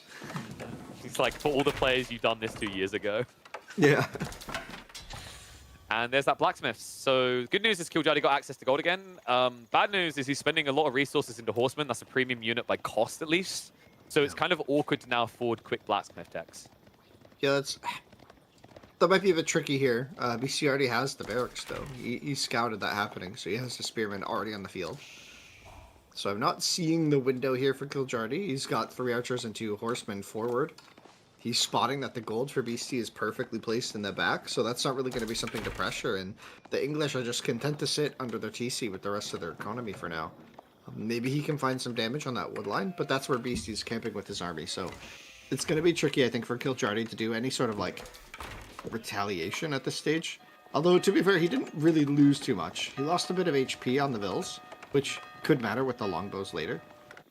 But it's all about the blacksmith timings for me. Like, that is how that's how you decide this matchup. Genuinely, like, if the English get an edge, if they get a +1, you don't have undermesh, even your horsemen die really fast, right? Yeah, yeah. Beastie's adding in farms pretty early, but that's to be expected here. If you look at the deer spawns, they're way too aggressive. You can't play onto them. Love the little wall around the back of the tree line by Beastie, by the way. That's actually insulated him against 360 rotations. You've all experienced that awkward situation where horsemen move left and right in a tree line, and you're just like dancing and getting frustrated, right? And the spearmen are never quick enough. So this takes that option away from Kiljardi. Yeah, I think it was really smart play there, that wall. But we'll see. Oh, the Man-at-Arms still getting value. Because he had one on the north, one on the south, right? The other one got cleaned up, but this guy's just been hanging out. And he's going to meet up with the army. The outpost is coming in, so BC's thinking he's got enough units to apply pressure. This was a bit early. But then again, Kiljardi's being greedy, right? Like, look at his resources. He stopped production. Oh my god, dude. The wrap around the back. Kiljardi may have mistimed this. Move on to his gold. Funnily enough, BC's hesitant, right? He doesn't have the gold vision we do. He does see some troops stabbing at the back. He doesn't know yet that Kiljardi's wrapped all the way around the back to the gold. Yeah, potentially do 3 Vil kills on the gold. Maybe, probably 2. Ideally, if BC's quick with this response, it'll only be 1. But the problem here is that BC's getting the position he wants. So I don't know if Vil picks are what you need in Kiljardi's position, right? Here we go. Beastie, quick reactions. We'll lose 1, make it possibly 2. But that should have been 3 easy peasy. So keeps the majority alive. Yeah, and there's a bit of pressure in the back of the base, but now what? Like, now Kiljardi's army's here, and like you said, there's a wall preventing the wraparound, and longbows are going to be much more threatening in the economy of a Ubids here. The woodline going to be actually under threat here. Oof. The Vil, low HP from before, instantly dies. Skid arrow also on the way. Dive into the woodline. A quick reaction coming out from the limited spears and longbows. Remember that TC hit so bloody hard. Kiljardi now is over macroing. He's had a bit too much food. He's got to figure out what he wants to do with it. Options kind of limited, right? Like, you already used Growth Wing. You don't want to go Advancement Wing when you stockpile. It's going to be the level 2 Master Smith. So here we go. Could this be the big brain? It's going to allow him to quickly go into Undermesh level 1 and immediately have level 2 ranged armor versus a feudal longbow army. Yeah, I don't think BC's prepared for this Castle Age timing to come in, although he did scout how many Vils were on gold. I think he probably has to assume that was why there are so many Vils on gold, was for that age up. But he doesn't know what age. Like, so, okay, so he doesn't know what. Yeah, that's the flexibility. Yeah, I like hate Master Smiths at this stage, but hear me out. One thing that could be good about it, BC probably scouted out that it was Growth Wing, so he knows he's up against Growth. Like, Growth Wing's already gone, right? He knows with the amount of like gathering going on there, Advancement Wing doesn't quite make sense. But he's not going to expect Master Smiths. He's probably expecting logistics. So Beastie might split his troops up between the relics, and that will give an opportunity for Horsemen to pick you. It's quite the gamble, though. Like, right, like the amount of, you know when you're like too big brain, that you're actually small brain? It's that kind of feeling where it's like, oh, he's going to read this perfectly, know every piece of info. He doesn't. He can't guarantee what tech up it is. And Master Smiths might seem like a curveball, But I can't be convinced by it, man. Like, I think it's feudal or no. Well, he's out of the second stable, so Kiljardi wants to go Camel Lancers. And when that comes With in... what? With what gold? That's what I mean. Like, he's only going to be able to produce 3, right? Unless he gets this gold back, which it looks like he's about to. So this it's is like... really tricky. So I mean, usually you say, like, the 3 musketeers. What would you say here? Like, what's the camel equivalent? Well, the 3 camel tiers. The 3 humpers? Whoa! Whoa, whoa, whoa! This is a PG-friendly stream. Camels have humps. What are you on about? What were you thinking of?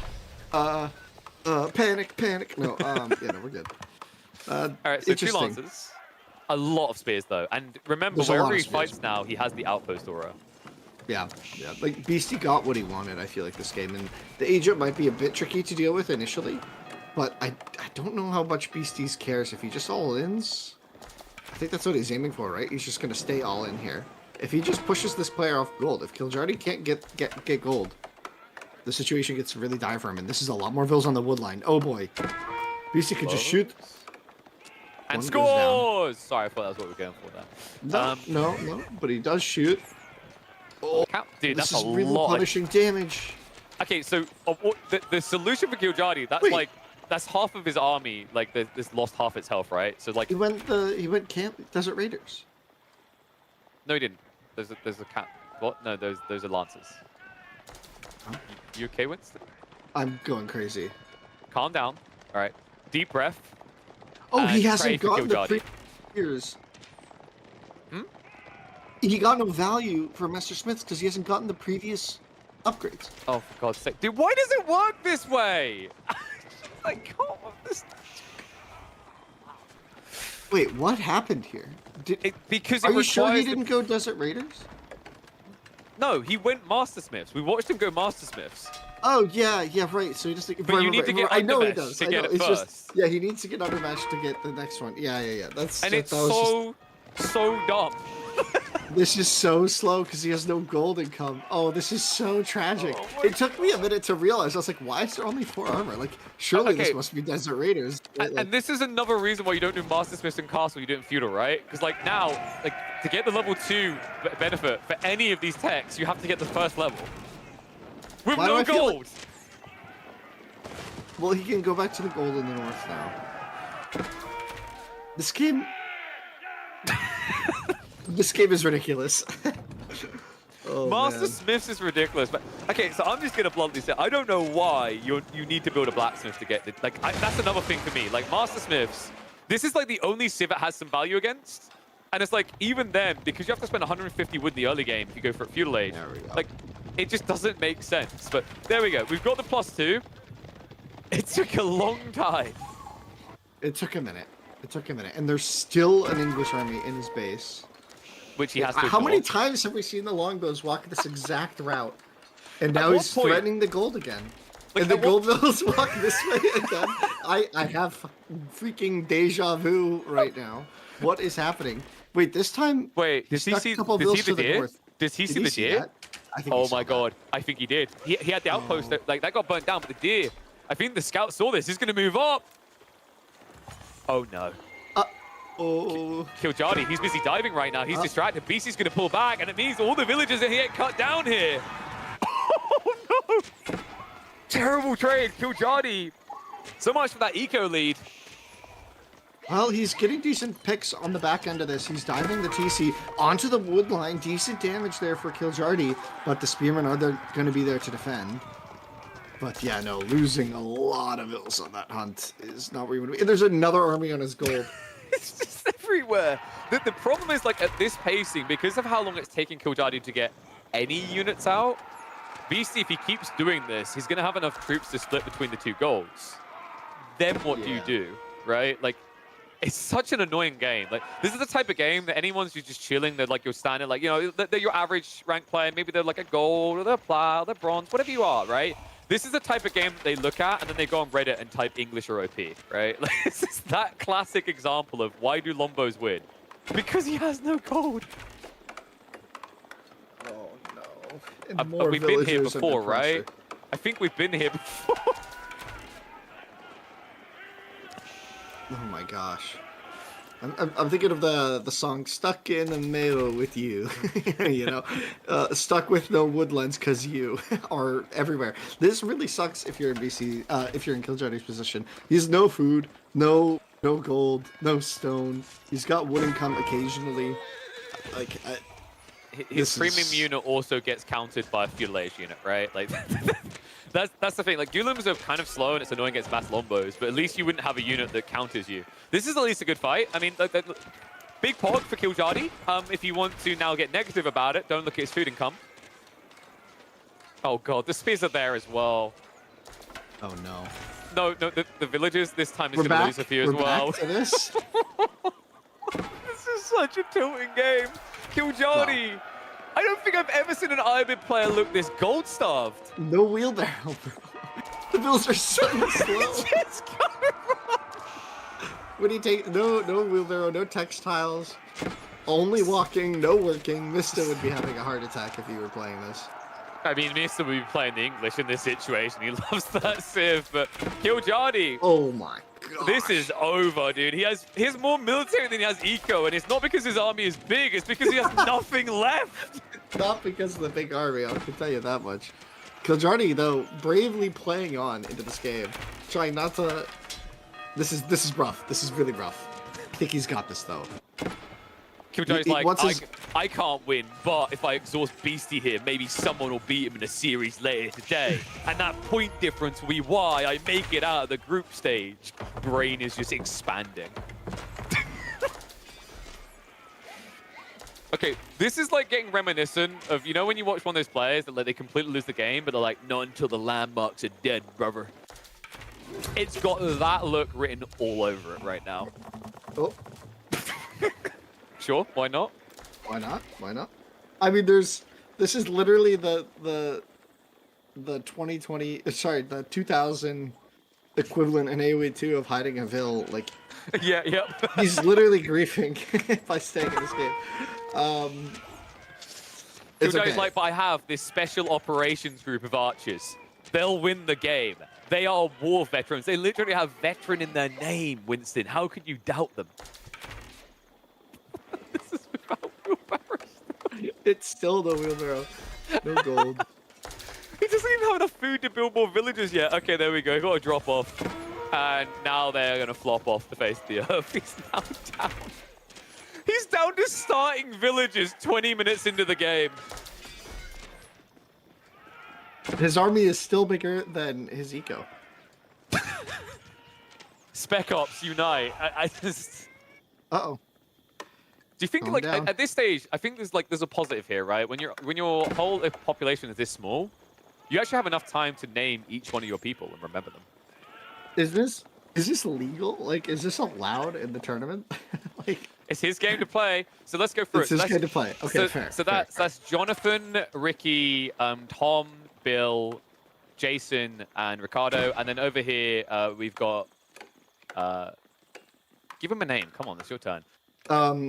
Allison, we've got Rudolph, Ricardo the first, Ricardo the second, Ricardo the third. Oh, there goes Johnny Tom. He's dead. Yep. Okay. Jason and Rudolph and the reindeers. We'd have funerals. We'd have funerals for them, but there's not enough people left to bury them. GG. Oh man, I felt like you know how the voice actor for the Bassettville, like went all out. That was just in my head, like slow. It's a slow burn of that was in my head for the last like 5 minutes of that game. Why did we have to play that out? You know the happy, the happy R they do when they get the tech up. That was them when they finally got the undermesh level 2, and then just immediately it was just death cries afterwards. That was. Okay, so to focus though on the actual part of the game that mattered, which was the first 8 minutes, the man-at-arm opening was a little bit oppressive. It slowed stuff down, and it wasn't able to. Killjadi was not able to get like wheelbarrow early or any eco techs, or like you were saying, very importantly, the blacksmith techs. And that gold starvation just stuck around. Like BC was able to keep him off, and even though Killjadi got a bunch of like decent raids around the side and tried to deal damage in retaliation, he never got his gold sorted. And then he went Mastersmiths. He went Mastersmiths without having a single blacksmith upgrade. So it gave him no value. I wonder if maybe there could have been a game plan there that would have been different than Master Smiths that could have saved that game when you're out of gold. And I'm not really seeing it. Should have Maybe shot. maybe Desert Raider production, but like that doesn't really help you in that game, right? Like you only want to do those Honestly, when there's cav. So yeah, I don't know what you do. I would You have don't rather let the power go down, right? I would have rather seen him get industry wing in that game. That's how I felt about that game. Mhm.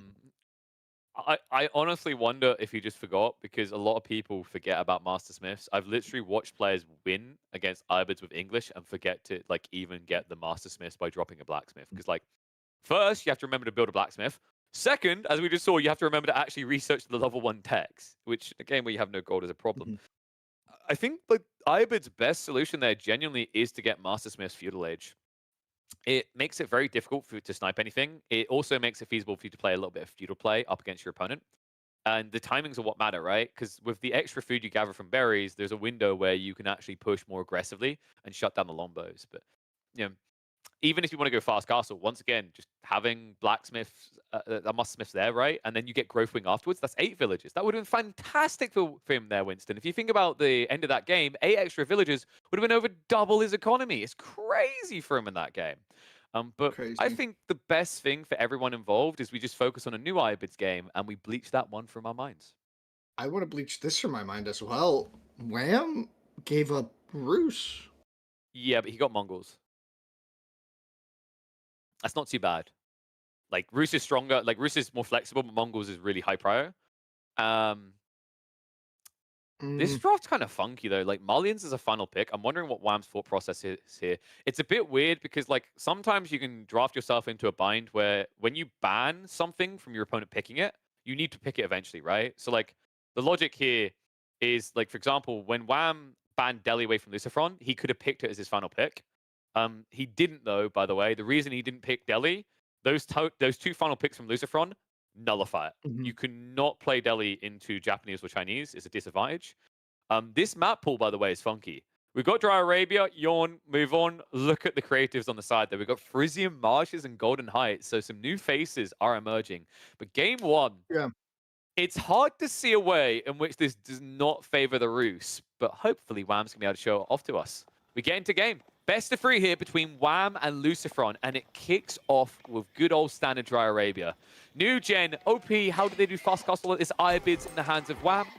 And Lucifron going for the tried and true Roos.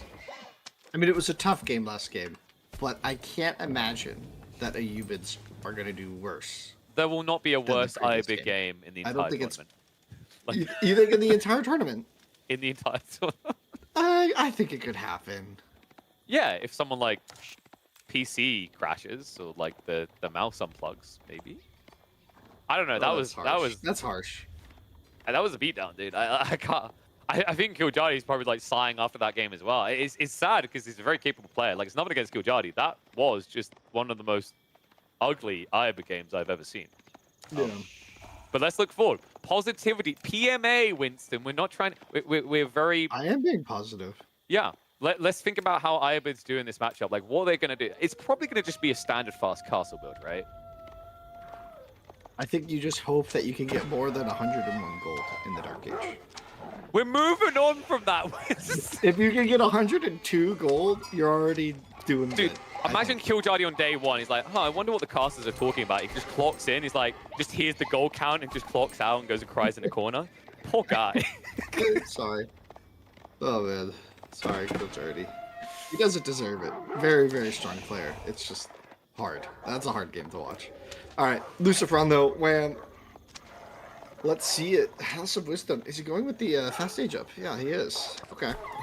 Oh no, he's building it. That's crazy. No, that's crazy. like, yeah, like- it's being built. I was like, what Calm the heck? down. That's fast. Remember, we don't get to see the age up choice until we click on the building. That's. No, looks like it's gonna be. It's going to be, in If this we sell matchup, berries, you maybe growth. But yeah. typically go growth wing. Desert Race would can kind of work, but you're against a Oh, civ that no. will go for archers, right? Okay, he's gonna go military Oh, wing. Okay, okay. Yeah, I like that. I like that. Reinforcements is solid. I think. It stops the opening night, right? Like growth wing feels really nice because you get to be a bit greedy, but this at least now, like I think the logic why Desert Raid feels really good is now to counter that, Lucifron, he wants to open knights, but he has to add in archers. And if this turns into a castle age race, then that's why you usually see this Desert Raider build. Compared to Grove, Grove is like, I'm going to get there faster. But Desert Raiders, you saying you're going to get to castle age slower. Yeah. Did Lucifron? Okay. He figured it out, but I think Vodka pointed out that those vills are idle for quite a while. Wait, That's where? off. What was it? He On had the... idle vills on the Hunter Cabin for a long time. Oh. Just now starting his age up. Here's a fun thing. Even with that type of suboptimal play, Bruce still get a better than average tech uptime. Yeah, really solid stuff for him. Yeah. But yeah, that was weird. Odd for Lucifron, where usually the build orders are so practiced and well rehearsed, right?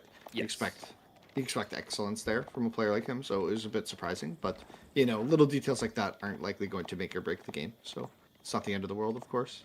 Bounty Hall makes up for it as well, right? He got enough for the tech up as well as wheelbarrow. That's always a good sign. So we're probably looking at, like, I want to say 210, 220 bounty at this stage, which is respectable. It's the reason why their tech timings are so egregiously ridiculous. Like, I think I've said this before in a broadcast, I stand by it, that Roos, if you were to pull all the average tech timings for Feudal Age across all civs, I think Roos would have the fastest tech average of all of them. Interesting. So Kremlin on the front here. Not really going to protect the hunt further to the south. Interesting position there then. I think that's really solid though, right? It gets the wood line soon. Yeah, but this, like, the stone is kind of self-protected on the backside, I think is why he's doing this. Right. The Desert Raider could be annoying though. Like, the Desert Raider detail is really frustrating because now the Kremlin isn't there to protect you. It's just a matter of timing. If this was a free TC build, I think this Desert Raider would do serious damage, but in this matchup, Roost players typically go 2 TC fast castle. Yeah, that makes sense. Yeah, I think the Desert Raider isn't going to get there in time to really shut this down. It's coming across halfway. Well, maybe, actually. I don't think it can shut it down, but definitely do something. And is Wham aiming for the FC behind this? I think he is. Yeah, this is like a castle age race for both, but obviously, Roost, Yeah. you want to get your eco advantage first because the second TC is always so kind of easy to get towards. Love that slowdown, by the way. Lucifron intercepted the Desert Raider. Could end up losing one of the scouts, but just gets out of range, and that sets up for a small wall that now delays the rotation. Yeah, this is really smart for him. That's going to keep him a lot safer. I think Wham might try and sneak through here. Nah, he doesn't want to risk it. He's thinking about it. He's like, do I go? It's like, maybe Should if I... Oh wait, gonna- he baited the arrows. That's a lot of damage done. And it looks like he gets enough stone. Well played by Wow. Lucifron. Yeah, that's really solid. And now he's gonna run down to the hunt where the Desert Raider isn't.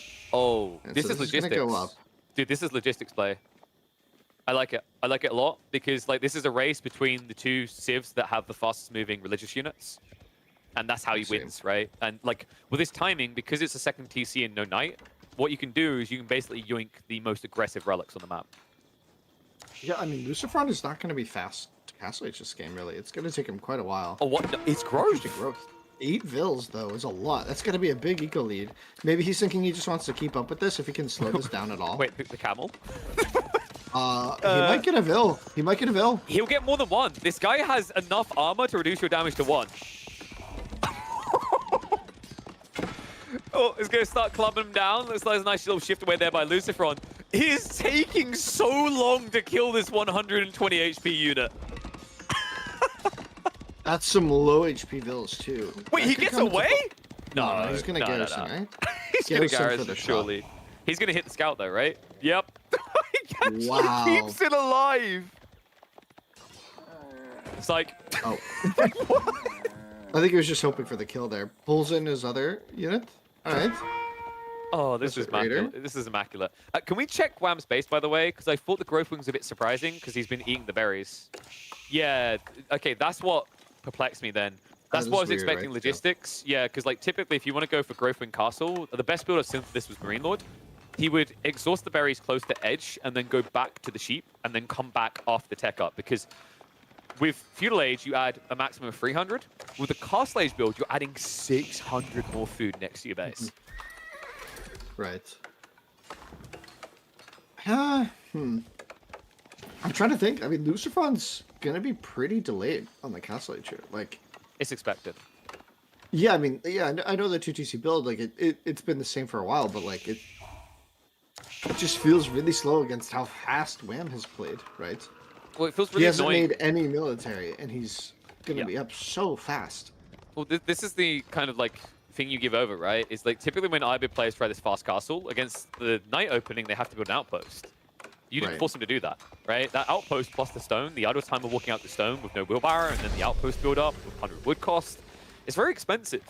But Lucifron, because he wanted that optimal timing due to the Desert Raider, and he wanted to take the deer on the front due to the spawn, he just doesn't really get any upside. Wham just gets the fastest possible timing imaginable.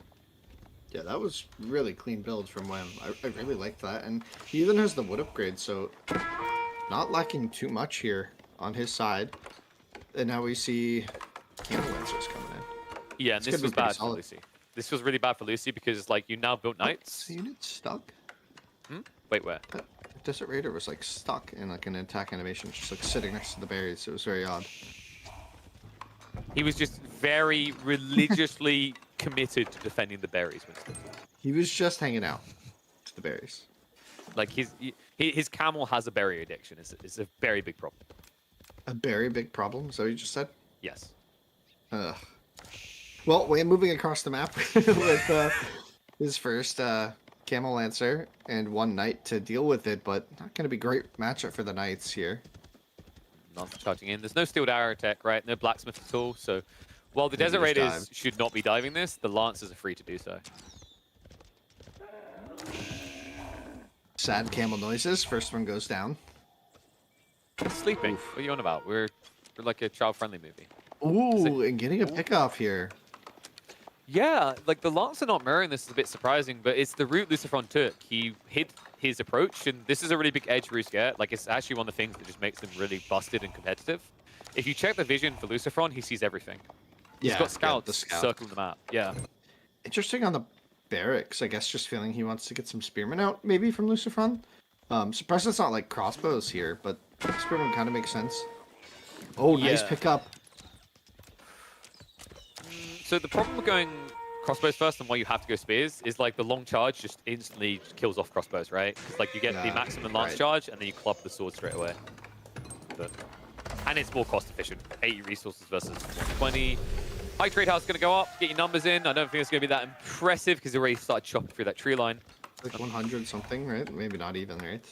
Maybe like what, Depends on his 120? bounty level. Yeah. Oh my gosh, getting more value on this. Are you kidding me? Dude, What? Attack.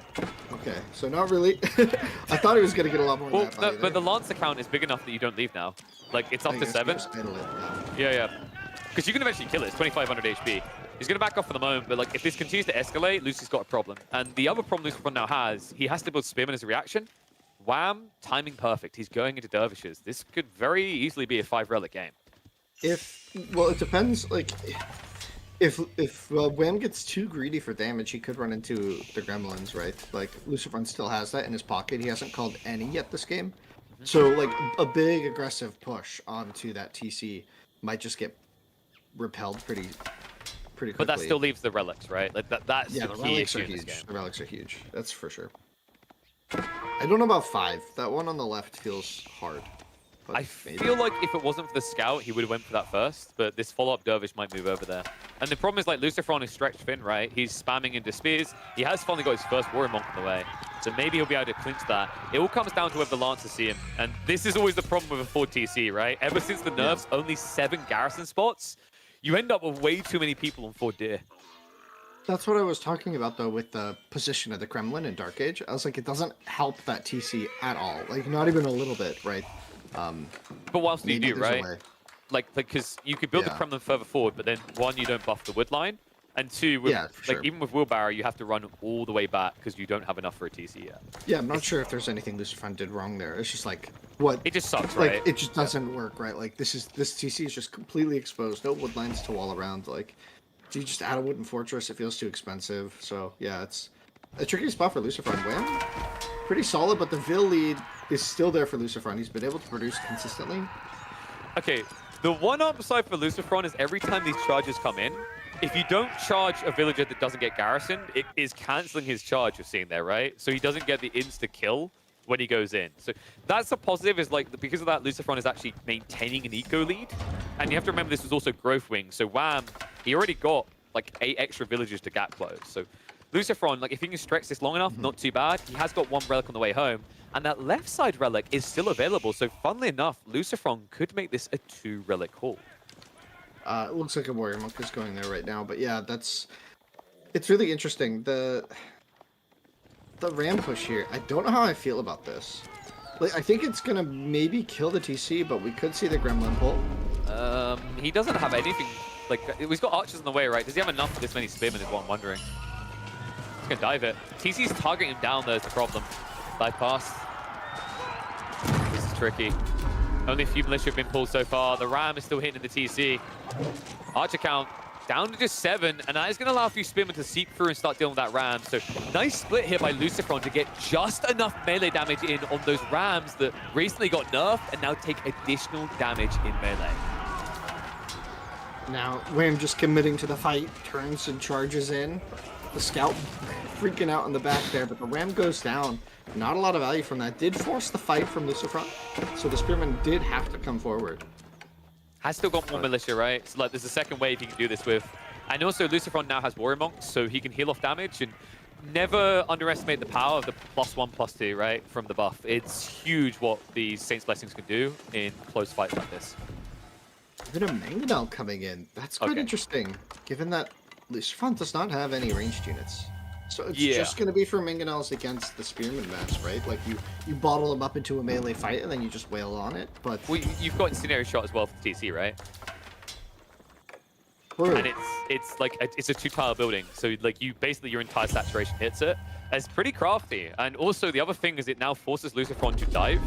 He doesn't want to dive, right? He wants to punish you for diving. Yeah, if he switches it to the fire mode, I mean, do you think he will? Yep. Oh, immediately does. Yeah, smart. That's really cool.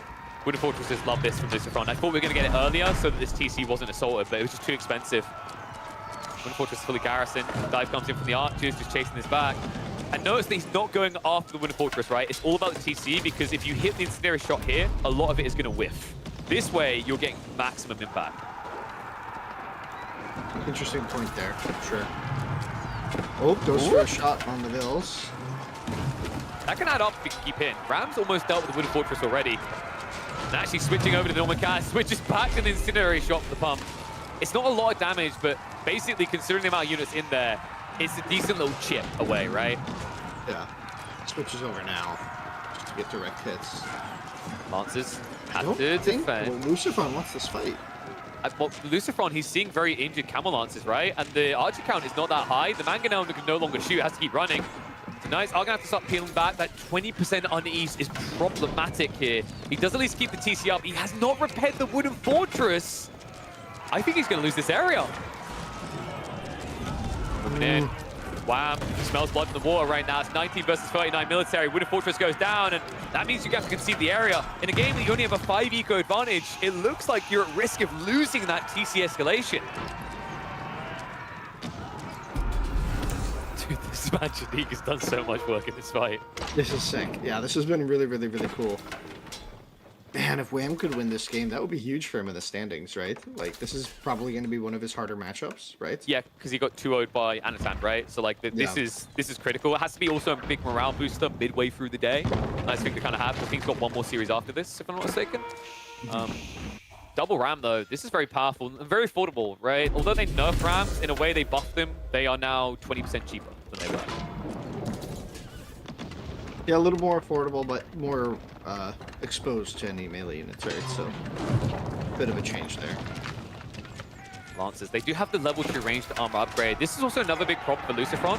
He hasn't got any ranged upgrades. So the TC in Wooden Fortress fight really hasn't been doing anything, and that TC is about to go down. Knight's trying to get around the backside of this. He needs to peel 2 and go for the Manjanique. Instead, he sticks to the Archers. Archers that also now have the Mamluke's bravery. This is a problem.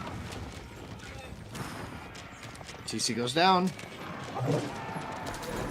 The house as well.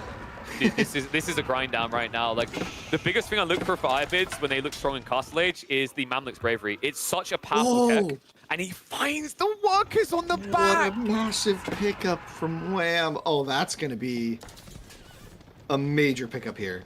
If he can get those extra 3 vills way out here, I think that's good enough, right? Like, now That's you've got so Sacred good. Sites locked in. We're talking 3 relics, 3 Sacred Sites. And on top of that, now you know your opponent's playing on the flanks, and you have Camel Lancers. So what do? Look left and look right. We know Lucifer's in both locations, and Wham should confirm that soon. Love the house targeting here. Just trying to block him from getting a counter. yeah, it's really smart to just take what you can get. And yeah, now at 95 pop, and Wham's comfortably at 140. The position looking good, 2-to-1 military, equal economy, and yeah, Wham's making Ubids look really, really solid this game.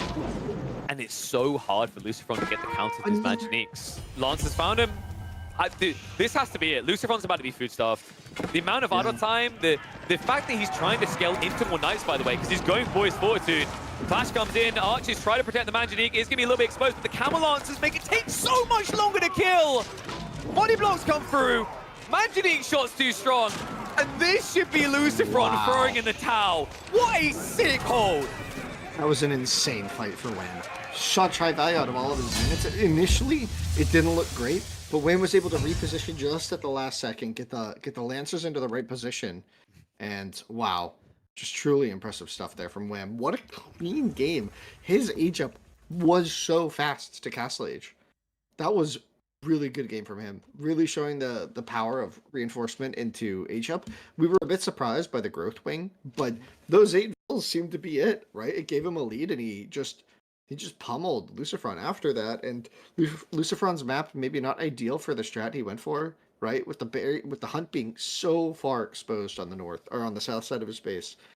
Really tricky stuff for him, but I guess we'll see what Lucifron does next, right? It wasn't a spawn that done Lucy any favors, because typically you want your stone and gold in the forward so that the drop of your Kremlin is worthwhile. So, like, I'd say there was definitely a map favored spawn there. You can't deny that. But also, Wham's flawless execution. He didn't spend more than he needed to do at any stage. We already highlight the fact he didn't drop an outpost. He didn't react in any way because he knew that the night timing was not going to be right, because what you saw from Lucifron is a very bold TC. He needed to secure resources, but it means he needed to be fast in the timing. If he delayed it at all, just one of those Desert Raiders could have ruined the entire plan. So I think what this was, more than anything, some people highlight the map difference a bit. For me, this was Wham reading every move from Lucifron and reacting to it accordingly. Great start to a series that I think matters a lot for Wham today. And it means we get towards our second game with Wham on match point, and we're going to be going to Golden Heights. This is a map that we have not seen much of for a while, actually. Yeah, and we also talked about the draft at the start there, KP, before that last game, where Wham let Rus go through, but Lucifron let Mongols go through, and it seemed to work really well for Wham in the first game. And now maybe getting Mongols here on Golden Heights. This is traditionally a very Mongol-happy map. Like, they love playing this map. And I don't know if Chinese really have it against Mongols on this map. Like, I'm trying to think about what I've seen here, and generally it seems like Mongols are going to have a little bit of an advantage early. Historically, yes, but I've noticed something recently. Recently, a lot of these Chinese players have been just matching the aggression, because you have to remember they get 20% more food. So although they don't get the stone to make it free, what they can do is they can get a bunch of food and then they can supervise the racks and pump.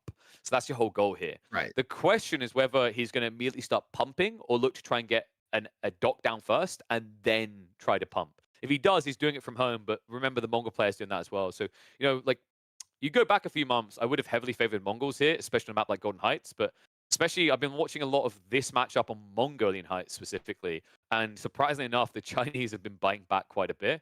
So wouldn't write Lucifron out on this one. Yeah, you supervise the barracks, and you can really outproduce Mongols pretty comfortably, right? But you always have the con to worry about in Dark Age, even. Yeah.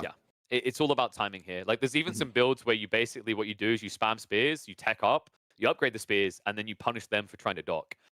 We're going to find out, though. I just heard the Khan beckoning us in. Wham, a strong start to this Group B series versus Lucifron. Can he do it? Can he get a firm, strong, one of the best 2-0s he could get on the board? or is Lucifron going to get us the distance? We head into Golden Height to find out. A very awkward start for Wham. It always feels so bad when your Mongol TC is like just not down instantly. You want it producing vills right away. Every second feels like a second wasted, but able to get it going, and the scouts meet in the middle pretty early here. Yeah, and what you're looking for is like whether both want to drop the racks. Lucifron has already gathered on the wood. He hasn't moved a villager out, so it looks like we should be getting spear on spear spam here. Oh, really nice sheep sniped from Lucy. Although he's kind of low on sheep at home, so he's going to have to bring these back pretty soon, right?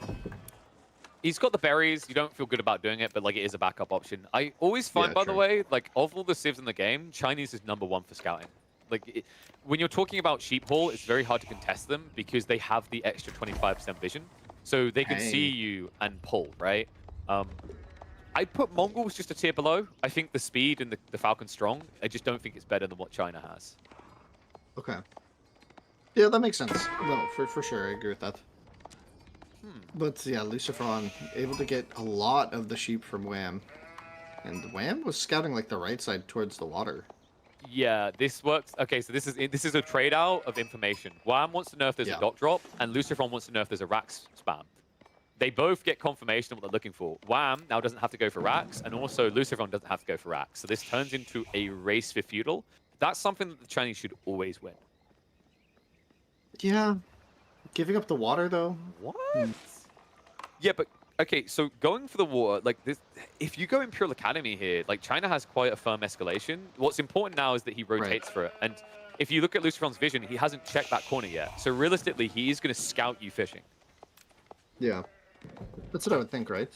That's the racks drop, isn't it? Did I just hit the racks drop in the base for Lucifron? No. Wham's not doing it. He's never. Yep. Yeah, Dude, he's got a lot of wood. this is what I was talking about. This is what's changed this matchup. It's a blink first, right? And Wham blinks first. Wham sees it.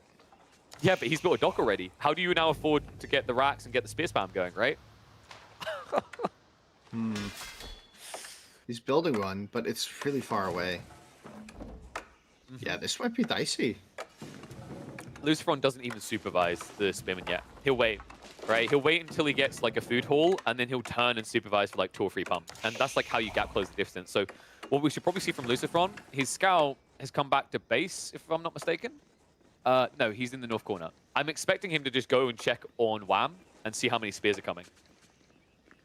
But there is a difference here, and it's that Chinese are paying for each spearman fully, whereas with Mongols, you're saving a decent chunk of food. So if you try to match 1-to-1 spearmen here, Mongols are going to feel better, especially if the dock stays up. Wham is going to have a pretty major food lead, so that should lead to faster age up. But we'll see. I guess you age up quickly with China to catch up, right? So, yeah, but like the other issue you have to remember is like, while it's true, like the stone gets you it for free, it's periodically. There are like surge points for the Chinese. You also have to remember he's getting 20% more food, right? He's cooking the books. So it's not just that he's getting more food, it's that he's taking the limited amount of food you both got and he's extending it. So like, and adding fishing in while spamming spears is very difficult to do. So there's going to be moments where Lucifron will have more spears. I see. Khan could be the difference though. Like we've said it before, right? The movement speed arrow is a very big edge. It does require that you start winning the fight though. And if we're talking about micro battles, Lucifron is definitely no pushover in that department. Yeah. We'll see though. Yeah, you can see the numbers are just slightly better for Lucifron already. So when does he move for the dock, or does he just have to stay here? Well, has he scouted it yet, right? Because like that's what I'm now looking for. Can we check Lucifron's vision? He's heading over now, so he's going to get confirmation in probably the next 30 seconds. Sooner, actually, yeah. That's so really interesting, actually. This is where you basically just pedal to the metal. Like, the moment you see that dock, Lucifron's just going to keep spamming spears. He's already going up to 10, and Wham's only at 7. Yeah, that's actually really interesting, right? Like, but if he responds too slowly, like, he's just going now. Yeah, he just clicked it now. He sees it. He's like, oh, crap. Okay. And Wham, like, he knows he's been spotted, right? So now he has to mirror this. He doesn't have better numbers right now. Like, they're split. So he needs to get more of them over here. But you're seeing Lucifron's keeping a lead of, like, 2 spearmen at any given time. And Wham, also, he's been gathering gold, right? Whereas Lucifron, you can see he's got a lot of gold, but that's taxation. He's going to go for a tech up And then he's going to rush the upgrade on the spears. Wow. Okay, yeah, no, Lucifron. Yeah, no, I definitely see your point now about how China does well here. This build just looks so clean from him. Now, he doesn't have water yet, but if he's able to win this upcoming fight, like, I guess it's Wham's job right now to distract for as long as possible while he doesn't have numbers. But I think Lucifron is going to understand that his game plan just has to be kill the dock, right? We've got two big Britney fans here, but honestly, like Lucifron, the spear situation, like it's keeping Wham away from his tech up. It's such a big lead. I love the fact that Lucifron's rushing this right now. Remember, it only takes, what, 15 seconds for feudal upgrade? If you want, you can technically just supervise that and make it almost instantaneous. Yeah, like 5 seconds, right? Really, really fast. And the dock's just gonna go down. And Wham's just starting his tech up. Deville is waiting, though, to build another one, if he needs it, right? If he can keep his boats alive and Lucifron doesn't build a dock, although it looks like Lucifron is scouting now for it. He didn't see the dock, but that's because the Ville is in hiding.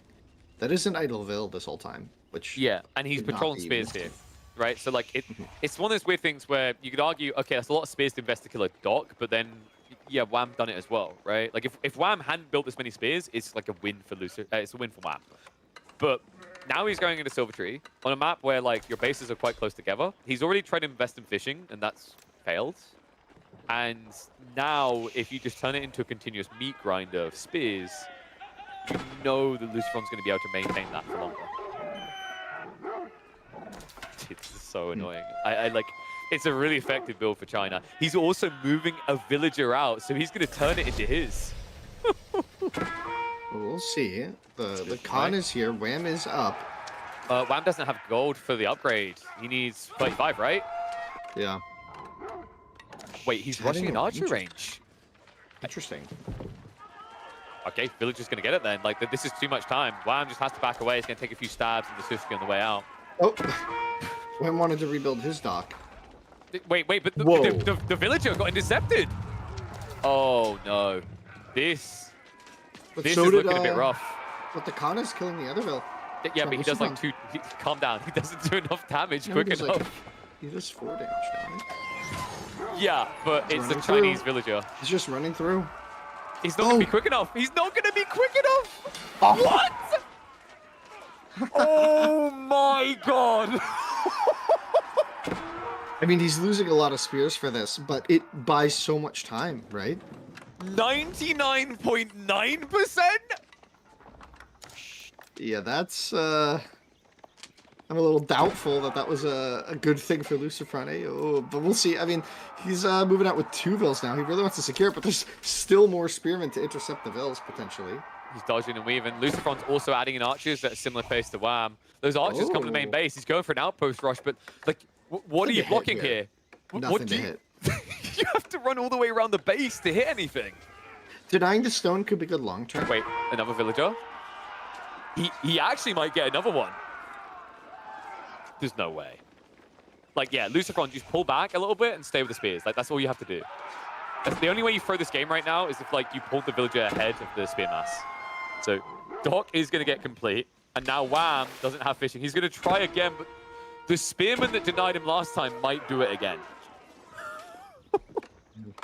If these, like, crazy. 4 archers were in the middle of the map right now, I feel like Wham could have won that fight and killed the Ville. Agreed. And it looks like he's running out of food, so he moves on the deer. That's at least free for him for the time being. He does not have enough here, and he's been spotted. Dive in. Archer's going to be able to hold this. The best thing you can do is snipe the Imperial Official. He just doesn't have enough damage. Yeah, only 3 units there now. Okay, okay, that's great. Wham, look at what he's doing. He's trying to aggro. Away. Yeah, so he's going to sneak in for the dock. He will get it back up because right now Lucifron is distracted. Outpost being rushed up. This many spears realistically could just blow it up. Instead, they take out the villages that have no protection. Wow. Dang, Lucifron is playing this so clean. I feel like every step of the way, he's been just one kind of step ahead of Wham. And now he has more archers, more spearmen. His spearman doesn't get too distracted. And now the dock is up for Lucifron anyway, so it feels unlikely for Wham to really be able to handle this. Although he does just sack 2 Vills maybe for this dock. The repairs coming in. The archers make this impossible now. That's going to be 5 more villages going down. That's going to be a huge lead in this game for Lucifron. Yeah. And now, So 5 villages gone. He has got the dock to contest the dock, but there's still villagers out here for Lucifron. Yeah, that's just it. That has to be it. GG. Lucifron evens it up. What a sick play. Amazing to see how the Chinese that were once countered pretty hard by the Mongols on these type of maps can now beat them. Yeah, and that's mostly just player development, right? Like that's just people figuring out how to beat Mongols at their own game there, and I think that was a really stellar play from Lucifron. I was completely wrong. The deep fish on that map are just so far away that like it just doesn't pay off in time. I think the dock, right? If the deep fish were maybe a bit closer, then maybe Wham would have been able to like keep up with the tempo of the age up. But yeah, he didn't have enough units. Even though Wham got like some good-ish engagements with what he had, like he was able to kill the Vil right before the dock went up and stuff like that, and he was able to position nicely in some of the situations. When he went for that counterattack, I think it was really rough because he did a loop around the base and saw that all the resources for Lucifron were really safe. And I think with that sort of situation, right, like Lucifron's just going to be so secure that his pressure was just too much, and he had so many more units. Like it was really, really, really clean stuff from him. That was a very well prepared build. And we talked about how he hadn't scouted the dock.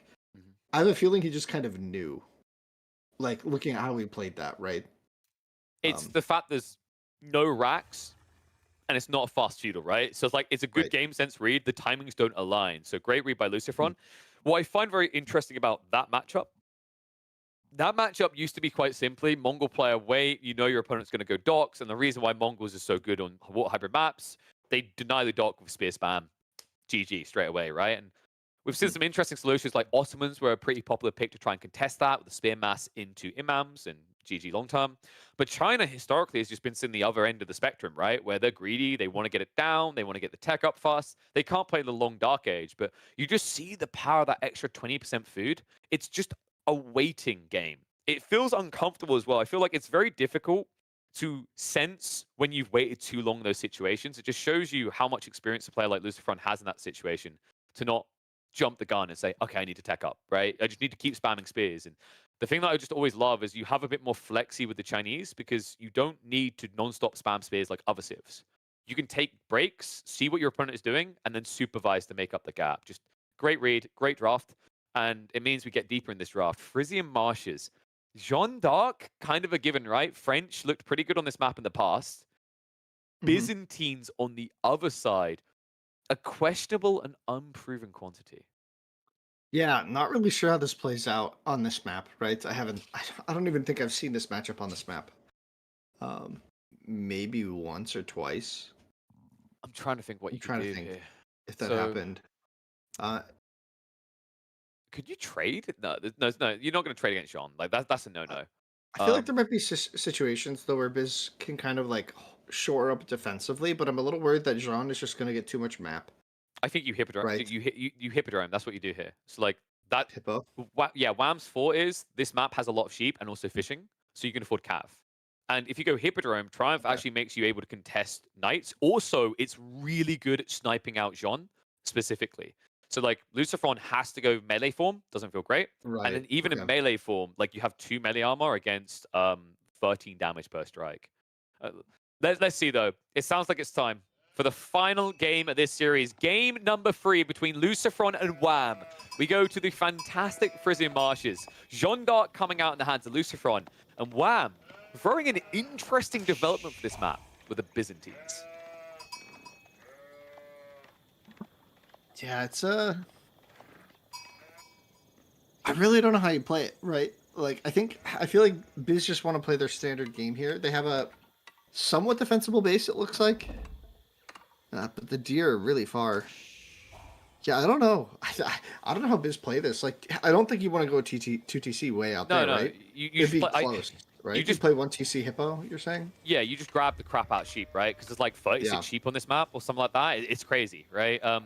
One thing I like from Lucifron, he immediately knew where to go. Remember, like, this map spawns in different angles. The Jeanne d'Arc faction, same as French, have an edge. They can see the neutral trade posts, so they know exactly where their opponent is and can pivot towards their base. It's why you saw Lucifron move for the Stealth Forest a little bit quicker than Wham. Yeah, that was smart play. Or, like, a good pick here for this map for that reason, right? Really interesting. And now you can, like, see the way Wham's constricted on the minimap, where he just has to keep shifting along the edge of his side of the map, right? And it means Lucifron if he reads where you're going, he can get 2/3 of the map sheep. But I like what Wham's doing. He's giving up the corner to now try and divert across to the enemy side. Yeah, interesting development there is that Lucifer able to go all the way out there to the shorefish. So Jeanne d'Arc not getting the drop-off building discount, right? So paying a lot for that mill, but it's definitely going to pay off in long run, right? It's a lot of good food income. It Gonna lead also to- levels Jean up a bit quicker, right? Because she gets XP based on her gathering rate. So like this is a bit quicker, which is really nice. It's a little bit faster, right? Maybe, but you also have the walk time to drop off the fish Yes. and the walk time to get there. So I feel like just staying on sheep is the fastest way still, right? Yeah, I think it's more like the difference though isn't as big as it seems because of that detail, right? Like Right. I don't think we're going to see multi-TC play. The stone's kind of forward spawning, and if this is going to be Hippodrome, then you won't have a chance. And we're about to get confirmation. He didn't go on the berries, so it's possible looking Grand Winery. Okay, yeah. He's actually going to go for it. He's not looking to apply the pressure. Instead, he's going to go for the standard sit back and get the mercs. Yeah, just try and hide in this corner. I guess you do get oil from fish, right?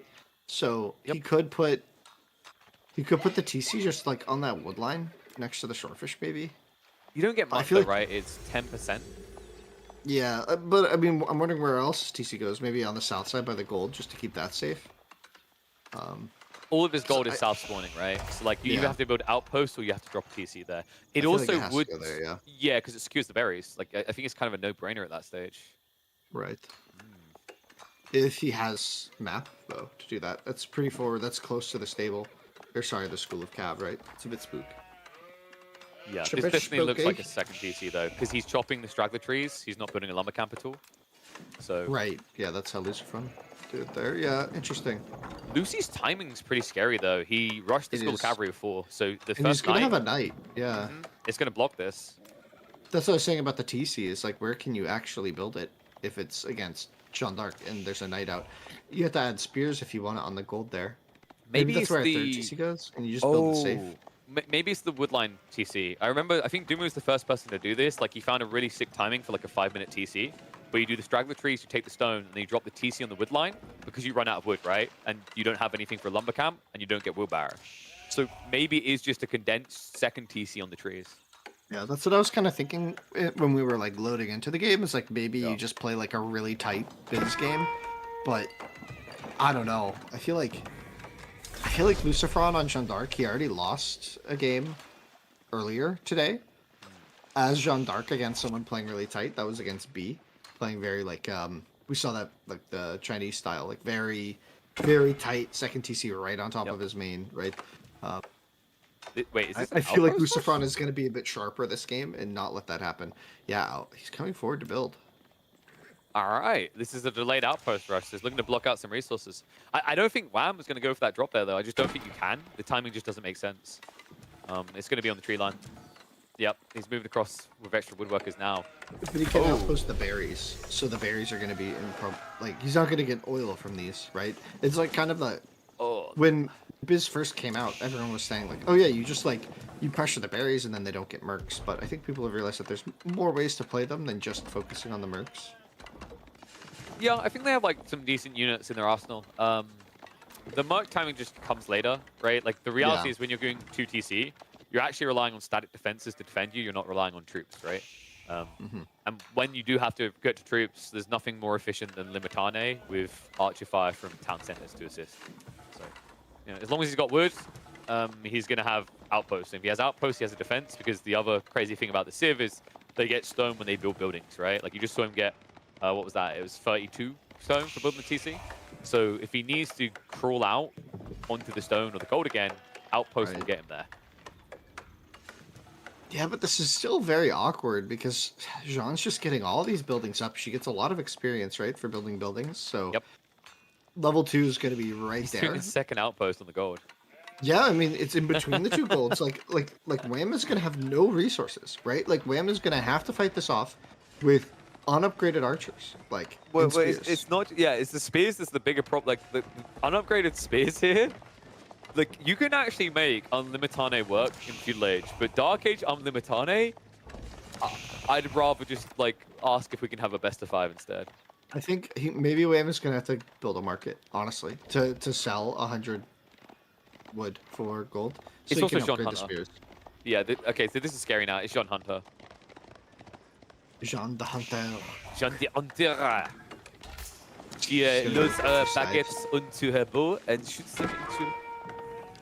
I think that's what Yeah, she this does. is interesting.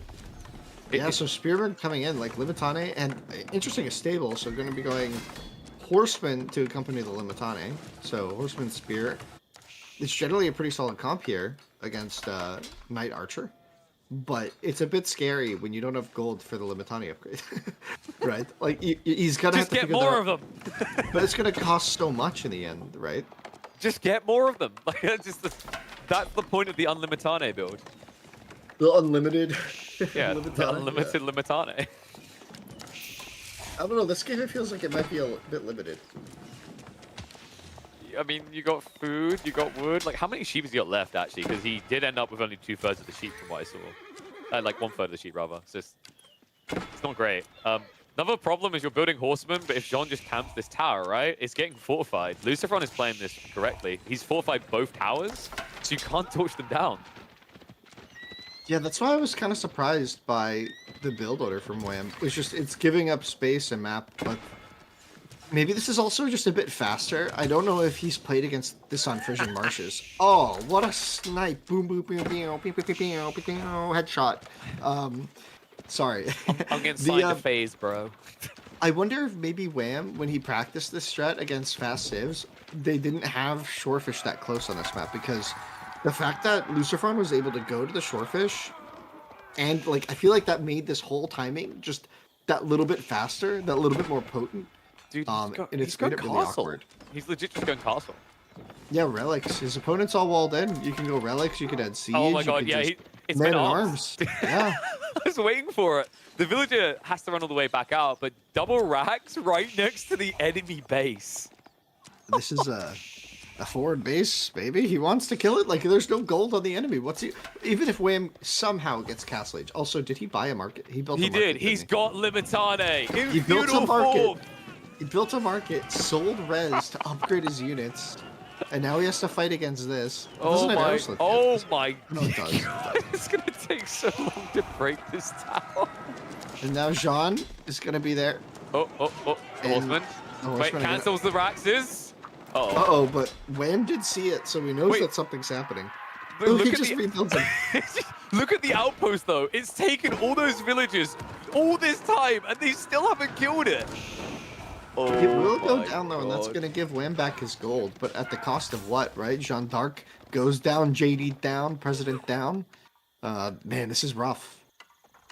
Yeah, it turns out her bodyguards are going to arrive a little bit late, but they are going to be uncounted. The Raxes have been dropped. He pulled the attention away. Wham's going to be too late to block this. Guildhall almost complete. And he sees the ruins, right? But he's not checking further. No, he's going to see it. Wait, he might be able No, to he's burn not. this. He's not going to... The reason why it looks like he's going to see it is the outpost. Oh my gosh. I I don't know how much... This is really scary now if you're Wham, because you're nowhere near Castle Age, right? And your opponent has armored units in two forms. You can't just make Spearmen to deal with Knights here, right? You have to have something for the Man-at-Arms, and nothing easily because Wham has been pushed off of Mercs. He's only got 220 olive oil, so there's not really enough to do anything with any contract. So yeah, this is... Raid on the fishing. Like, might actually get like a little bit of idle time there, which is important. nice. Nope, okay, maybe not. He killed a Vil. Yeah, but he lost the horseman. And honestly, if you just pull the rest of these villages, this horseman's dead, right? And then you just go back to gathering. Luciferon, weirdly enough, is just going to pull all the way back underneath the TC and a nice quick garrison. So does get 2 villages, does force a little bit of idle time, but like that's his raiders dead. Oh, he has How he 10 goes. Limitane. Man-at-Arms just Oh, gonna no. dive. He can fortify this outpost. That might like save him a bit, but you're still dealing with Undermesh on the way. Like this is before Undermesh. This is the point where you're meant to be able to kill them. And they're lasting so long. Knights run away. Villagers. I mean, dude, you have to fight. Akratoy gets activated. Nice play there, but now you just get kited, right? Akratoy saves you once, but what saves you against the second pump? A remake? I don't. Is that rhetorical? I can't really answer that in this case. Like, I don't think there's any saving here. I mean, Wham does have a sizable villager lead. If he can shore up the defense, I think his position becomes a little bit better. But it just feels so hard, right? Like, the men-at-arms aren't going to stop. The outpost going up. Men-at-arms moving across the gold. I mean, they will beat this men-at-arms, but I'm more worried about the other two that are running over to that gold line right now. It looks like Wham does have textiles, right? So that's actually a good read there. Yeah, so he's going to survive a lot longer. But remember, Akratoy is on cooldown for about another 2 minutes, I think it is. So it wouldn't even work here. He doesn't have a cistern. No, but like, I mean, even when it dives to TC, right? Like, it's a long time to be without your strongest defense tool. And I believe Jean, yeah, she's just arrived. It's She's XP back. time. Yeah, Lucifron didn't buy her back this game. Instead, just went up to Castle Age. I think that says everything about how critical Jean was to this strategy. Past 5 minutes.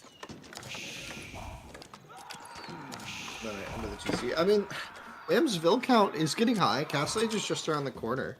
What landmark does he go?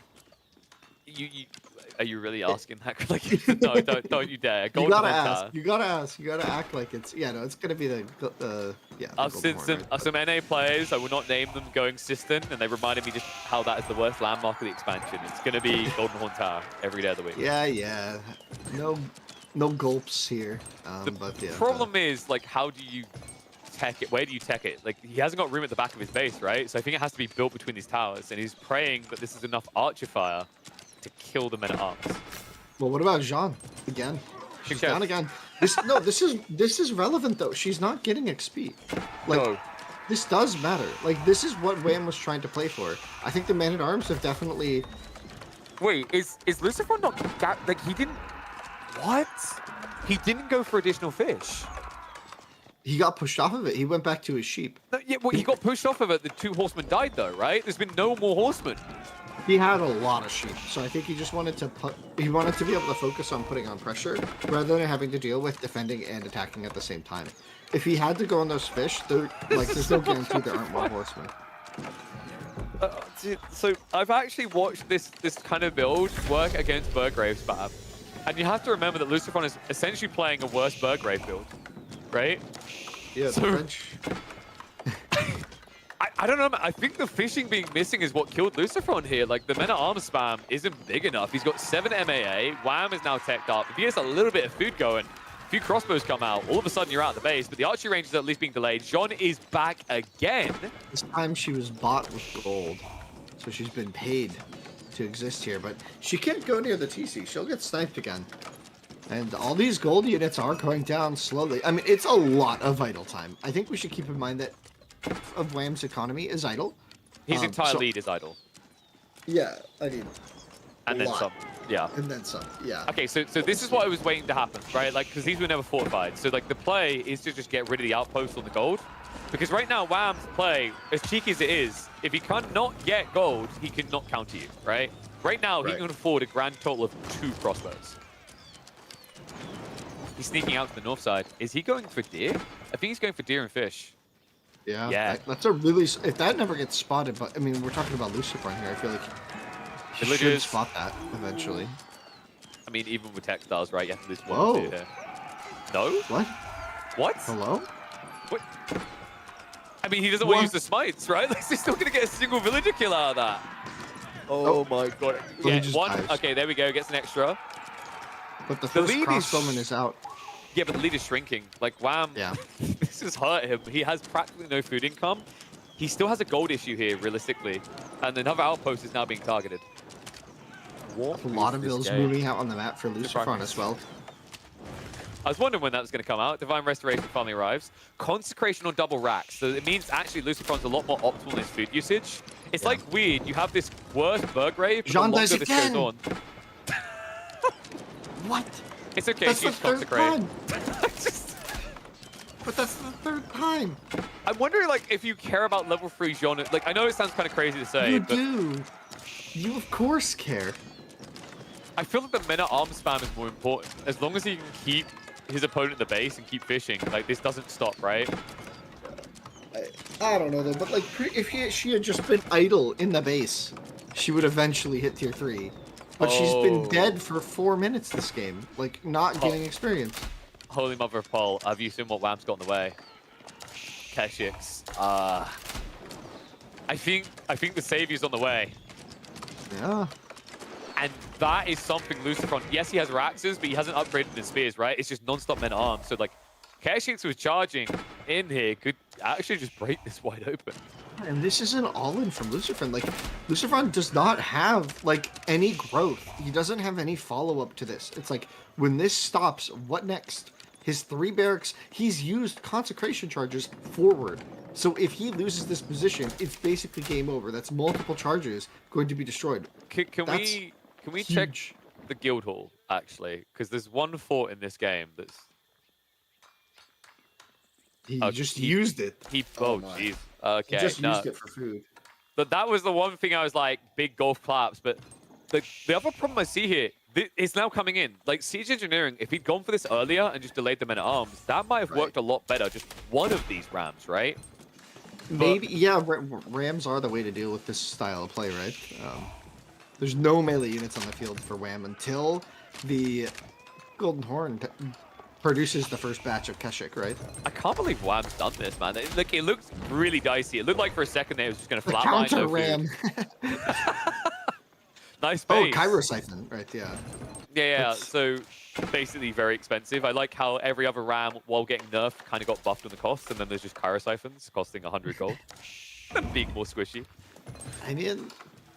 Alright, hit me out. This is just a derby race right now. You getting your ram, I'll get my ram, and we'll just ram. I think if Jean gets tier 3 pretty soon, like, it has to happen eventually, right? Going for the riders here actually makes a lot of sense, right? To deal with the crossbows. Sick. Yeah. But, like, she's still, what, probably 3 minutes away from You mean dead? She's still dead, you mean? Jean dead? Yeah, it turns out when Jean said she's going dark, she meant she's being buried. Like, the ram is just going to go down, so that was completely worthless. Yeah. Where's the Cairo Siphon? Just... Oh, he's trying to deal with this tower. Okay, that makes a lot of sense. Yeah, because more Keshiks, right? Like, the Keshiks are uncountered. Yeah. This game is like the weirdest game of Frisian Marshes I have seen in over a year, and I'm so here for it. I'm down for this. This is really technical, you know?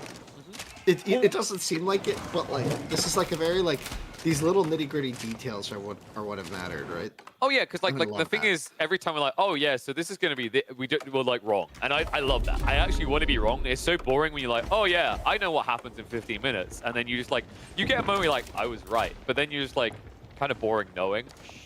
No one, I don't feel like many people have practiced this particular matchup, let alone going 20 minutes in. Yeah. Uh-oh. JD. On the run. I think Lucifron's going to need right some JD after this game. Good lord. Keshix. The snipe comes out. And it doesn't matter because now they heal off the damage. Interesting. No. One goes down. No. No, dude, he's going to sustain. He's like a vampire. Moving in. Nice snipe there. So 20 XP. That's a little bit of recovery here. Like, Lucy must be, what, probably about, let's say, still a minute and a half away from age 3 on Jean? She was dead for 4 straight minutes. I don't know. Like, I'm a queen for that. Right? Like, there's been some kills, right? Yeah, not that many. He's only gotten, like, 100 experience from battles, right? And I don't think he killed the boars, either. I mean, losing consecration charges is also massive. That puts you behind. Like, every charge is like part of your economic scaling, right? When you play Jean and you lose buildings that have consecration, it's kind of like when you're playing Japanese and a Yorishiro building dies. A part of you dies with it. It's like it's a grim feeling. The upside is at least this is a 4 relic game, by the way. Lucifron is running away with goodies. So, you know, we were worried about, okay, how do you gap close the eco? It's not fully there, but this is something. He's stockpiling a lot of resources right now, but it looks like we are seeing an investment into a horseman transition. This might not be a great fight. Oh, but he just snipes Jean again.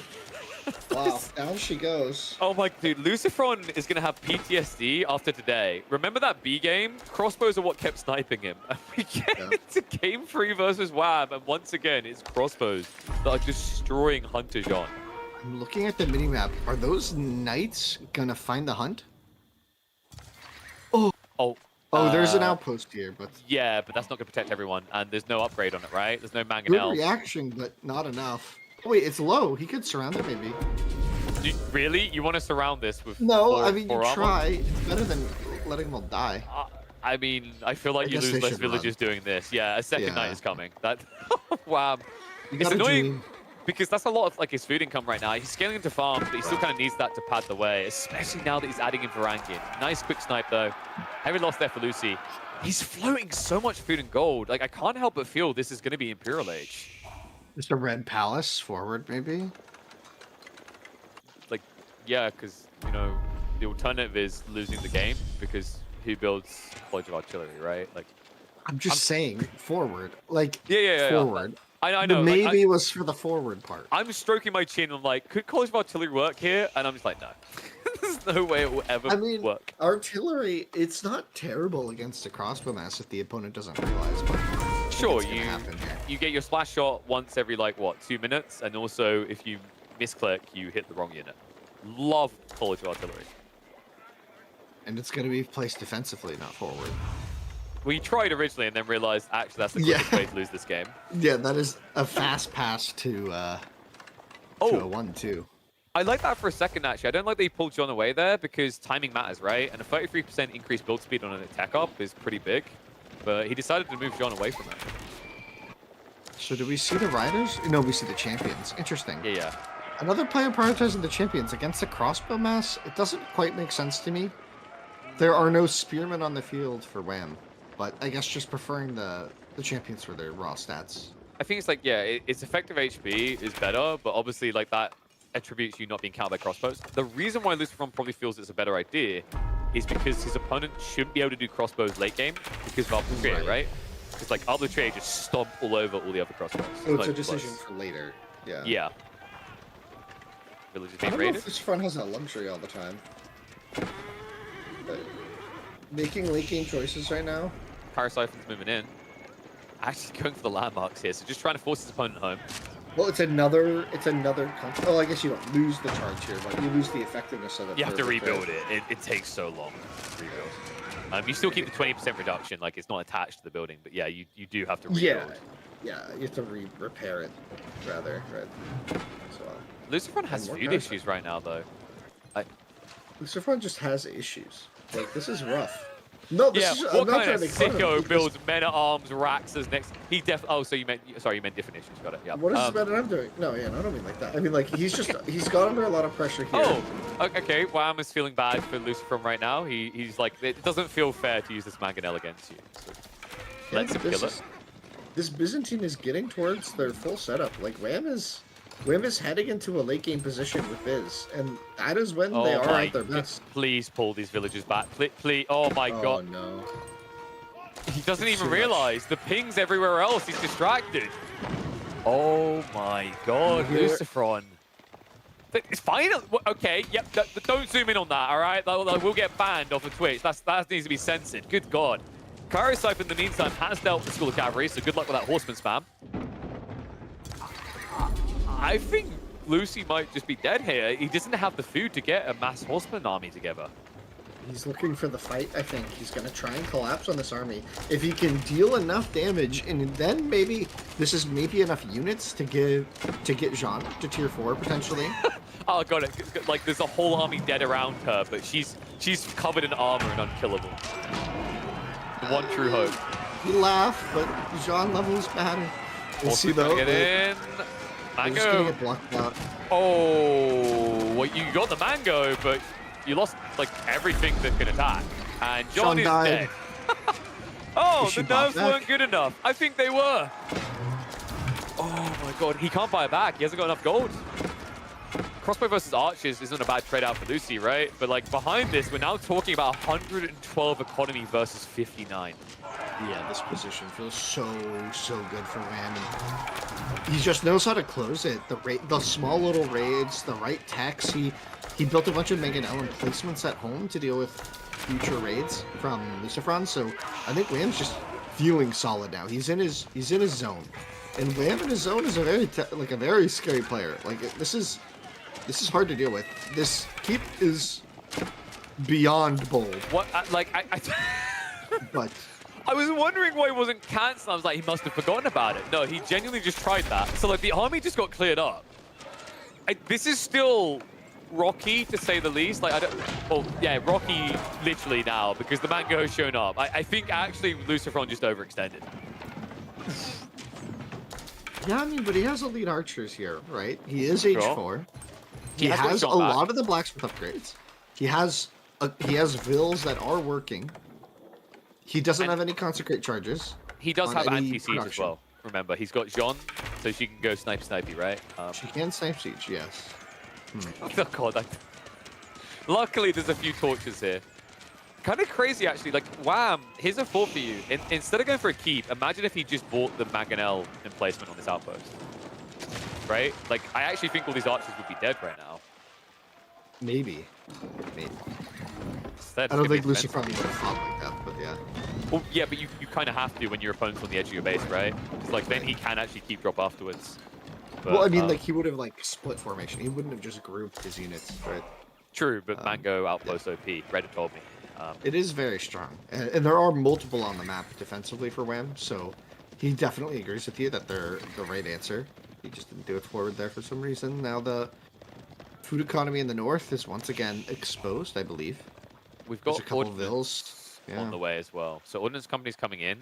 He did lose a lot of consecrated buildings, but he still has a few things here, right? So we check the base. I imagine, like, your goal here, it's interesting going Horsemen, because I feel like usually your goal is to get to Arbor the Trie mass. Probably doesn't feel like he has the economy to do that compared to Horsemen. Yeah. And meanwhile, Wham is eyeing up the Imperial Age. He doesn't have a huge army, but he has enough, I think, to defend whatever attack comes his way. He's got keep spread out nicely. So I think he should be okay for this. If Lucifron somehow turns this around, The Palatine School, so more Varangians on the field. I'm always a little bit skeptical about Palatine schools place like that, because the issue is, like, your troops take a really long time to get to the front line, right? It's like, I feel like I'd rather see, like, the Palatine built at the front of your base, so it keeps the production queue going. Yeah, fair enough. Yeah, like, it's okay there, I think, if you're doing, like, mostly cataphract, but yeah. If you're if losing, doing- I think, is the more important thing, right? Like, but if you have posturing on the map like this, you could drop it, like, next to the keep, and if you start to snowball, because the negative is, like, you could say, let's build a proxy base, right, and I'm going to push units out of it. The problem is, like, every fourth unit is coming from the other side of the map still. It's always been something a little bit weird to me about Palatine school placements. Yeah, no, it makes sense.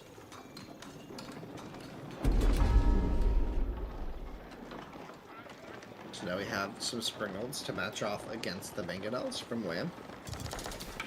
And we have Jean to help with the sniping. Yep, and also, let's keep in mind, like, decent amount of XP exchange going. Jean's not dying as quickly anymore. Mecha Jean is possible.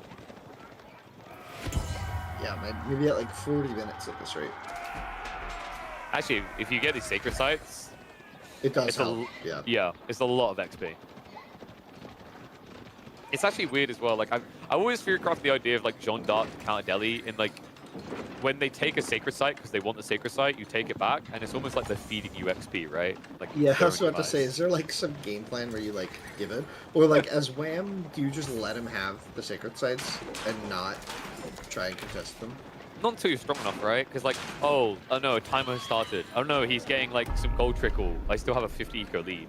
Yeah. I don't think you should panic overreact to it. What about this? How many vills do you think is it? This is a lot of vills. That's a lot of vills. Hold up. Tico? We're not going for heat roll right now. Cannon shot's going to come out. Backing out fire in response, but nice dodge with the Horseman. No damage done there. And John isn't diving yet. Instead, the Spring was just going to deal with it. So, wham! Came out with a weaker hand here. Paid the price for it. Looking for the counter raids at the same time, though, and I think Wham has the front line here to just fight. Mango, dude, Lucifron's on point. The Mangoes haven't touched him at all. Cannon shots are also sniping out the back line slowly. I don't think he actually has the front line. I mean, the amount of troops left over is kind of pathetic here. No, but there's no anti-armor for... But the veteran Varangian, they're not elite. Like, they Oh, don't have the is it extra on? armor. That's rough. No, he's spamming the Matane instead. Keshik's going to come with the backstabs, and now it looks a bit better, right? Now we've got elite crossbows, we've got the Keshik stab around the back. More horsemen are on the way, but the thing that Lucifer needs, he needs to always trade better, right? Because this meat grinder, the only upside he gets from it, it's not an eco win. It's going to be an XP win. Jean has to be getting close now. Yeah, that's going to be big. Especially the attack speed buffer here. Again, with archers just peppering out with incendiary arrows, it's a pretty big deal. Also, can we check? I don't think Wham has elite army tactics. These Limitane feel like they're dying a little bit too quick. Yeah, no elite army tactics here. He also does not have the incendiary arrows, so Lucifron. Oh, Jean starts to back her away. A little bit dicey there, but able to dodge out the crossbows. However, that means you're now sacrificing the siege and he's sacrificing the game.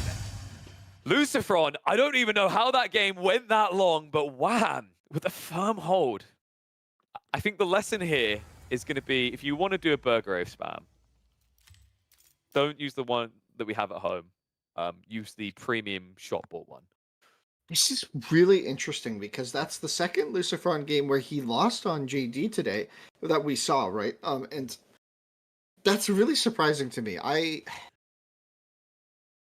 think going into this, I definitely. What do you mean? I'm really surprised because I didn't think Jean could lose. No, I'm talking about Lucifron here, the player, right? Yeah.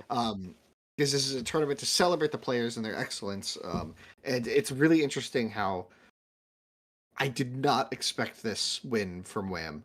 And I wonder if part of this is from Lucifron's side.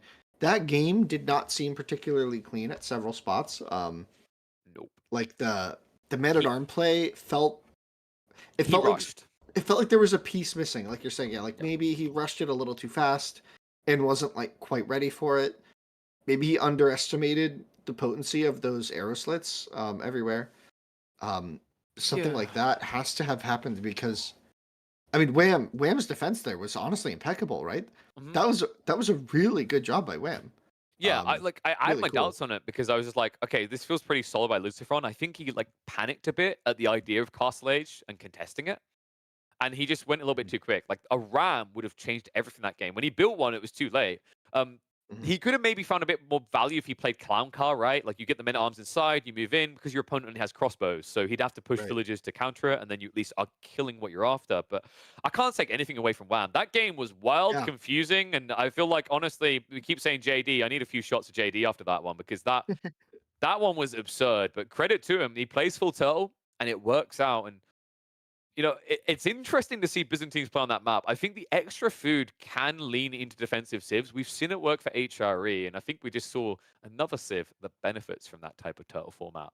But we've got more series to come. I think this is our 5th series of the day already. Look at us go. Beastie versus B. I think this is the one that everyone's rubbing their hands together. You know, it almost just feels like this is the one everyone always keeps an eye out for. A little bit of B and B, because these play style clashes lead into some pretty absurd games more often than not. Yeah, this is a banger of a matchup every time. I think what's really cool is the way that I feel like his style is very like counteractive, like not counteractive. It's very annoying. I feel like when BC's trying to play and then he has to deal with B's aggression. And I think whenever we watch it, it's usually like very bombastic games that feel really exciting. And like it's just all over the place, very aggressive, very like punch you in the mouth style RTS and just AoE4 in general. And I love seeing it. And a really interesting stylistic choice here is Beastie allowing Rus through the bans and B allowing Mongols through the bans is a bit of a difference. Both players, as you predicted earlier, would ban out the Ottomans here, but again, we're seeing that difference of style, and we do see Mongolian Heights in the mix here for that, maybe later to become a relevant factor. So, some interesting thoughts on that. Beastie getting Malians in the draft, banning out he banned out right? the so the Jeanne d'Arc. He banned out Jeanne d'Arc from B. He banned out Jeanne d'Arc. He had the Delhi banned out from him. Interesting part is like the Japanese was banned away from B. He loves the Japanese. He's got some really sick timings on the fast castle and the Bagisha spam. But the interesting part is like, you know, your opponent's gonna get Delhi, and BC didn't opt for the Japanese, which is like one of the better counters. Right. And I think he anticipated Jeanne d'Arc versus Delhi, so he's got something spicy in mind. Little note here, by the way, these two players do not rate Abbas highly. Sorry to say it, folks. Most players rating it in the D tier, absolute trash tier. But you know what? I'm sure there's like some people, they secretly have a throwaway account. They play on the Abbas's. They love it. They thrive in it. The sad reality, though, is that, you know, your wife has discovered that you play the Abbasid. She found your Smurf. She found your details. You're a filthy Abbasid spammer. You are no longer alpha for her. And she's left you. You could have avoided this all if you just hid your data and pretended to exist in a different country. She wouldn't be able to track it back to you. She wouldn't be able to discover that you were, in fact, a one-trick Abbasid player losing all those games. If only you had Surfshark to help you with that. Fix it for the next wife, is my advice. Get your hands on 3 months free, courtesy of the EGC TV code. Make sure you don't have to worry about losing your loved ones because they discover that you are a filthy Abbasid picker. And I can guarantee you that all of those deep, dark secrets, even the fact that every once in a while you like to pick the English a bit too much, will be hidden, courtesy of Surfshark. You didn't realize you needed it, did you, Winston? That was a brilliant reading. That was great. You took me on a journey right there. I feel like I was just transported, like Aladdin's magic carpet. What a journey. I didn't want to go too deep. Like, I was like, I'm already stinging. I'm not going to mention that now your wife has left you for a Chadley deli picker, right? Yeah, Like, what? Where are you going with this? Like, I still don't know where I'm at. But, all you know, like, you know what's important? It isn't important that you don't know where you're at. It's important that everyone else doesn't know where you're at, which is why you need those VPNs. Boom. All right. Anyway, focusing on the series, because we've got a fun one. Delhi versus Jean d'Arc. This is going to be, like, all-in aggression on both sides, right? Like, I'm wondering who that favors, because I feel like I haven't been seeing much Jean on the ladder recently, but I've been seeing an odd amount of Delhi. yeah, and I guess we'll see how BC handles it. We saw B's Delhi game before, not really going in his favor. Wasn't really able to get that snowball going, whereas BC just demonstrated in his previous set that he really understands Delhi still and knows how to knows how to play, even with all the new saved additions and everything. Like, he's still really solid there. So We are Robot Vodka. Let's quickly disconnect. Okay, there we go. We should be good now. We're good.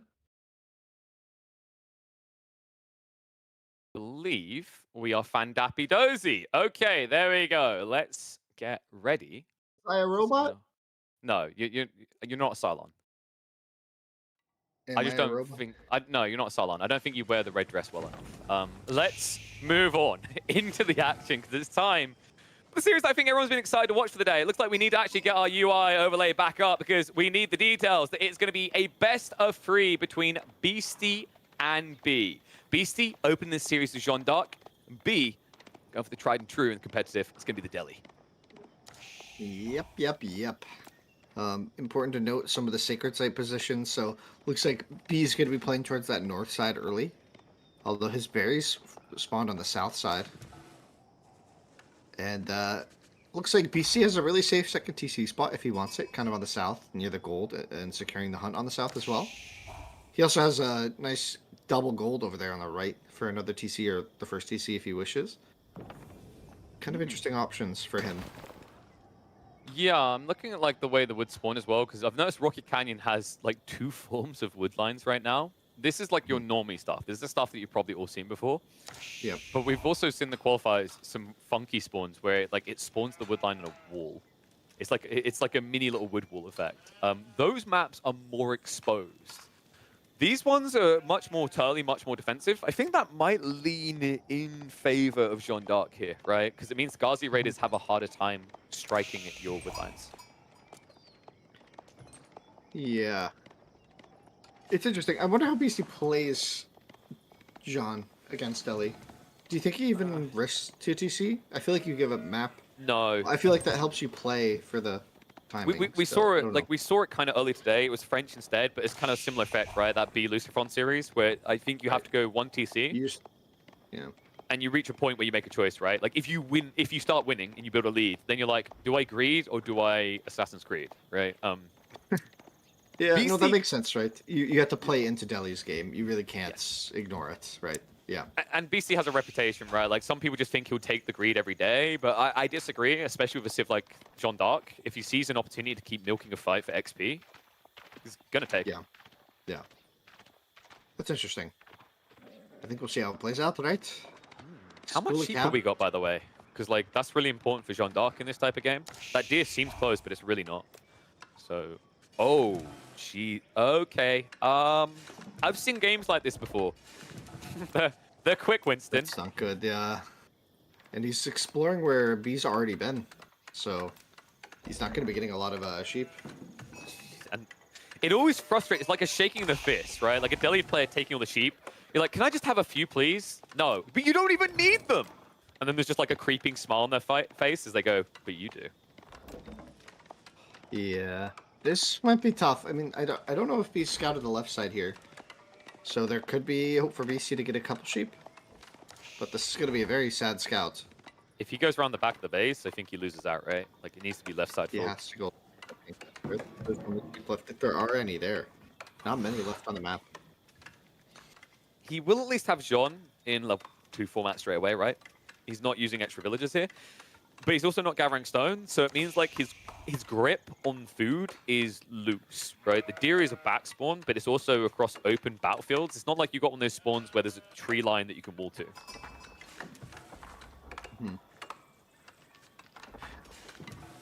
Oh, sorry.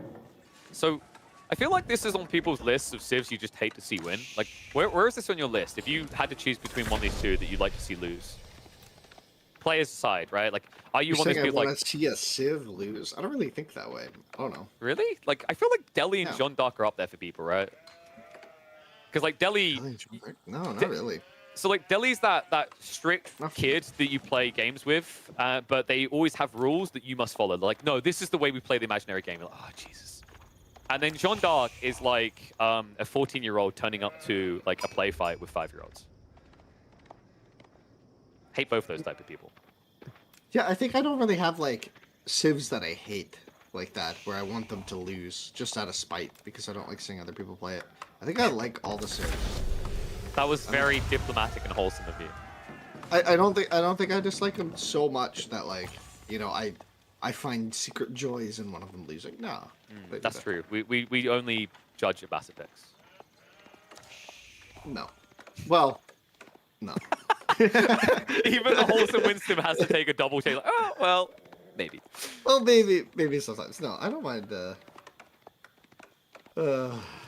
Well, okay, that if There's I'm not a sheep. mistaken, that one sheep would be like 25% more sheep for Jean d'Arc right now. Yeah, this is really rough for Beastie. He's out of sheep. He is officially out of sheep. This is not because he wants a boar, but because this is the only source of food he can secure. Oh, this is rough. I mean, B's just loving life, right? Like, look at his spawn as well. He got a retracted deer, he got retracted berries, and you can argue like knights will contest him, but you actually need food for those knights. Oh man.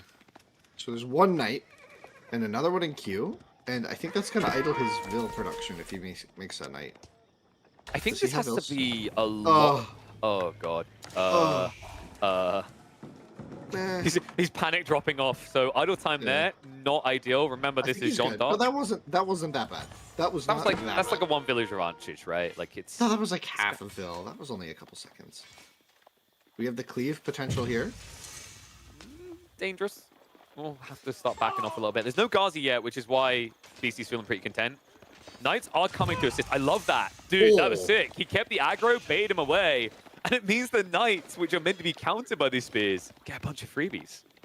Yeah, both the hunter and the melee Jean d'Arc really have good ways of dealing with spears early, which really enables a lot of the knight play. I do love that wolves now pop up with 0 XP. I mean, like, yeah, the red It's doesn't so change. unnecessary, yeah. It's just for, like, Yeah. just to remind you that you used to get more XP on the map, smiley face. This ball, though, oh, BC quick reacts. Oh, That means that your progress on Pumbaa is going to be reset, though. Divine Restoration, you do not want to be pumping it here, right? If it's just for Jean alone, that's like, you feel like you're losing out. It needs to be your Knights are hurt as well. yeah. Well What? played. Dude, BC's Oh. outplaying on the micro here. We'll see. If Jean goes down here, it's still really expensive. Remember, his economy is not great right now. Like, he's now on the boar, so things are starting to work for him a little bit better, but he does not want to buy her back right now, right? No, but he's just healing her up over time. He has Like, the heal. Yeah. the scary part is what's coming next. B's finally getting to Ghazi. So, like, this is a very dangerous point at this phase for Beastie. I love the aggro. Dude, that was Right. sick. getting the boar involved. But We're on a little journey here. where are the guards? Like, if they're running straight towards John, they're not going to cut it. If they head towards the wall, they might be able to catch her and trap her. Whew. This has been some sick micro. Like, that has been, like, very clean. And it's against B, who's, like, absolutely no slouch when it comes to this sort of micro, right? Like, he's very comfortable playing this style. And BC just keeps getting the upper hand in every single engagement. BC's like, Alexa, play epic fighting music. He's just in the zone right now. He's going to make it back to the gate. Look at the timing. Wait, what? Oh, no. That was a misclick there. So for the first time, BC, a little bit of a mistake there. We'll get the gate up a little bit too late. Jean does still have the Divine Restoration, though. And now, because it's only Ghazi, the Knights can clean up. This is sick. Does he know? Boom. Yeah, okay. There we go. He beats him in. Oh, wow. Ghazi, like, they have not found the punch they're looking for. Beastie right now is giving you a masterclass on min-maxing Jean. That was pretty cool. He is popped, though, at 40. Villager not going to be able to keep this up. The wall break coming in. War is gone. And so now he that's has his no food. Right? Like, I think he went berries in the corner, but, like, if he gets constricted in his base, you do not want to be building farms at 9 minutes. This is super awkward now for Beastie. He does have 4 archers out on the field, so those are going to be able to make their way over to defend against the Spearman Ghazi push that B has been putting together. Okay, so he's got the berry still, right? It's not like complete flatline, but you're pretty limited on what you can do with food. And you are going for a 1-1-1 comp, which is very food heavy. Super food intensive, right? Like, I mean, you have Consecrate to help, but he consecrated the TC, which makes a lot of sense given what happened before. He just needs food income. Oh, these Knights are moving out for a raid, and they're going to get caught here. This is not looking good. Looks like they're going to be able to get past. They should be able to rotate. They're going for the Scholar, right? The Gazis are going to chase on the north. Yeah, but the north side, like, the Scholar should be found. That's a freebie. So B, I think he just lost. Yeah, he's lost him. Great read. Beastie, like, he knows the timing, right? Like, the way this build is played out, you know roughly when B is going to feel confident to come out, and I love the wall here. Powerful tool here for the Delhi. Infantry just able to build that up. Dude, this is a really interesting game so far, right? Like, you're not getting this explosive fight of 1 million units going down, but it's all the little chips that are adding up for both sides. I'm impressed that Beastie's hanging on the way he is, considering how bad that sheep haul was at the beginning. He is starting to hemorrhage a few losses here or there, and he is getting outmassed on military. So, like, what I'm looking for is what's Beastie's golden solution to hold on? He's not scaling archers, he's trying to get spears, but with the limited food access, I don't know how doable that is. Yeah, this feels like it's the pressure starting to mount up, right? The Knight Mass, still only 5 Knights, 2 of them are super duper hurt. Only a couple of archers on the field even. The Spearman going to be trying to come out, but trying to match Tower Victory Spearman is not where you want to be in this situation. No, it's worse than that still. Whenever you have Spearman with Ghazi, like, what you do is you start the fight by, like, sending the spears in, and then you run the Ghazi pass, right? Because, like, you can't brace, which means, you know, archers, Jean, all these things become accessible. It's so scary, and this is so dangerous. Moving out the deer, the spear spots out the berries. B's a smart cookie. He'll identify where you are now, right? There's only one place left that you could be getting food. Yeah, and he's looping around now, but it looks like BC's going to try and beat him in the middle of the map. That's way too many units for BC, though, right? Like, yeah, when you said me, I'm like, angry and leave. Yeah, like, this is not a fight you can take. So, 2 Sacred Sites locked in. B has a natural rotation towards that deer now to take the 3rd Sacred Site.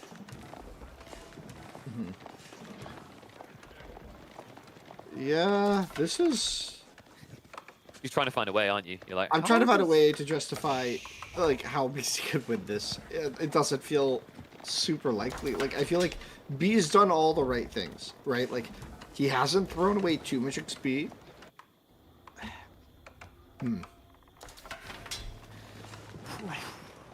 You always know you're gonna, sheesh. like, you always know you're gonna be at a disadvantage on sheep count when you're up against berry sieves. But, like, this is one of the most impressive ones. I mean, when I saw the sheep count at the beginning of the game, I remembered like a 5-minute GG by Wham, I think in EDC finals, and I thought, yeah, it's like the difference of the player, right? BC said if he has a 1% chance, he'll continue on, which is why he hasn't waved the white flag. But make no mistake about it, this opening sheep rotation, the sheep roulette, it defines like an 85% win chance at that point for B. Yeah, this feels like it was a lot about the sheep here, and This is it. The deer gone.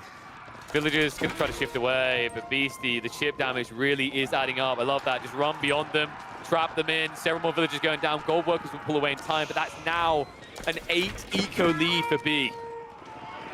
Make it 9. Yeah. And no threat of a second TC anywhere soon for Beastie. He's just trying to pick off reinforcements with his remaining knights. I mean, it could still come together maybe, but B is approaching 100 population. Realistically, the way that B could lose this is if he makes that mistake I've seen a few Delhi players make recently, where they try to all in the base, right? That's the one thing you don't want to be doing as Delhi. I don't really see them as an end with a GG feudal push, right? The whole goal is you take the map and force them out. Great raid over here from BC to find some return fire. A few new troops are coming out to deal with that. And keep in mind, if BC loses these knights, they're irreplaceable. He doesn't have the food income to get new ones. Yeah, he's gonna try queuing up. Oh no! But yeah. That's expensive. Meanwhile, sending half his vills to the hunt there. That is like 10 vills. A third of his vills are on this hunt right now. So he's gonna have to stay here with, because he doesn't have enough resources even for like 2 towers or anything, right? Like he's just gonna have to camp here with his army until he has enough units.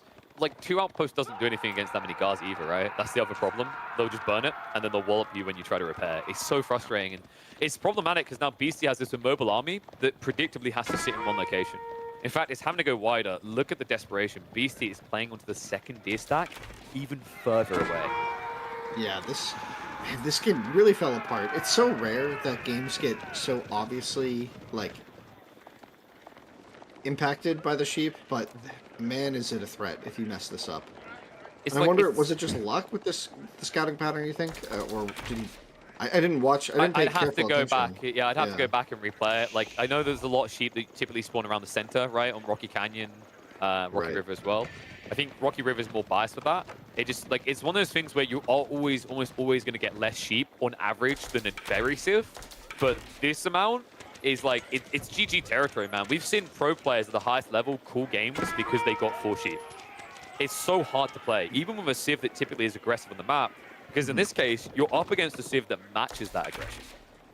Yeah, yeah. B's also playing like super well still with the lead, right? Like he's really executed this well. Like the raids, the counter raids from BC haven't done too much, and it feels like every time BC's tried to go for those cutting off the reinforcement plays, B has been able to handle it and like deal with it, where it's almost always like some sort of trade. So yeah, looking really solid for B. I'm really liking his position.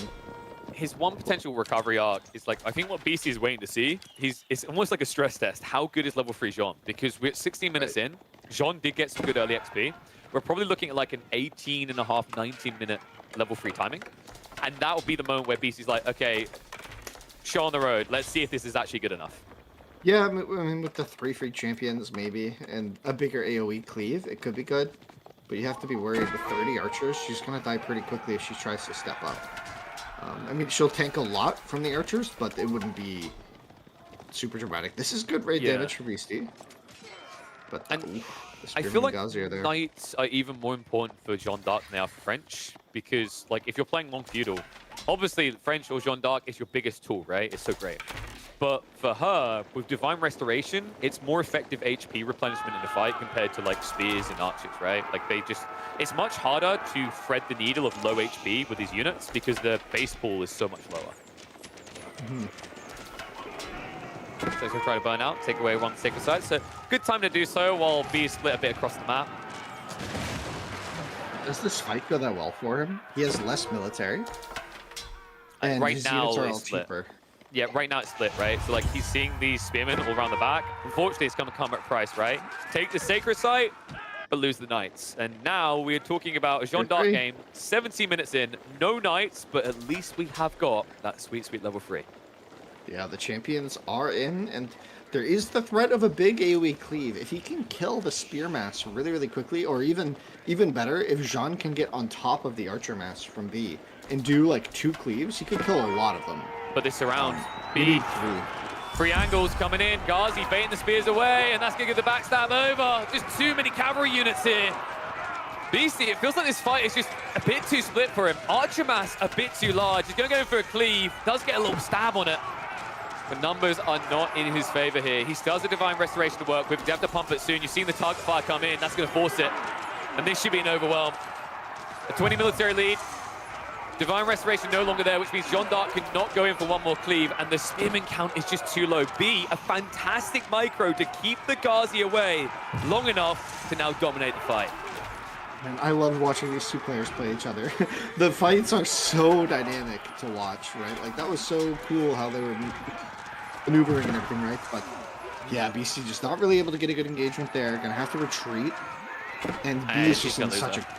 Yeah, B's just in such a dominating position now. There are so many Ghazi alive at the end of this, and still the Archer mass at 32 units. It's just too much. Beastie immediately with the rebuy. He refused to call it. He's trying to macro up towards Castle Age, but with losses like that, a tech up could kill you now. I mean, B, he just done such a good job of keeping the Archer mass alive, the Ghazis. The Spearmen are expendable here, right? Like, there's no Knights. You don't really need Spears for anything anymore. So I love that priority and the way he stretched it. Just the 6 around, and now we should be looking at the death push, right? Melee tech upgrades in, siege engineering on the way, and you no longer have a backbone to defend with. Yeah, I think B's just going to try and shore up, recapture the sacred sites, and just settle in again and remax, because he knows he can do it faster and better, right? He's even trying to aim maybe for a macro. I think castle. You have to go castle. Like so, if you're not going to all in, playing sacred site, that's 10 minutes. You do not want to give John not for the 10 timer, right? But like, I just mean grab the sacred sites, reorganize, and then push. But it looks like he's going to try and castle before even poking. I say that as he goes to poke. I mean, Beast is going to give freebies, right? Then again, this is a bit ambitious. Archers will get back behind the wall. And Compounder Defender now on the way. Beastie, this is also problematic because he's going to run out of resources quicker, right? The first tier's already gone, the second one's being exhausted, and there's not many berries left here. Meanwhile, you look on the other side of the map, B, because of the way he's walled, he has access to all the central berry deposits. Yeah, and he still has hunted in the very north of the map that he hasn't even touched yet, right? So he's got lots of access to res for the time being. Beastie's rebooming an army, man. He's not the type of player to just call this the moment the tech up comes out, right? Like, he'll probably try to take one fight. Maybe, yeah. But yeah. He's gonna try one more time, it looks like. But B's already got another 1,200 food in the bank, so he can go Castle Age twice. With all this food being invested in the army pretty soon. We'll see what happens. So Knight's gonna be the first unit from B. That's nice. 2 relics on the way already. 3 sacred sites locked in as well. Like, it's so much gold trickle, you can just spam lances.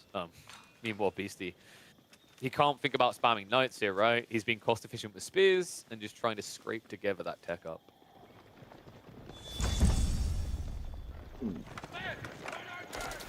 I'm trying to see what B's gonna build next. Apparently he's only got knights in queue. I think it's just lances right? and men at arms, right? Like, you just spam heavily armored units. Yeah, and if BC doesn't get to Arbalete fast enough, it's rough, right? Like it. Yeah. I like that from B. Just waiting for the upgrades. Yeah, so there it is. Finally, the queue as well. So adding in archers as well. So archers. Oh, that's interesting. He canceled the men-at-arms. No, he's good crossbows. That's interesting. So, like, you mentioned the Arbitrier. He doesn't believe BC can get Arbitrier together. Because if you fought your opponent to build Arbitrier, you do not build crossbows, right? You lose that. So he's only paranoid about a reboom into knights and maybe some men-at-arms. Because, in fairness, a lot of Jean players do go men-at-arms when they go Castle Age. You don't typically do it when you're behind on the tech up, but the reason why Jean is one of those civs that tends to is because it's effective HP units, so that Divine Restoration is like more valuable. And oh my dear god, these walls are cursed. I like it. There's a gap there though, right? Yeah. It just looks like he's giving, it looks like someone's giving someone a wet willy right now, I don't like that. I do not like that. I do not like when you said that, and I wish you do not say that. The way. Whoever came up with that, by the way, like, it's such a dumb thing. It was probably like, because it's a bully thing to do, right? It was probably the first kid that happened to him. His name was probably Willie. Kids do fall for some weird things, like what was it, the whole nipple cripple thing? Until like everyone's been through that until one kid in like the locker room's like, whoa, that gives you cancer, and then like everyone knows it sounds silly, but they believe it. They're like, well, fair enough. We're gonna stop that. We'll just wedge you into it. What are you talking about? Okay, I had we're a moving on. question We're moving about on. it. Back to the Let's move game. on. There is interesting developments happening on the field because BCC is adding in the Arbaletier. And B, like you said, he's aiming for crossbows, lancers, and an elephant. That's so cute.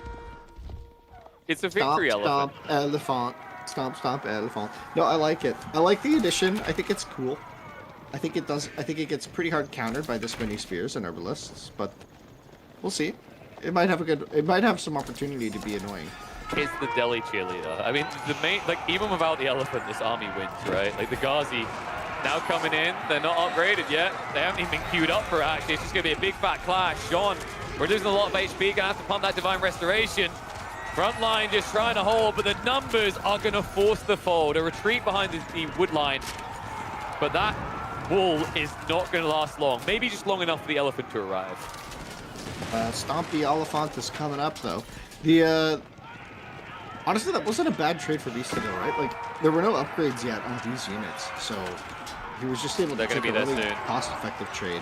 John doesn't have heal anymore. She just gets target fired down. She's dead. Great cleave there, but the problem is the front line is breaking, right? Men-at-arms count is looking good. Veterancy for Archers is about to come through. Crossbows are also here, and there's just nothing left of him. Beastie is going to be picked to the bone. John flops dead, and that should be Beastie flopping dead in game one. Wow, we're really, really, really impressed by how B played that. That was like the classic B playing Delhi game. Really rough, just for the competitiveness of the game. That the sheep spawn determines so much of that early game. Like BC literally had to idle the TC and go out to a boar before he was ready. But I don't think that takes anything away from how well B played. He played well. He got the He scouted well enough to get that sheep advantage, right? We have to give credit where credit's due. He accomplished that in the early game. He also played that mid game very nicely, cleaning up the sacred sites. He didn't overextend to try and take the third sacred site on the south. He just kept centralized on the front, the first two, and played that central positioning and used that as like kind of a hub to attack into Beastie's food economy, which he knew maybe intuitively that it was a little bit weaker when he saw the sheep count. He probably felt much more confident about how he could play it. And it just was really explosive and very dynamic game from them both. I mean, it was really cool. The micro battles between those two are always so fun to watch, right? Like, it's just so cool. Yeah. I think, like, Beastie played really well with the initial John haul, but, like, imagine if he had some more sheep behind that, right? Like, what could he have done? Could this have been a very different game? I think, like, B, it shows you that even the Delhi, you have to show a certain amount of respect to John. You don't want to feed over that XP. It's actually impressive that Beastie like made it look close to those initial skirmishes, but the reality is like this eventually just turns into a resource game, right? And B, he got the right rotation, it gets him a win, it gets him a match point, and gets him into an interesting pick here. Most people rating this Civ bottom 4 right now. Order of the Dented is definitely something that still feels like it's in experiment mode, and Mongols coming out from Beastie is a strong swing. I think this is what he expected as well. Like, there's no way you want to pick Mongols against Chinese. I think Chinese actually kind of have a little bit of an edge here. So it seems like Beastie may have read the pick correctly. The question is, what's better, Mongol spears or those big Chadley gilded spears? Yeah, I'm not exactly sure. It could be really tricky for Order of the Dragon to get the Dark Age spears out and feel like you set yourself up for a good macro. I think obviously B's going to have like much more prepared strats, and they're going to be much cleaner. But from my experience, trying to do these really like when you try and pull Order of the Dragon in too many directions, I've always felt, at least when I play them, that like you just kind of like it just kind of falls apart a bit. You do everything a bit more mediocre, right? Whereas when they're able to like play focused, it feels very excellent at what it's doing. So we'll see how B is able to handle, you know, if there's a split focus on docks, if there's a split focus on spearmen, if there's a split focus anywhere, or is he just going to give up the middle entirely and maybe play for a couple archers and horsemen in feudal age and just aim for that timing. That could be a different way to play it as well.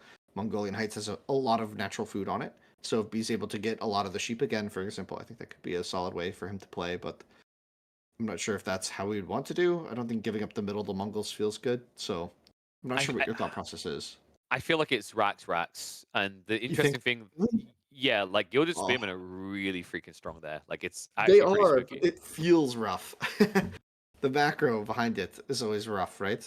It's weird because you think it is, but at the same time, you have to remember, like, Mongols don't get any economical advantage outside of, like, the, stone to get an occasional free spearman until feudal age, right? Where they either get yam for the efficiency of Right. moving, or they get trade.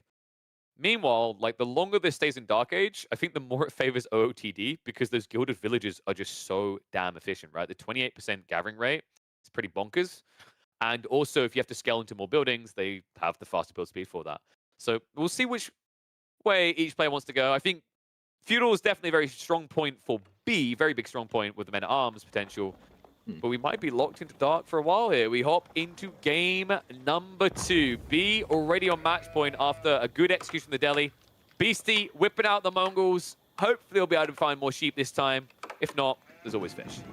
You really think that the way to play OOTD here is to... I was about to say, not build the barracks, and it happened. That spawn, yeah.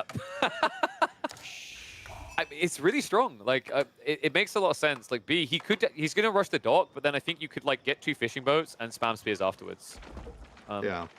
It's an interesting idea, especially also, like, if you leave the villager out here gathering, it's not the biggest, like, it's not the biggest compromise or vulnerability because those villages are naturally more tanky.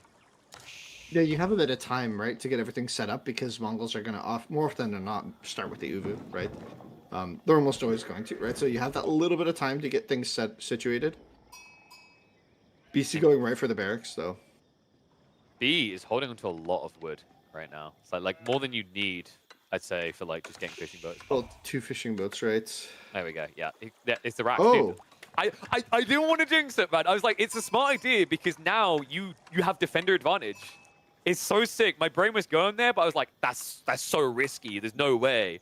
But B understands now, like, as these 2 spearmen come in, they're already going to be counted. And it means that when you get your second spear out, BC's only going to have maybe 3 in the fight. It just keeps you ahead. Okay. This is so cool. Yeah, we'll see how this goes. I'm excited. So, like, I think you got up to 4 spears here. It's very expensive, but now you have the fishing. I like, it's been a long day. I'm having that moment where I'm like, I feel like a god. You called it. You called it. I knew exactly. Like, my brain was literally, I was about to say it's going to be a proxy as well. But I didn't want to, I was like, maybe that's too far, KP. Maybe we were gung-ho, but then we have to remember we've got B here, right? Like, one of the few people that does pro scouts on the ladders right now, one of the few people that will do some weird all-ins. We should have seen it coming. Whoa, BC's going really far forward for his gold. Imagine if B goes for an outpost next. That's probably too wild. It's like very effective because these villagers build it fast. And there you go, surprise! You wanna play? No, you don't. Second spear's already on the way. Like Beastie's outnumbered right now. If he times this right as well, he can pinch from behind. Okay, that wasn't optimal. Second spear is there though. Yeah, the big boys from 3DD. He's got Order of the Dragon Spearmen. They cost a lot, though, to get onto the field. Beastie has a lot of sheep. There's no fishing boats yet. Yeah, but I mean, like, does he have one in queue yet, Ethan? No, he's no. just making spears. You said it yourself. They're too expensive, right? It's like, It's too expensive. there's a weak point in what B's doing here. If he has to spam so many spears he runs out of straggler trees, there's going to be a gap, and that's where BC can get an advantage. Yeah, I'm kind of wondering, like, what's the plan? Just to keep making spears, then? What's the point of the dock? Just the threat? I guess, say, if you stop making spears, I'm going to add fishing. I guess that's it, right? Yeah. But it's like... I'm just trying to understand, like, the full scope of every decision, right? It's like, does it all work together here? Maybe. It must. Ironically, this game is literally being defined by who gets more sheep. Like, the series is, actually. Because, like, if you check this game, B doesn't have enough sheep to keep doing this. He's going to lose. Check BC's sheep count. He has, like, 10. And he's supplementing with stone, right? So, like Olumba, B is going to have to stop doing this sooner. And now he has a liability because he built racks and dock here. It's so rough because he's just not fighting it. He's just letting the spears hit him. He doesn't want to get surrounded because he's outnumbered, right? Like, your opponent has more than 2 to each of yours. Oh, well, now this is a good fight for him. We backstab. Right? Focus fire is going to come in, but now, like, B just peels away in time, right? Like, the key details, BC needs to use the maneuver speed arrows very well. Low HP on now what, 2 of these Spearmen though? And it's becoming more difficult for B to find the low HP targets. Oh man, I don't like the look at this for B right now. Like it's weird because when you look at the raw count, they're kind of comparative, but if you look at the bars on these units, at this scale, B can't really turn for a fight. Gonna be forced to though. The first fishing boat is in queue now, so that's going to be the first way that B tries to gain an advantage economically this game.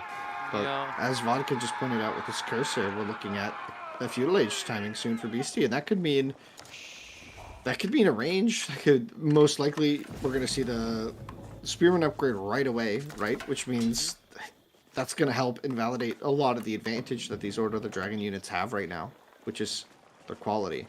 This might be a very quick GG. Not if the Vils are caught. Beastie's like, I don't think he's gonna get caught quick enough because B, he lost the scout, right? Like if you check his vision, he's blind. So he can try to predict whether they're still on gold, but he hasn't got confirmation yet. By the time he does, you know, Beastie's already got enough to get wheelbarrow as well. Villagers will pull away. Oh, he's 5 short. He's 5 short. 5 short of what? The Spearman upgrade, right? Isn't it 35 gold? I think he's still got gold on those guys, right? Oh, yes. Oh, he's holding gold. I see what you're saying. Yeah. Okay, if he's holding the gold. Yeah, 10-7, okay, he's fine, dude. B is going all in, by the way. He's up to 8 Spearmen now. He's not teching up. He's very slow on this timing, and now, like, this is where things get scary, right? The Spearmen are trying to intercept reinforcements. You know there's going to be a hardened upgrade just queued immediately. Wait, has he not dropped off the gold? Okay, there we go, he does. He's queuing and cancelling. He's confusing the crap out of me right now. Okay, it's on the way. I'm lost. I'm confused. I'm scared. Hold me. You know, it's fine. It's fine. Yeah, B is nowhere near that age up, though. This is kind of what I meant, though, when we were talking about Order of the Dragon going these spears. Like, the macro is so different. Like, it is so hard to do, and if you get distracted or accidentally make one too many, like, maybe B just made a few too many and then realized, oh my gosh, I've kind of screwed my macro. Or like you misplace a villager or two and you realize you're floating gold instead of wood, or it just doesn't add up, right? And suddenly the game feels like it falls apart a bit, right? Like, it's so quick with Order of the Dragon that this happens. It's like pulling one villager, like you basically head shoreline fishing. The dog maybe makes more sense, and it's gonna sound weird, but if you pull like 4 villagers, because then you have all that shoreline fishing. So like the fact you don't have fishing boats and it's a bluff to get your opponent to invest is like better then. But like maybe the argument that maybe Beast tried that and he said, okay, that's just too much idle time, I can't do it. But either way, like Beastie had the appropriate reaction to this. B, he's gonna lose this fight. Villager is at least gonna be taken down, right? Like it looks like he's not gonna get the dock up, but the price of this for B, it's a meat grinder and one that he's losing. 2 vills go down, and is he losing it that bad?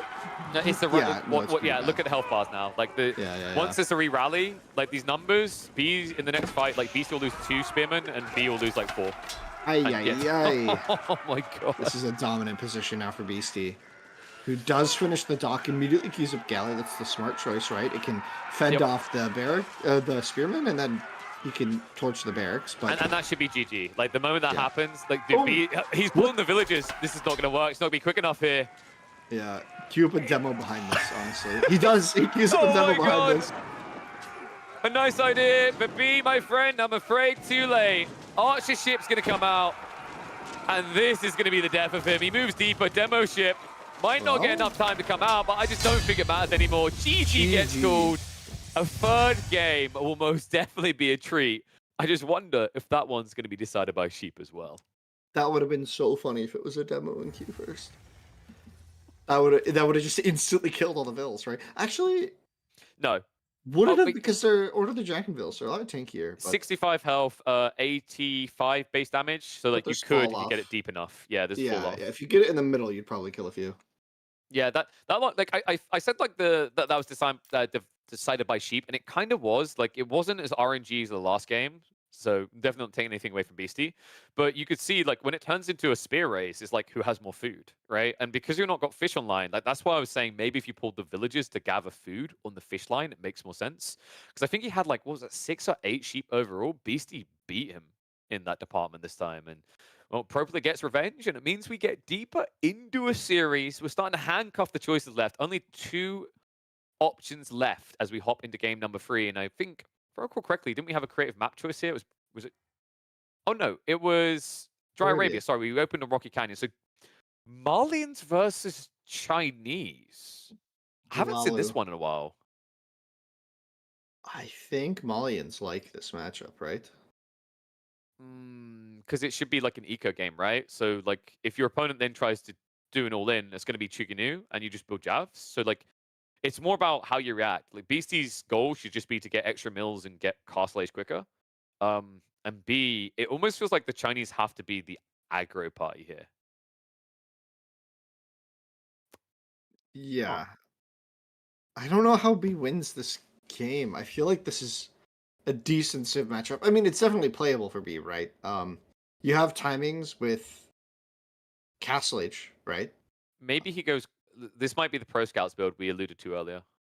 I think this is Really? the yeah because like the previous game where he didn't do it, that was against a heavy cav civ in the feudal age, and while Marlins have heavy cav, they don't build them often, right? So if you just rush Castle Age off of the back of Pro Scouts and go Clock Tower into like Pal Scout spam, you can win this. Yeah, I think Palace Guard B is like how you can win this matchup if there's a big feudal mass. But like, haven't you just given up so much for that? Like, you're not pressuring the pit mines, you're not pressuring the cattle boom. How would you If pressure it BC with can get to Chinese? like deer as well, like it's just his position's going to be so solid, right? How would you pressure it with Chinese though? Like That's why it's a weird matchup. That's all I'm saying. It's just a weird matchup, yeah, right? like Like you could you could it's you hard to could play this one. like you could Barbican rush, but Crackety didn't make it to the main event, so I'm not expecting that here, right? So it's like you, you're probably going to be a bit more chill, and the reality is like maybe you get scouted and you see Donzo's move out from Beastie to like one site, but he can't guard all the remaining sites. So Mhm.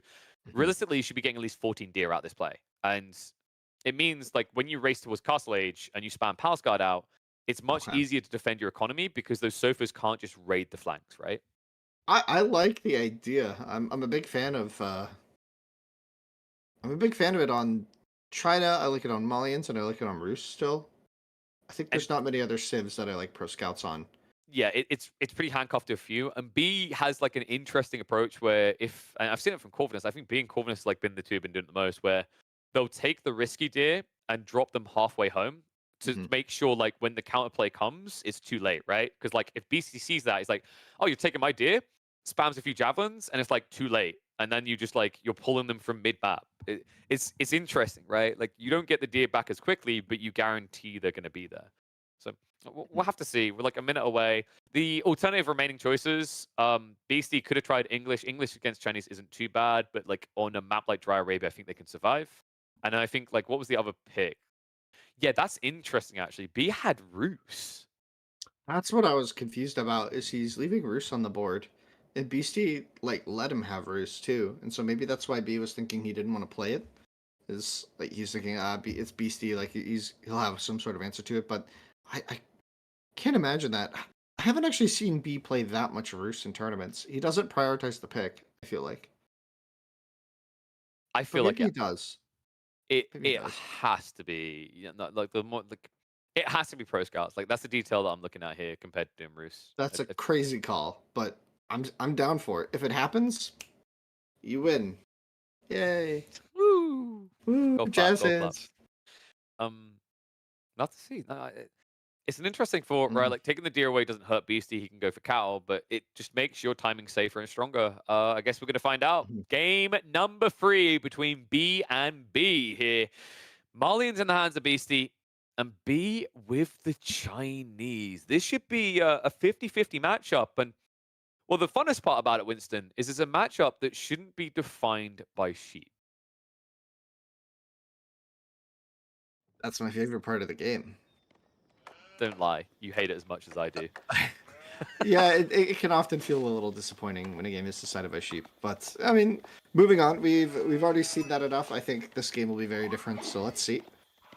Malians versus the Chinese.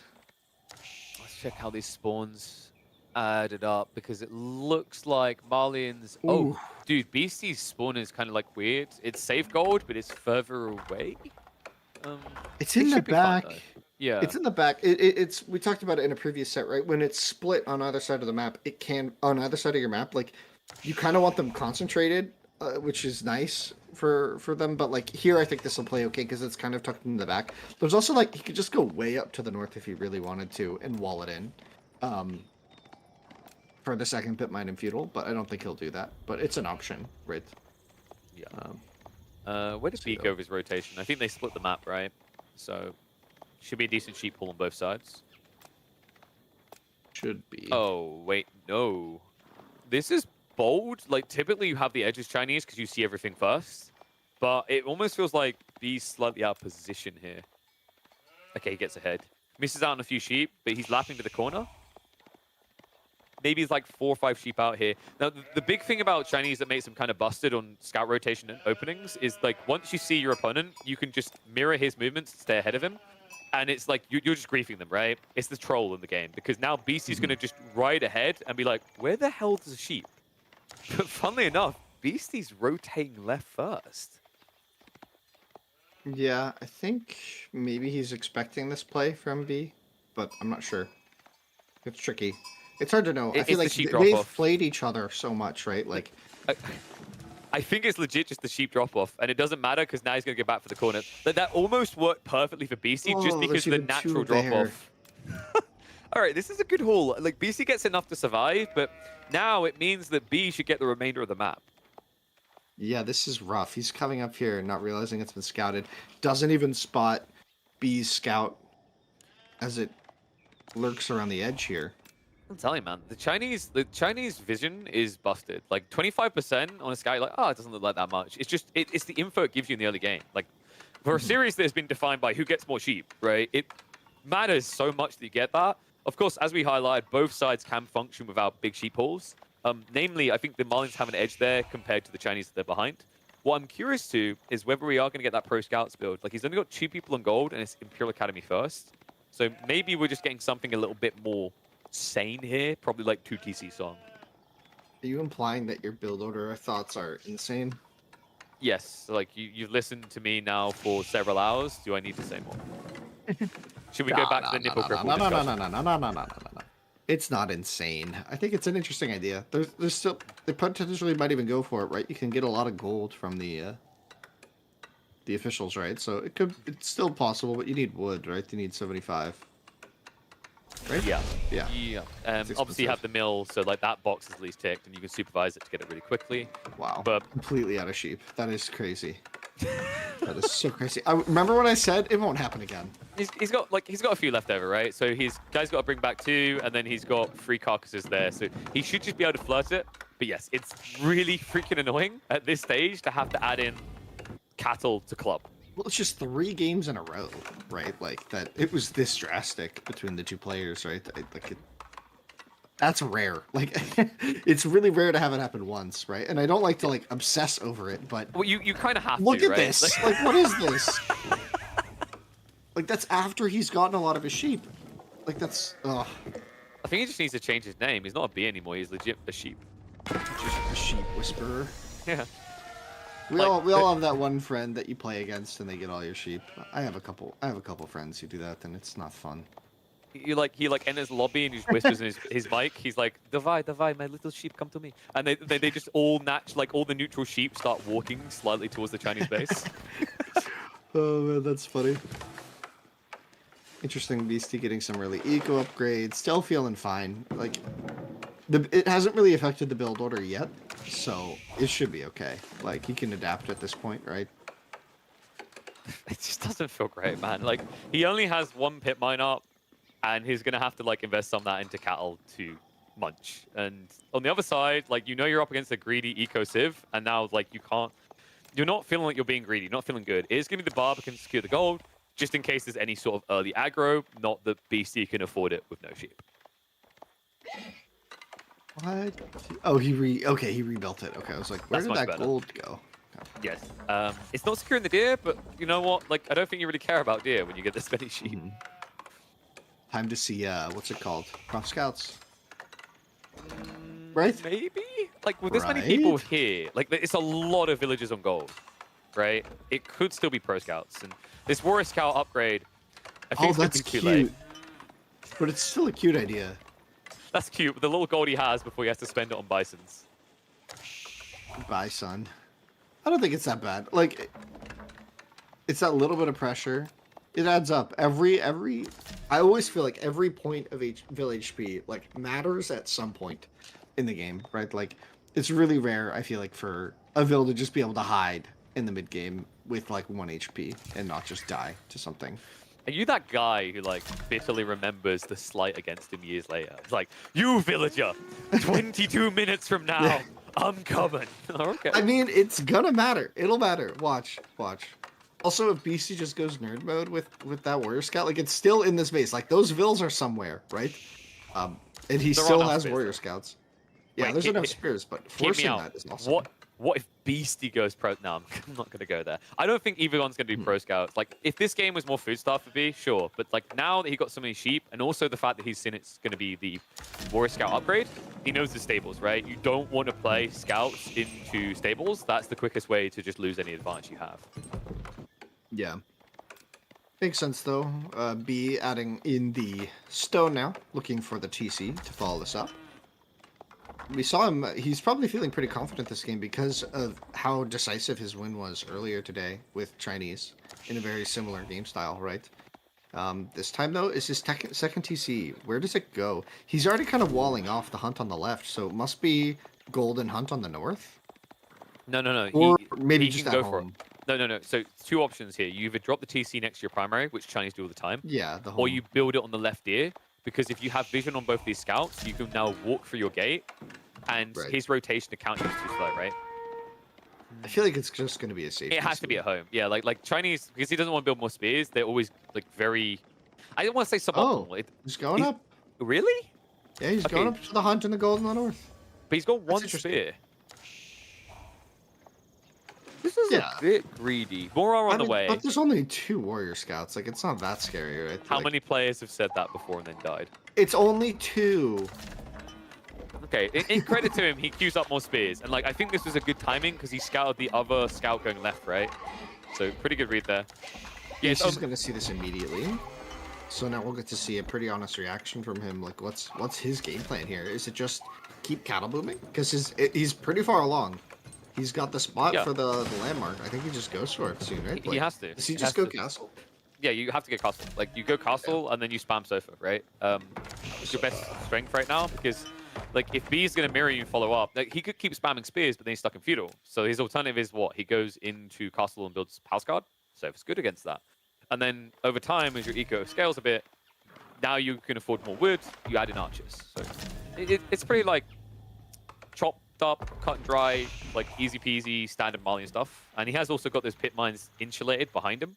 So, like, he's going to have a lot of passive gold now. I like how he did what I was thinking, was like there is the closer pit mine, but I think you go for the one in the north and then wall this. Isn't exactly how I imagined the wall. I thought it would go through the other forest, but like I like that play from Beastie. I think it's just smart.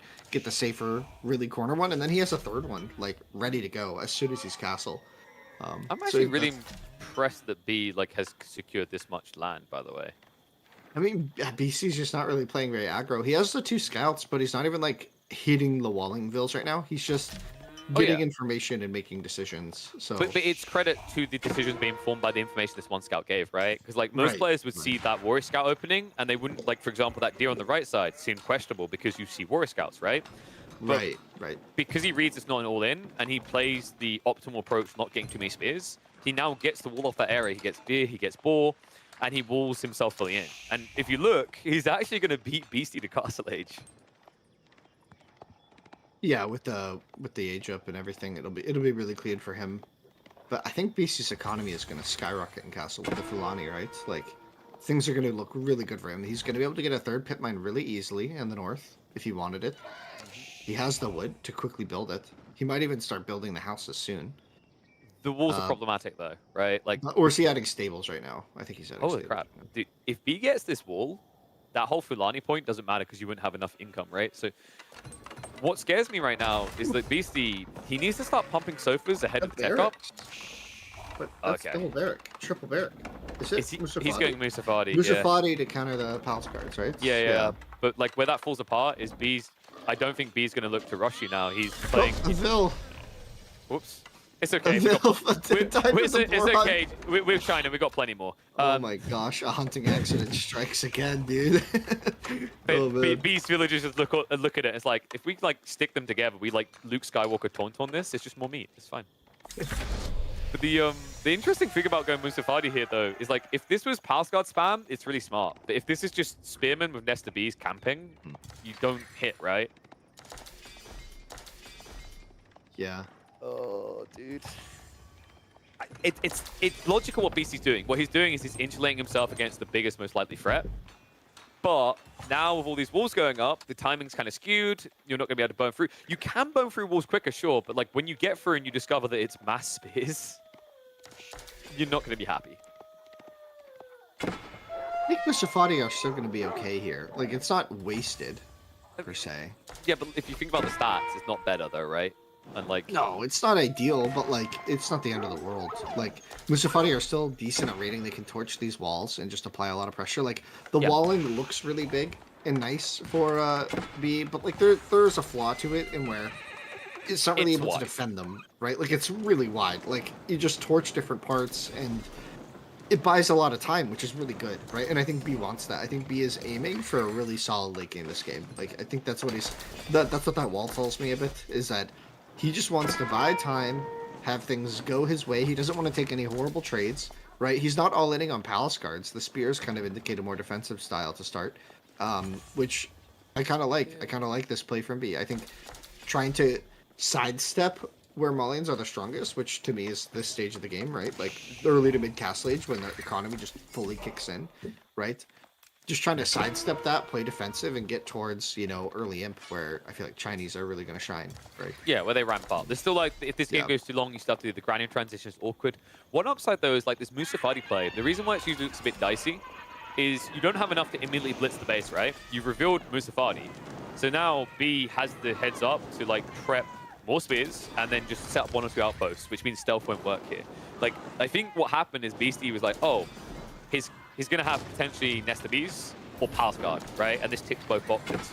But this is like the advantage the wall gives you. It won't keep the Mullions out, but it gives you time and a heads up as to what comp you're facing. Yeah. So now that wall on the right is open, but it looks like B has enough forces there to defend. But the front, no units to defend. Oh, nice target. The official gonna get targeted. He's got the taxes, and everyone's like, "No, keep our money." The official runs back in. He's like, "Haha, idiot! I brought threat." Oh no. What have I done? Oh, what a huge pickup potentially. No, B is playing really, really, really crisp. Nesta B's cover it, right? Like, this is the main army. It was only a small raid force. Wouldn't be surprised if B like adds in a few more walls. There is a breach coming on the left side where he's got deer stack, but remember he's got that secondary wall he set up at the start of the game. Yeah, so 2 layers. You know, BC just gonna turn and fight, try and keep the army away, I guess. Yeah, well, you see what I mean about spears. Here. Like, spears are so good against Muso. But look at this. I mean, but still, spears will die if you fight too long against them. Like, it's not like a great matchup for either one, right? No. Like, but there's a lot of units from BC, right? Like, he's got a lot. But like, once you reach the walls, you've got a full melee comp against crossbows, right? So you just get killed as you try to break. Like, it's just so frustrating where you've got this full melee comp and you're like, okay, walls counter me. And the thing that you got to keep an eye out for is like B gets the 2 or 3 Nesta Bs, he can cover both sides. It's like Beastie, he's trying to climax some pressure, get all the resources off the map, and I think his next goal should be to keep him pinned in while taking sacred sites. Yeah, I think that's what he's gonna do. We saw him really early on in Castle Age build double mosque, and he's been getting the relics. That's already 4 in mosques, right? There is 1 relic in the far south, which seems kind of unattainable for Beastie, but sacred sites are next. I'm telling you, man, like, these spears are actually holding much better than you really ever expect. And while this is happening, we always have to be conscious of the fact that it is Song 2 TC. So, like, yes, Fulani's powerful, but you said it yourself. Like, the longer this turns into limbo, even when he's getting these little extra leads, the game is kind of crawling against him, right? Like, he wants that big fight, but the way this is heading, by the time he gets it, there's going to be enough troops for B to defend Nesta Bs. It just depends on if Beastie's ever to get one of these raids to actually deal damage. It looks like B continues to successfully deter or hold back all these raids and not lose too many vills, right? Beastie, through all this aggression, has only secured 6 villager kills, 7 villager kills. So somewhere he's getting more. But yeah, but like he's got little raiding forces everywhere trying to keep this penned in. Ah, there's your villager kill. So he killed one. Granaries are now on the way. So like this is actually the weakest point of B's game where he could die. Like if BC times this right and shuts the farm down, this is over. Yeah, this is the early to mid Castle Age is where the Malian power spike is really going to come into play. This is where their economy is at its most unhinged compared to other civs, right? So you kind of have to use this timing, especially with China. It's not, you know, Juji, right? Like you don't have this really clean food transition. It is still super expensive. It's just maybe a little bit better in the long run. Yeah, that's the thing. If you reach that true late game, you're much more powerful, which is why Beastie is like, you're kind of playing tempo like a Delhi player now, right? Sacred Sight's locked in. 1 minute's already passed. Unfortunately, by the time he burns through these walls go back up. He's getting the relic. He's going to sack this army for the relic. He doesn't have to. Like, it's already out there. I thought it was to the south more. Okay, wow. Nice. Like, maybe if it was a fast-moving unit, but this is Spearman Crossbow. The wood line on the front is really getting chopped through as well for B, so he's going to have to think about a way to defend this soon. This is looking hard for him. B? But he's moving away right now. This is just giving access to BC, so move comes in, Sophie's charge. But the B is going to be setting up, and the shot's coming in. Spearmans are on the way, though. Here's a clock down Nesta B.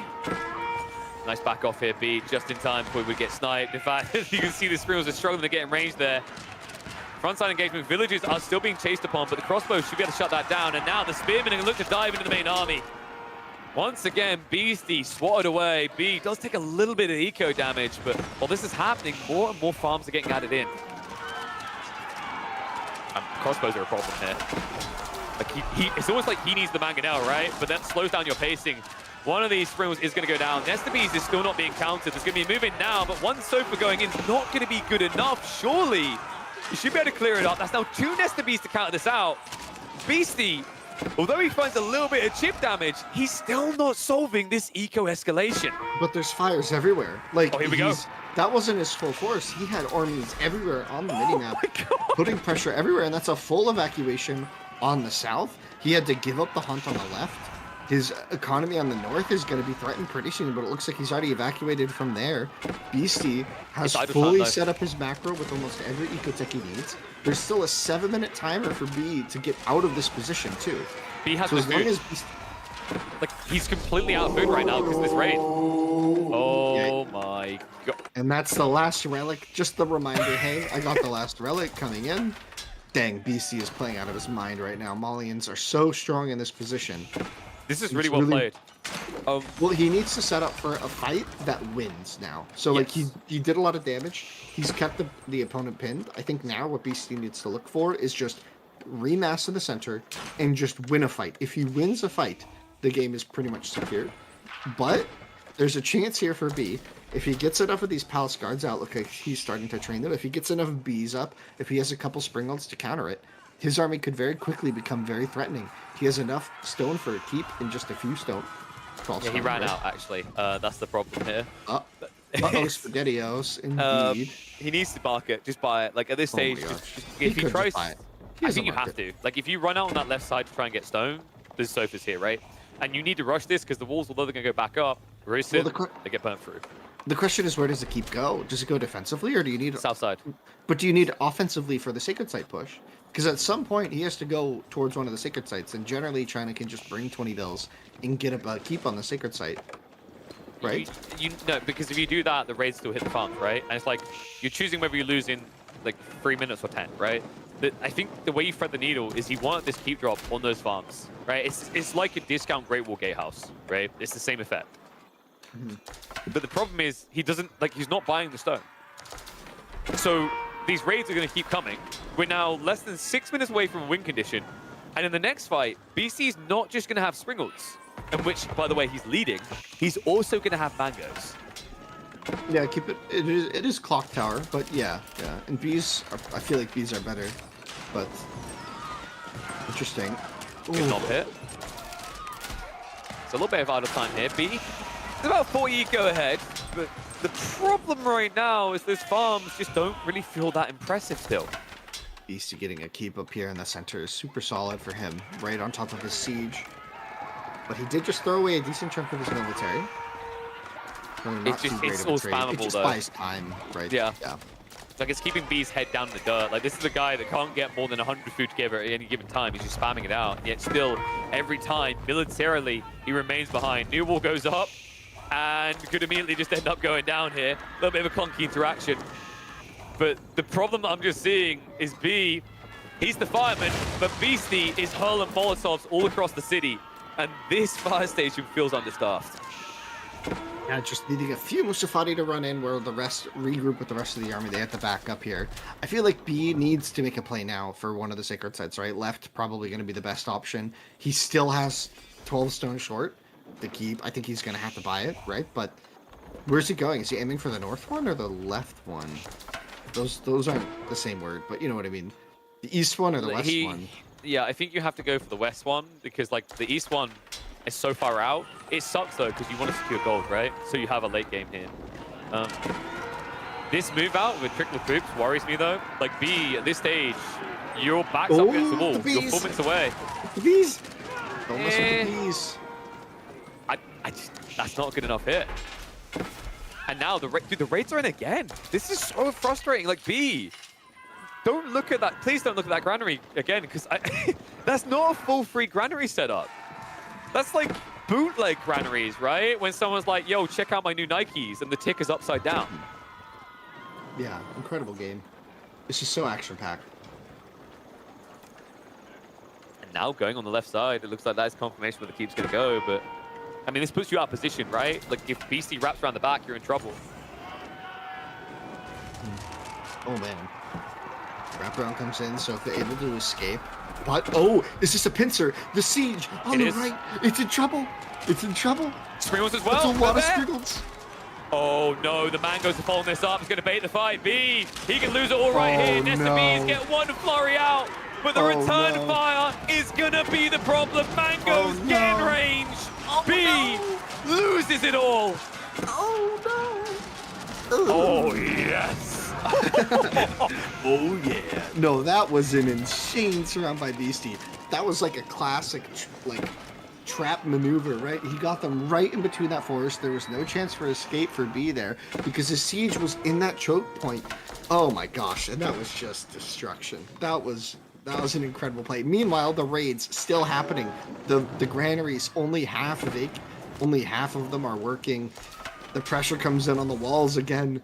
2 minutes remaining on the sacred sites, and it seems like the window for B to hold this game together is quickly falling. He's building trebs, but with what army?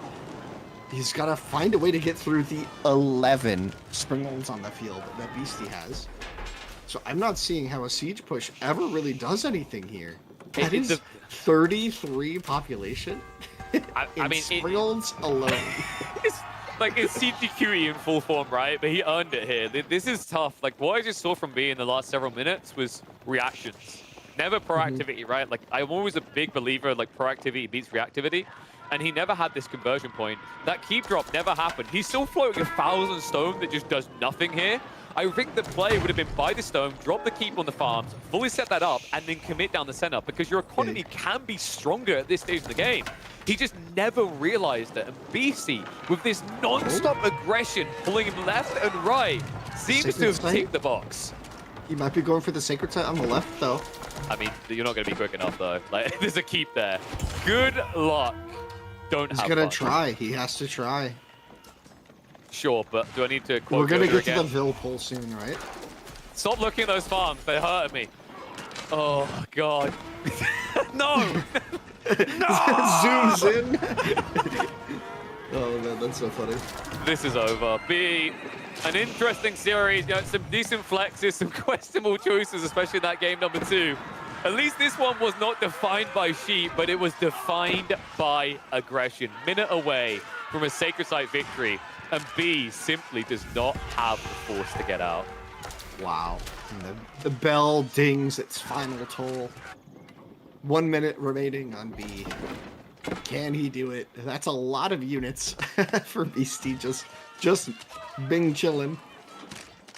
Scott More's coming. It's like the finishing touch, right? Just in case you sneak out. Just in case you send everyone over here.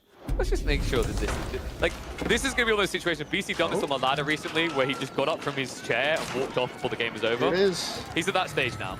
He could just do that. Keep drop on the way. Briefly paused. That keep is not going to go up. That's a spoiler. I can see the future. The keep does not go up.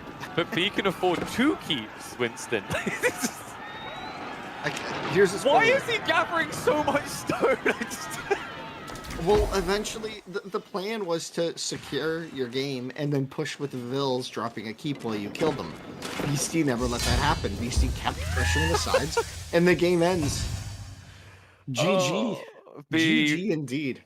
Wow. Ends with what, 2k stone almost in reserve, a keep blueprint that never happens. I mean, you can see that game was scrambled. What a play there, though. Beastie, relentless aggression, right? He just can't ever allow the Chinese eco to fully come online. And I think, like, maybe the thing that could have been different there is a keep drop that at least allowed B to focus on one thing, because it was like watching a dog with 15 people whistling at him, right? Like his head is just tilting left and right, but he's never able to react to what Beastie is doing in all locations.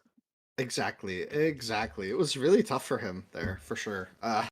Really, really rough. I mean, we thought, like, we knew going into it that the timing was going to be rough, right, for China. There's, like, that mid-game pressure point where Malians get their full setup, and China have to kind of do their song.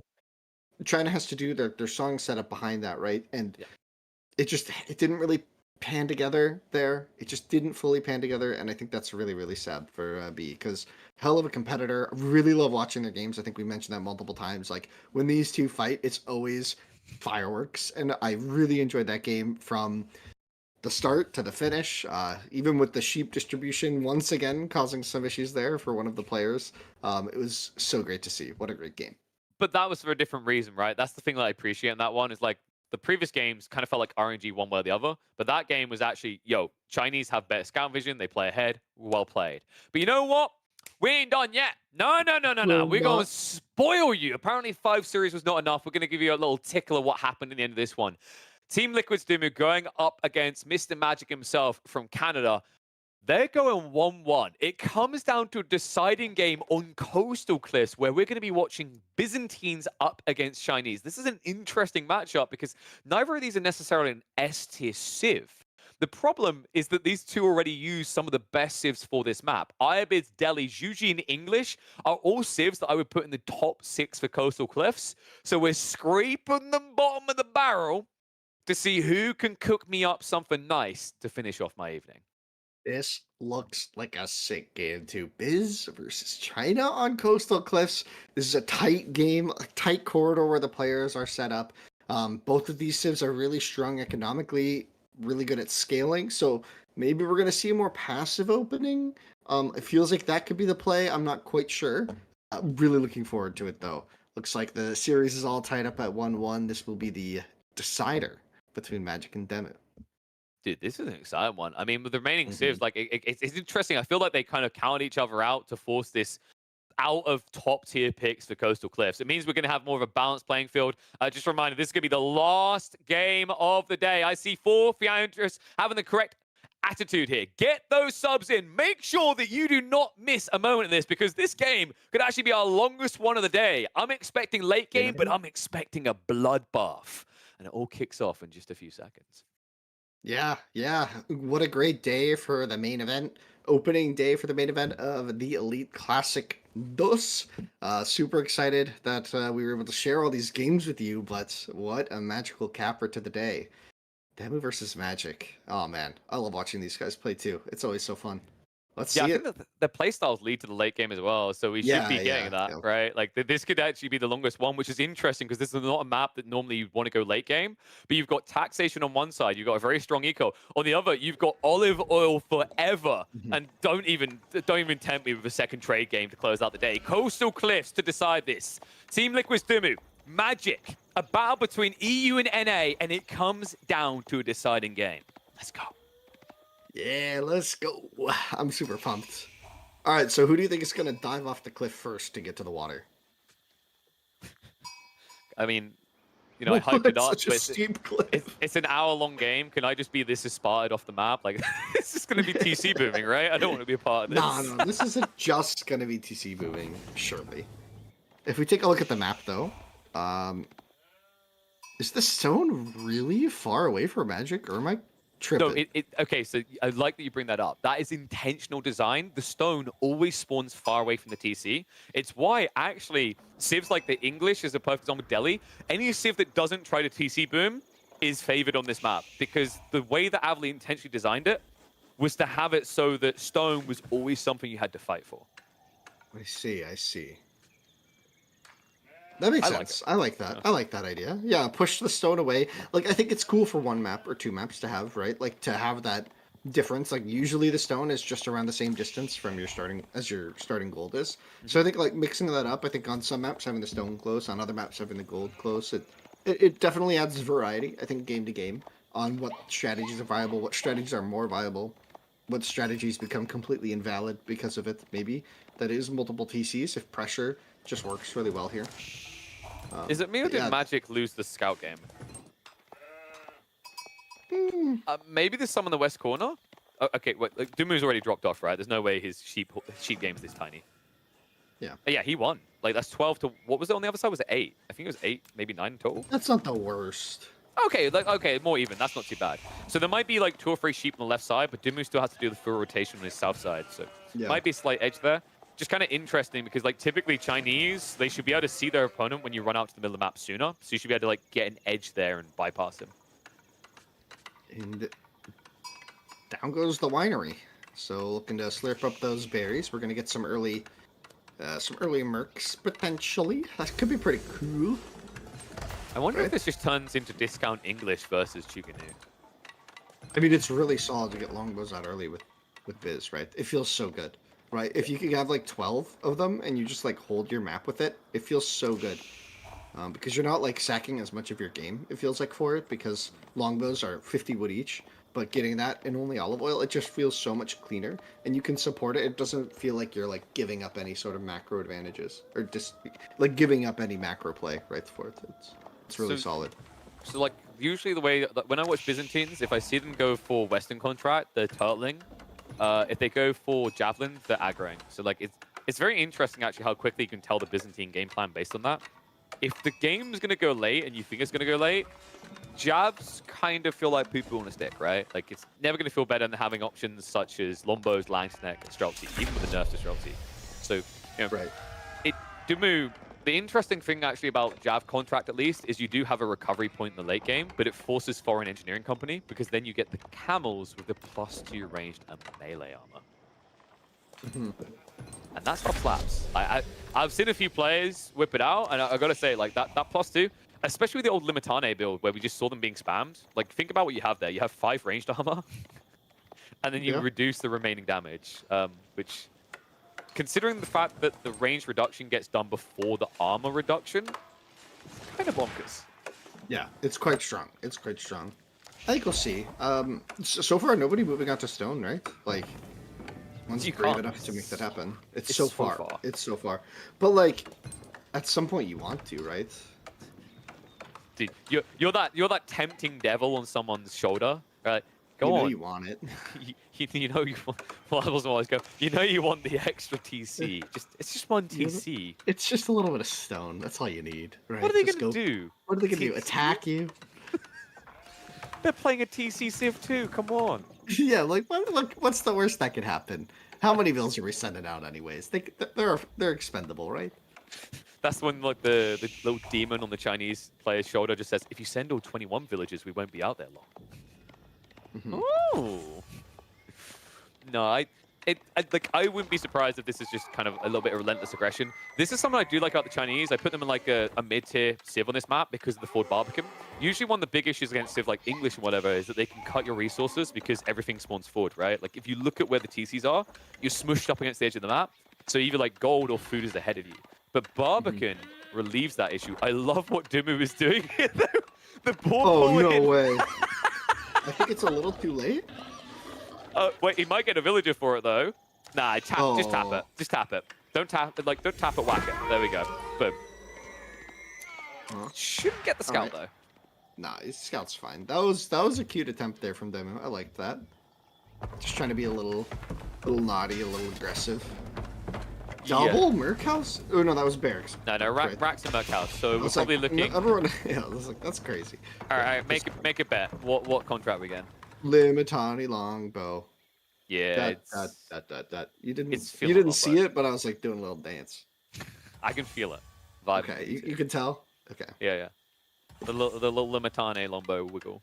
And And border the stone. settlements coming in for biz as well. That's nice. Gets you that extra vision. Lets you know if there's any problems. Wait, Dimmu pulled the scout back because he was worried about the damage, right? He doesn't know about the stone. He doesn't know about the stone. Can we check really his smart for vision? Magic. I don't think he ever saw the stone. Okay, No, did he see scouted it. that. Yeah. He scouted that. But he's not He looking found at his it. stone just now. He's like, oh, there's stone on this map? He's just there, flaming Avalanche. Like, what kind of idiot makes a map with no stone? Oh, it's in the back. He's not gonna go for it though. Right, I don't first think you longbow want to. batch is coming. Yeah, I don't think you want a TC race here. I actually like that he's looking to aggro. Pumba is gonna be pulled in this time willingly by Magic. This is gonna take a while, folks. It's gonna take a long time. I'm pretty sure the scout Does that loses. work? Like, Wait, no, I've never he seen did pull. this before. Please tell me he pulled the scout away. Yeah. Okay, there, he got it Okay, on but now he finally got the Barbican aggro. I love the confidence. I wish I had the confidence of Pumba. The way he sings Hakuna Matata, and also the way that he's willing to just attack a giant castle. I could never be that person. You're saying you could never be a pig? It's probably a good thing. Or a boar? I do like to think I'm quite fun. I see how you interpreted that. Okay, we're getting silly. 6 hours in, we're getting a little silly. The first longbow batch is out, though, and it's coming across the map. 6 Limitani in accompaniment. Going to be traversing the center. Not much to pressure here. Oh, actually, no, the Barbican won't be able to protect that board placement, I think, fully. The Vills will have to garrison, right, against longbows. It's going to be tight. Like, I'm worried about the deer. So it's like long term you have issues. And right Oh, now... oh, he's going on the south side. Okay, this is... I think Magic? Yeah, that's going to have to be an outpost. Because he's like on the edge where he's clubbed some of these sheep. Longbows can actually snipe you. Yeah. The outpost is going to protect him just fine. You can enter into... The fact he's diving with Limitane. Don't you just love shield wall? Wow, that really hurt. Did you see how hard that gunshot hit? I mean, it's still going to lose one, right? Maybe both. Maybe 3. I find something so silly about the fact that while the shield is looking the other way, it still works. That's a good point. That's a ruining really my good immersion, point. man. Your immersion? Is that really good? Okay. Fair enough. You know what I like about Longbow and Limitane? Is if you always shield wall, you're not slowing down the army because Longbows are like old men with walking sticks. Just limp along, don't really move. So what's Dimmu's follow-up play here? It looks like he is going back for the TC now, right? He moved out in the stone. Dude, It's you just go Parasiphon. Okay, interesting. I was wondering if, like, alongside this, you just, like, go free TC? I think slowly. I think he's building it up so that... I think his idea is deal some damage and then make up the rest with the TC play behind it, right? Like, if he could kill that Barbican, that'd be so big for him. But, yeah, 2 TC song is scary, right? Magic is cooking right now. He's exactly where he wants to be. He just only has 1 unit on the field, and that's the starting scout. So... we'll see if he's able to get units out soon. He's going to need to macro into something, because I don't know if an Estabise is going to be enough. He's adding in the barracks now. Okay. Yeah. It's just going to be Palace Guard knobs. I'm not sure one Kara Sachin is going to be quick enough here. Yeah, I thought the Kaiser had to go to the Barbican and deny the boar. It takes too long. Oh, Devin might not know that the boar is in there yet. He might just not have realized. I think it takes too long as well as the problem though. Like it's The Barbican's so tanky, yeah. yeah, it's 5k HP. For one, also keep in mind like arrow fire adds up a lot quicker on Kyro Siphons because their health is lower, right? So instead he says F you tower, I can at least kill that. He has at least added out food, but like as you highlight, with there being boar and deer elsewhere, not too bad for Magic. And that is a very fast clock tower. Whew. Someone put their phone on fast charge. He's just going for the dive though. Shield wall gets the tax man. You have to make this worthwhile. Though. He's going up to housing. Well, he could just stand on the wood now. Yep. And that means no siege, only Palace Guard, which can Palace Guard are work. going to be really good here. Oh, the fire! I like how the fire like whipped around. Oh yeah, it looks funny. sick. I love it when Yeah, you like it go on looks a Marley and pit mine and you just spin like a Beyblade. Indeed. But he's going to get housed here. More Not quite. Lombos are coming in, right? So he can cut It's the a south side village. wood as well. Yeah, if he can cut off the wood in the south, that would be huge. But gonna have to wait for enough Palace Guards. Palace Guards do sacrifice one ranged armor for the move speed, right? So And they it's don't sort of have like, under mesh each, like evoke, right? So like Yeah. that's a smart thing by Dimu. I love oh, what the he's doing, though. village. Yeah. He's keeping him house. It's like it's his goal, right? He doesn't want to get Palace Guard spammed. Palace Guard are going to make the move. Now, Kyro Ciphers have less HP than the Counterpart. They are incredibly squishy. So, really important Limitarnage to keep tanking here. But that And village here's gone. the housing issue. Do the two Palace Guards come out first? No, they don't. That's two Palace Guards about to pop, and now they're not. 30 population space is really hard to play. There's pressure on the Barbican as well. It's ramping up. He's going to idle him out here. So, even if he gets the house, he might have an issue on the food. In fact, he still hasn't built that house yet. Magic. Oh, he's putting him in the stream of fire. I think did he willingly Kyro fall into a Siphon burning doing room its fire, own though? damage here, yeah. Well, he's finally going But- to get dive on it. Dumu is teching up behind this. And credit to him, the eco situation is not too shabby. 55 to 42. Oh, another official dies. Are you kidding me? I The mean, even this value guy. from this man. This has been impressive stuff from Devin here. Magic though, still with a 12 vil lead, and now has his resources in order, right? And now we're going to get crossbows escalating. Like, I actually think that Dumu done enough here. Magic, what he's doing is not sustainable. Like, spamming Palace Guard like this, it's like a Burgrave effect, right? Either win or lose by it. And with the fact we've already got Varangian crossbows set up, with the fact he's played on a deer, he's played on the berries. What's the like, Varangian crossbow? Oh, Varangians and crossbows. Okay. yeah, I was Varangian like, huh? crossbow sounds like a brilliant new unit. We should definitely add That's that. so cool. They have like a shield. No. Where have I seen this before?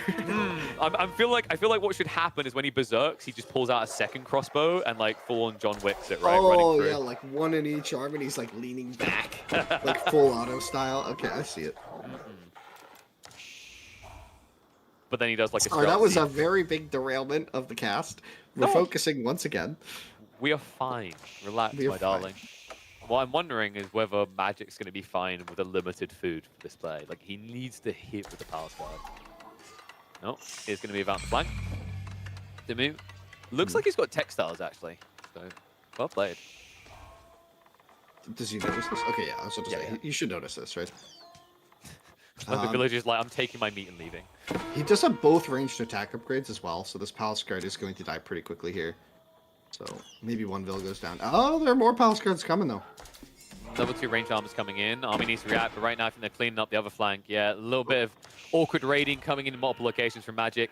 But there's a cut in the center. It looks like instead of cleaning this up and chasing after him, he's going to look to just hit back at the economy of Magic. Mm-hmm. And these Palace Guards are really far from home. I just love the position of this village from Magic. It's like, please, pop cap me again. It's just asking for trouble, right? I like That's the that bait moment where it village. can What you build. don't see are that he had built 2 more villages in the back, just to be sure. Right? If only. If only, yeah. It's like one relic's there. already home, by the way. Second one should at least make it. That one's at least going to be audited out. But these are being dropped in the Grand Winery, which means we should be seeing Lang's next spam coming out. This is such a win I mean, game. it's I a love huge Vil lead for Magic at this stage. Something's gone wrong with Demu's mid game here. Oh, he I only think- on one TC, right? It's one Yeah, TC but he's versus just two. lost a lot too. Like 2 Vils, I guess, is only it, but it just doesn't A feel right. lot. It's a lot. It's a lot. Winston. Idle time, something maybe on the TC. The Vil count feels low, right? I think it's just the power song, right? Like, he done a good job to get the raid in, but if you think about it, fundamentally, the thing he was doing was killing the population scaling. That's what made it look good. So, like, it was more like 16 or 17 villages, maybe 18 villages, not this 10, right? Because, like, you have to think about the villages that were never born. But behind it, you're still 1 TC. So, like, these relics mean the world to Dimmu. Like, that's going to allow what's going to allow him to pump mercs. Langsneck against Palace Guard's a pretty logical solution, especially if you can turn this into, like, a condensed fight. This is just sad to watch. That's the second Monk Bravo to go down. Yeah. Oh, pressure on the gold mine though for Demu. Getting some more Vil kills, so up to 11 Vil kills now. Do we have kite shields? It looks like kite shields on them. Oh, Lanchneck from the Golden Horn Tower. That's Yeah. gonna be nice against the Palace Guards. Like, that's what it's highlighting. Like, you just spam these out because Magic, if you start to pressure him, he can't just counter raid you, right? It has to be a condensed fight because if you send Palace Guard in, but he sends Langsneck in, who's going to lose more villages? It's not even going to be close. Yeah, I don't think he's actively trading these, is he? I think he's still training longbows intentionally, but the Horn Tower, like, randomed into it. That is a lot of Vils just walking. You see that? Isn't that the story of Magic in this game? He doesn't. Oh my god! No. And that's just what they'll do. I was legit about to ask if we were watching this at half speed. One of these days, these Vils are gonna Die of walk old away age. from you. No, Yeah, that's they're a feeling. gonna die. Frank, you're man. moving in. Oh my gosh, B though. 2 Bs. This is maybe a bit bold. One of his units doing Demu with a really awkward micro there. Another official goes down. And the infantry are sacked, so the crossbow mass may escape. So Magic protects the north side, and he's in the middle of a farm transition. This is a really big deal now. Dimmu has some serious issues around gold he needs to fix, because he should be able to pump a lot more Varangian. Magic does, of course, have a gap from eating. You know, he's going on a little bit of a diet, the no-food diet. But that's only temporary, and you can always just supplement with Nest of these.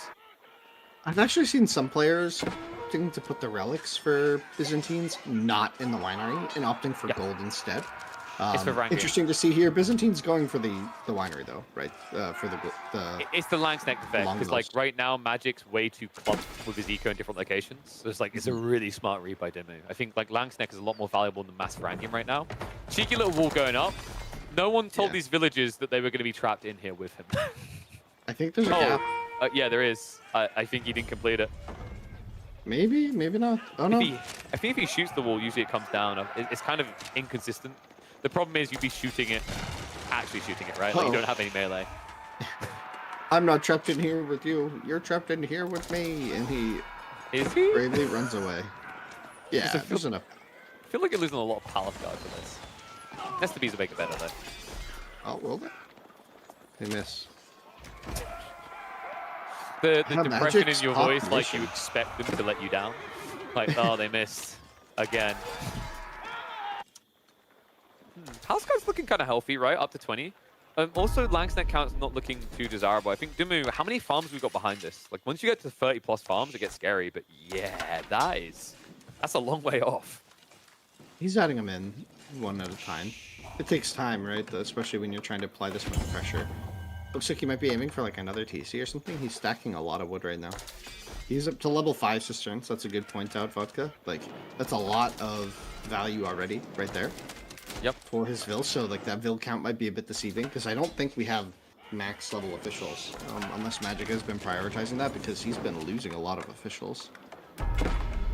He's got the... He's Maybe he's now... been retrained. Oh wait, there's a discount now. He probably just retrained them. We've seen a lot of them die. Like that, he's had to those are expensive to have. Yeah. Triple B though. Triple B in the woods. Don't mess with the bees in the woods. Yeah, but that's Kite Shield's Limitane! Ugh. Whoa. I hate these things, they're so fast. When they charge, they don't slow down. They're going to get around the back, so Nest of Bees are going to be reached. It's not a quick kill, but there's no repair crew here. Oh, wow. Dude, the Lanchneck cleaves there were so huge. And the Palace Guard count is going to go back down to something very low. But the bees are going to stay alive. Yeah, but like I don't think Magic can afford this. Gold, food, it's not a point where you can keep spamming these pass guard, right? And we are talking about like 4 relics, we're talking about olive grove. If you're wondering where that 1,000 wood just went, Dimu is kind of infamous with this. He tends to bulk a lot of wood and then spam farms. So he's probably added in another 15 olive groves. So he's starting to escalate, right? At a scary pace. Yeah. Military Academy coming in now as well. Very solid tech for Biz here in this position where you have so much production already. You can double down and you can make units really, really quickly. Did I mention enough times today how dumb Clock Tower is? Clock Tower is a very strong landmark. That's the diplomatic way of describing it. It's a very strong landmark. And there's the Interesting. You extra built them farms. here. Yeah. Can we see the production buildings for Devin and check on the cistern? Just see, does he have them? Like, does he have the production bonus with? Does he have it all there? Okay, yeah. Yeah. I assume at this level that it's never going to be a mistake, but you know, it's good to double check, see that they're actually building it like that. Which with this food income is big, because like Limitane is Yeah. actually the better answer. You Limitane crossbow, because like the Palace Guard, you'd think they'd just then dive and attack the Limitane or go off the crossbows, but they're going to have to defend the Nest of Bees, right? And although Limitane don't kill it quickly, we saw how quickly they can get on top of it. That's the problem.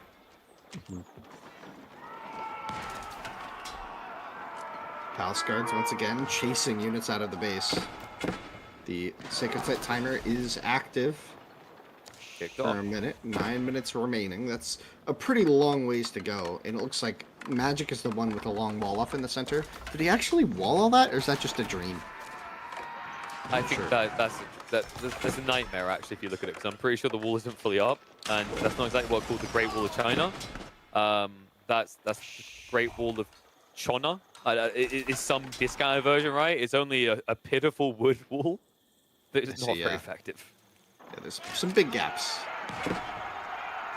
Some large gaps in the wall there. Debu could be considering Imp soon, honestly.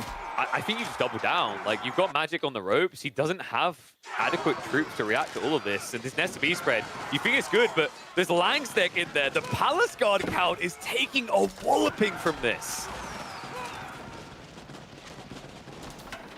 The entire army for Biz there is demolished, though. But pressure on the north once again. Did he misclick?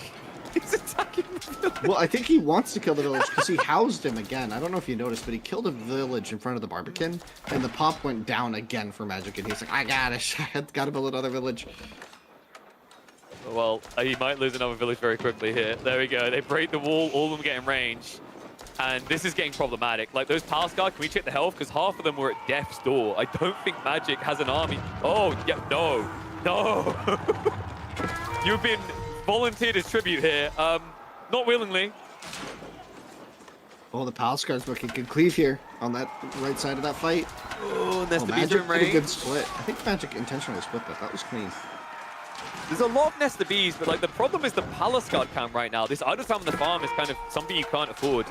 Well, Demu's Dimu. intent to just run the units in at the vills. Like, Yeah. keeping Magic in his base like this is really solid.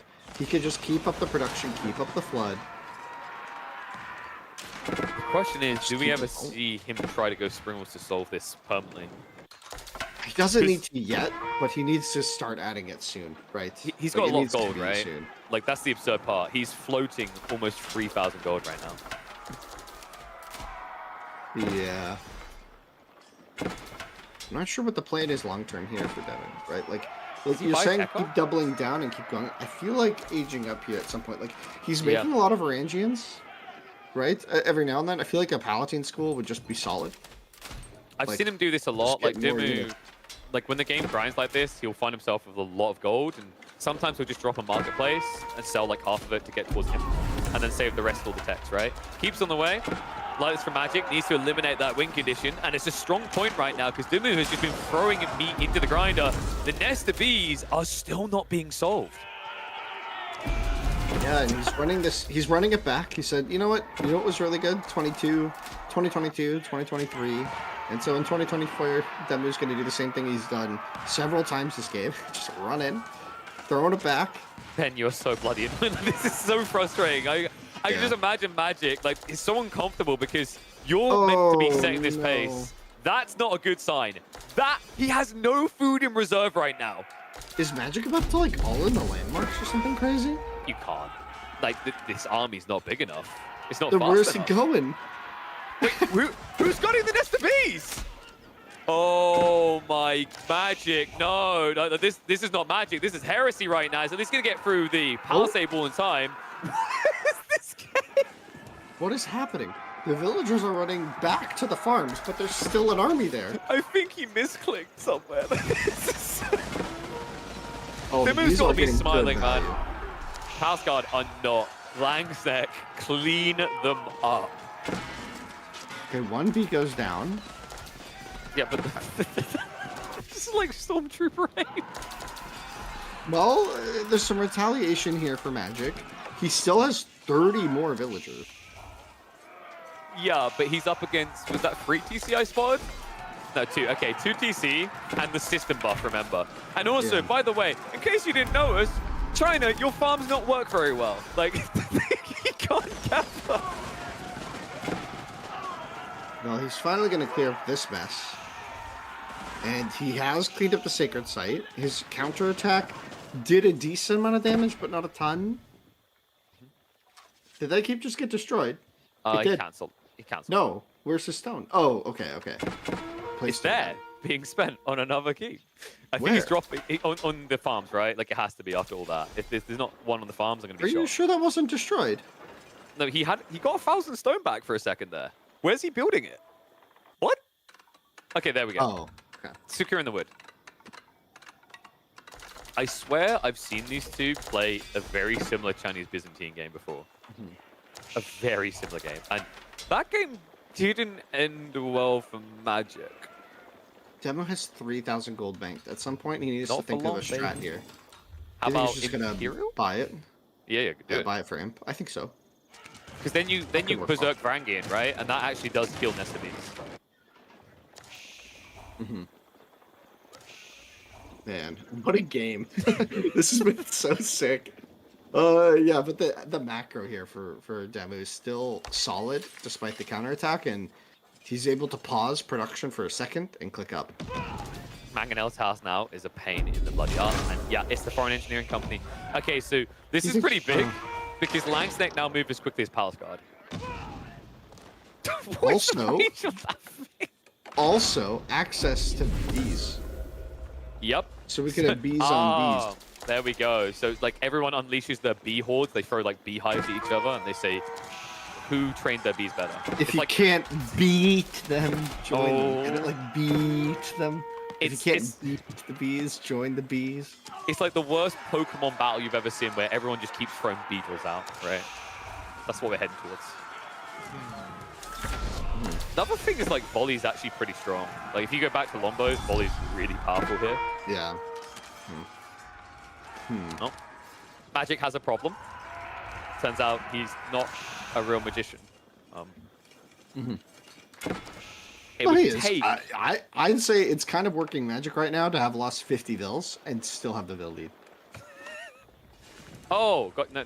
So, Winston, that's not magic. That's just that's encouraged breeding, right? That's a weird way to frame it. I don't like that direction you've It's taken with this what? It's a lot. situation. It's like you're like, hey, we'll give you like we'll give you I like like benefits to have a kid. There you go. That's what it is. And then I was like, woohoo, kitty boom. That's basically Chinese in a nutshell, isn't it? Song Dynasty, 15 seconds, and non-stop spamming eco into their death. So now Demu going for all of his techs, trying to catch up. Looks like going to be Varangian's going to be the first thing. A cannon is going to be the unit of choice here to deal with the... He never even built a keep, though, on that southern secret site, did he? Oh, no, on the north He side built of on the the secret north. site, there's a keep, right? Yeah, so... maybe Imagine that's if where he's Dumu gonna wants bring the cannon. trade. No, I'm not. I can't. Berserk is coming through. This At least game that's isn't out of going the way. to trade, no way. I don't think Magic's going to survive 4 more minutes. Yeah, this timing here, Demu's gonna hit pop, but Magic is popped as well. It's gonna come down to these nested bees. If they get off a deadly volley, I mean, like, Lynch decks and Varangians can only survive so many volleys of bees before they collapse, and 8 is enough to kill, right? So it depends on the positioning, it depends on just the whole shape of the fight. If Demu can get an ideal setup, he'll be okay. if Magic can get an ideal setup, I think he could wipe a lot of what Demu has. I just love with these his lang Siege connects Mass. here. Like, here, pass me your sword. And then one duct tape it together to actually reach these guys. Like, you feel teased. You're like, come on. We should just be able to murder them. So he's going to push him away.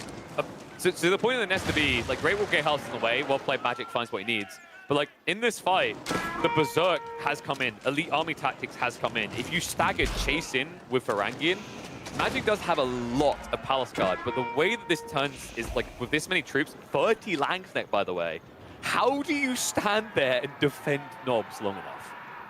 Yeah, especially now that they're elite, right? I think they should be elite. They're so fast. Like, remember, Foreign Engineering Company gives you the extra movement speed. So it goes in the cleave! Nesta Beast with the flurry out, but the spread's not looking pretty. Second wave coming in. Spreads the line, but they're already dead. It's going to be a breakthrough onto the siege here. Magic, Tech Cup will complete, but also the game is going to complete. Demu, this is just too much. Wow. Can we just talk about the micro from Demu there? That was disgustingly good. Like the way, like it's subtle, right? And it's not very obvious at first glance, but like the way that he maneuvered the troops to take very minimal losses while dealing a ton of damage with his own spread. That was sick. That was really, really cool. And I thought Magic could maybe take a better fight than that, but I think I was wrong about the bees there. I thought they would do better. It just did not work. I think Demu showed why. That was impressive stuff. It's the spread, right? Like the flurry began, but because the staggered formation, the Nesta Bees didn't concentrate fire. So like the Langsneck died, sure, but like each of them get one slice out. Elite Langsneck, right? That's like 20 damage going through in a cleave. That's enough to clean it up. And like the sad reality is when you play mass Nesta Bees, you can't spread, right? You have to hold. And it's just used against them, like hoisted on your own petard situations. And now Magic, like sure, it's got 3k food income, but now we enter the phase of the game where you're the one being dosed. And the difference is that the damage that Demu can do with Varangian to your economy, even for China, is irreparable. Look at the mill count. Look, Demu has more bees than Magic has military. Magic's like, arm the people. In terms of population, right? Yeah. What the heck? These Varangian, like every time I look, they're berserked again. Good God. Now the cannon makes its way over here. The Barbican's down. This keep is down. Wow. That was quite the turn. That fight was fireworks, man. That was so cool to watch. It's timings, right? Like, Demu, this is the way he comfortably likes to play. Like, we talked about that goal for a while. It was still stockpiled up to the point that after he teched up, he could afford Varangian upgrade, Berserk, Elite Army Tactics, and he waited for that specific timing to pounce. When he does, like, even when Magic gets up, even if he rushes Palace Guard upgrade, he doesn't have Elite Army Tactics. He doesn't even have Battle Harden to then escalate that further. And now, what? He's a minute away from Army Tactics? With 7 Palace Guard, it's just, even the Great Wall Gatehouse can't protect you from what's coming anymore. Sick game. I wonder how the rest of this series went, like, because it was interesting that they stripped each other the strong picks on this map. And I love the way that Byzantines, even after the nerfs, even after like people like, you know, other Limitani still the kings, no. The Lionsneck are instead GG 2-1. Demu takes it. What an incredible game. What an incredible day of series we had today, KP. What? Just, oh man, that game was so fun to watch. It was a little wild in the mid game. I thought Demu maybe was giving away a bit too much with the eco throws, right? He was just throwing in units, and it looked like for a moment Magic had a bit of positioning, but my gosh, did Demu come striking back with that military in Imp. What I love is, like, throughout this game, Demu just kind of looked at the timing. He knew it was going to be, like, the fast castle, and it's probably getting Palace Guard. And I could just almost hear his voice going, oh, no, you don't, right? Like, he just beat him to it and didn't stop. That was just absolutely beautiful for him. I think that the Kara Siphon, like, we question it. It's like, this is not someone that usually gets value, but, you know, if your opponent's trying to Zerg you, the issue is population, right? And he just kept targeting down every building to keep him in check. Just fantastic game by Benny to round out that series. Absolute stuff. Absolute stuff. That's not even a phrase. Absolutely great stuff, indeed. Oh man, dude, I can't believe it's over. I kind of want I want more games. Oof. Do we Wanna have go? any brackets to We should observe? check that. Let's see how we're looking. Let's take a look here. Of course, Mr. Chad Lord at the top. Puppy Paw, really impressive today, only dropping Wow, a Puppy. single game. Louis did Wow. lose in the end. Who was that against? Because like that's a curious one to me. So like Numadon, Rough, Recon, that one looks a bit brutal to me. So we were looking for Puppy Paw beat Louis 2-1.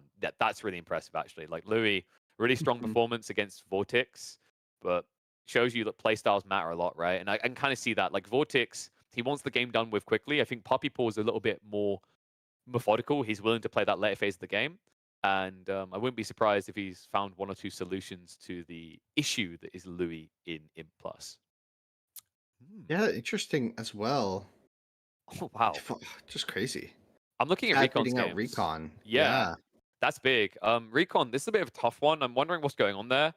I haven't seen Recon on the game recently, so I'm wondering if he had enough time to practice or if he's just been on Smurfs. The other thing we have to remember is like there are a few players here that did play a lot of Stormgate. Recon is one of them. For anyone who like follows Stormgate, there was a rank 29th and 30th account called Stacy.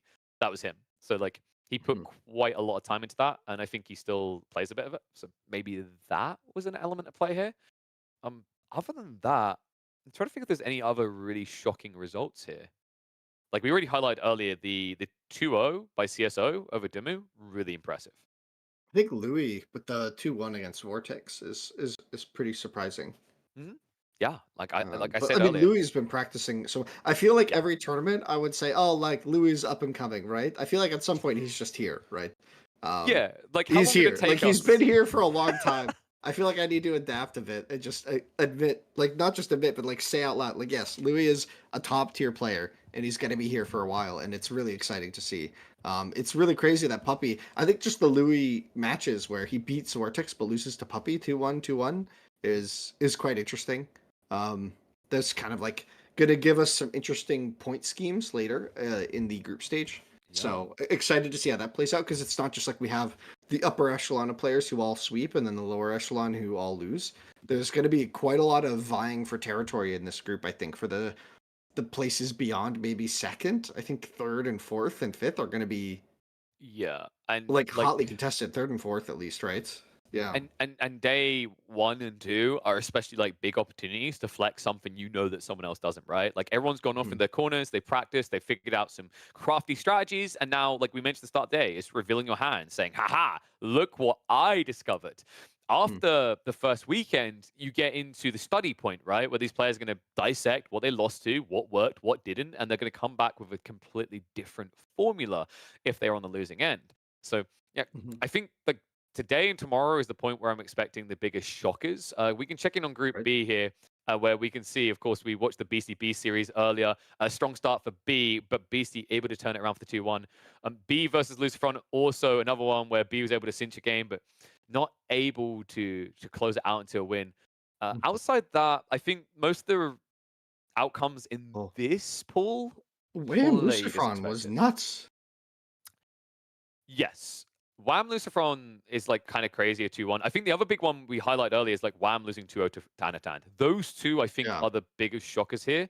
Everything else we can kind of see going the way it went, right? Like 2-1s between Killjardy Alyona, Avali, and Anojad. I mean, this is the interesting thing. At the end of day 1, who would have had those two sitting at the top of the group? It's really impressive. Yeah. I mean, we'll see how it plays out with like more opponents, right? But yeah, really, really cool. And That's so neat. I think Group B is playing more series tomorrow, right? Because we saw. Yeah, I think it's 2 today for them, 3 tomorrow, and it was 3 today for them, and 2 tomorrow for A. Yeah. I think that's how it goes in my head. I don't know if that's true. All right, so exciting times ahead. Guys, if you didn't realize, that's just day 1. Like, if you saw people lose, you're like, oh, I love X. Why is B losing the series? Don't worry, it's group stage. It's round robin, right? Old robin. As fair as can be, right? You get your own opportunity against every single opponent. So if you're meant to make it to the playoffs, this is the best way to like give yourself a chance. So plenty more action to come. But we are done for today.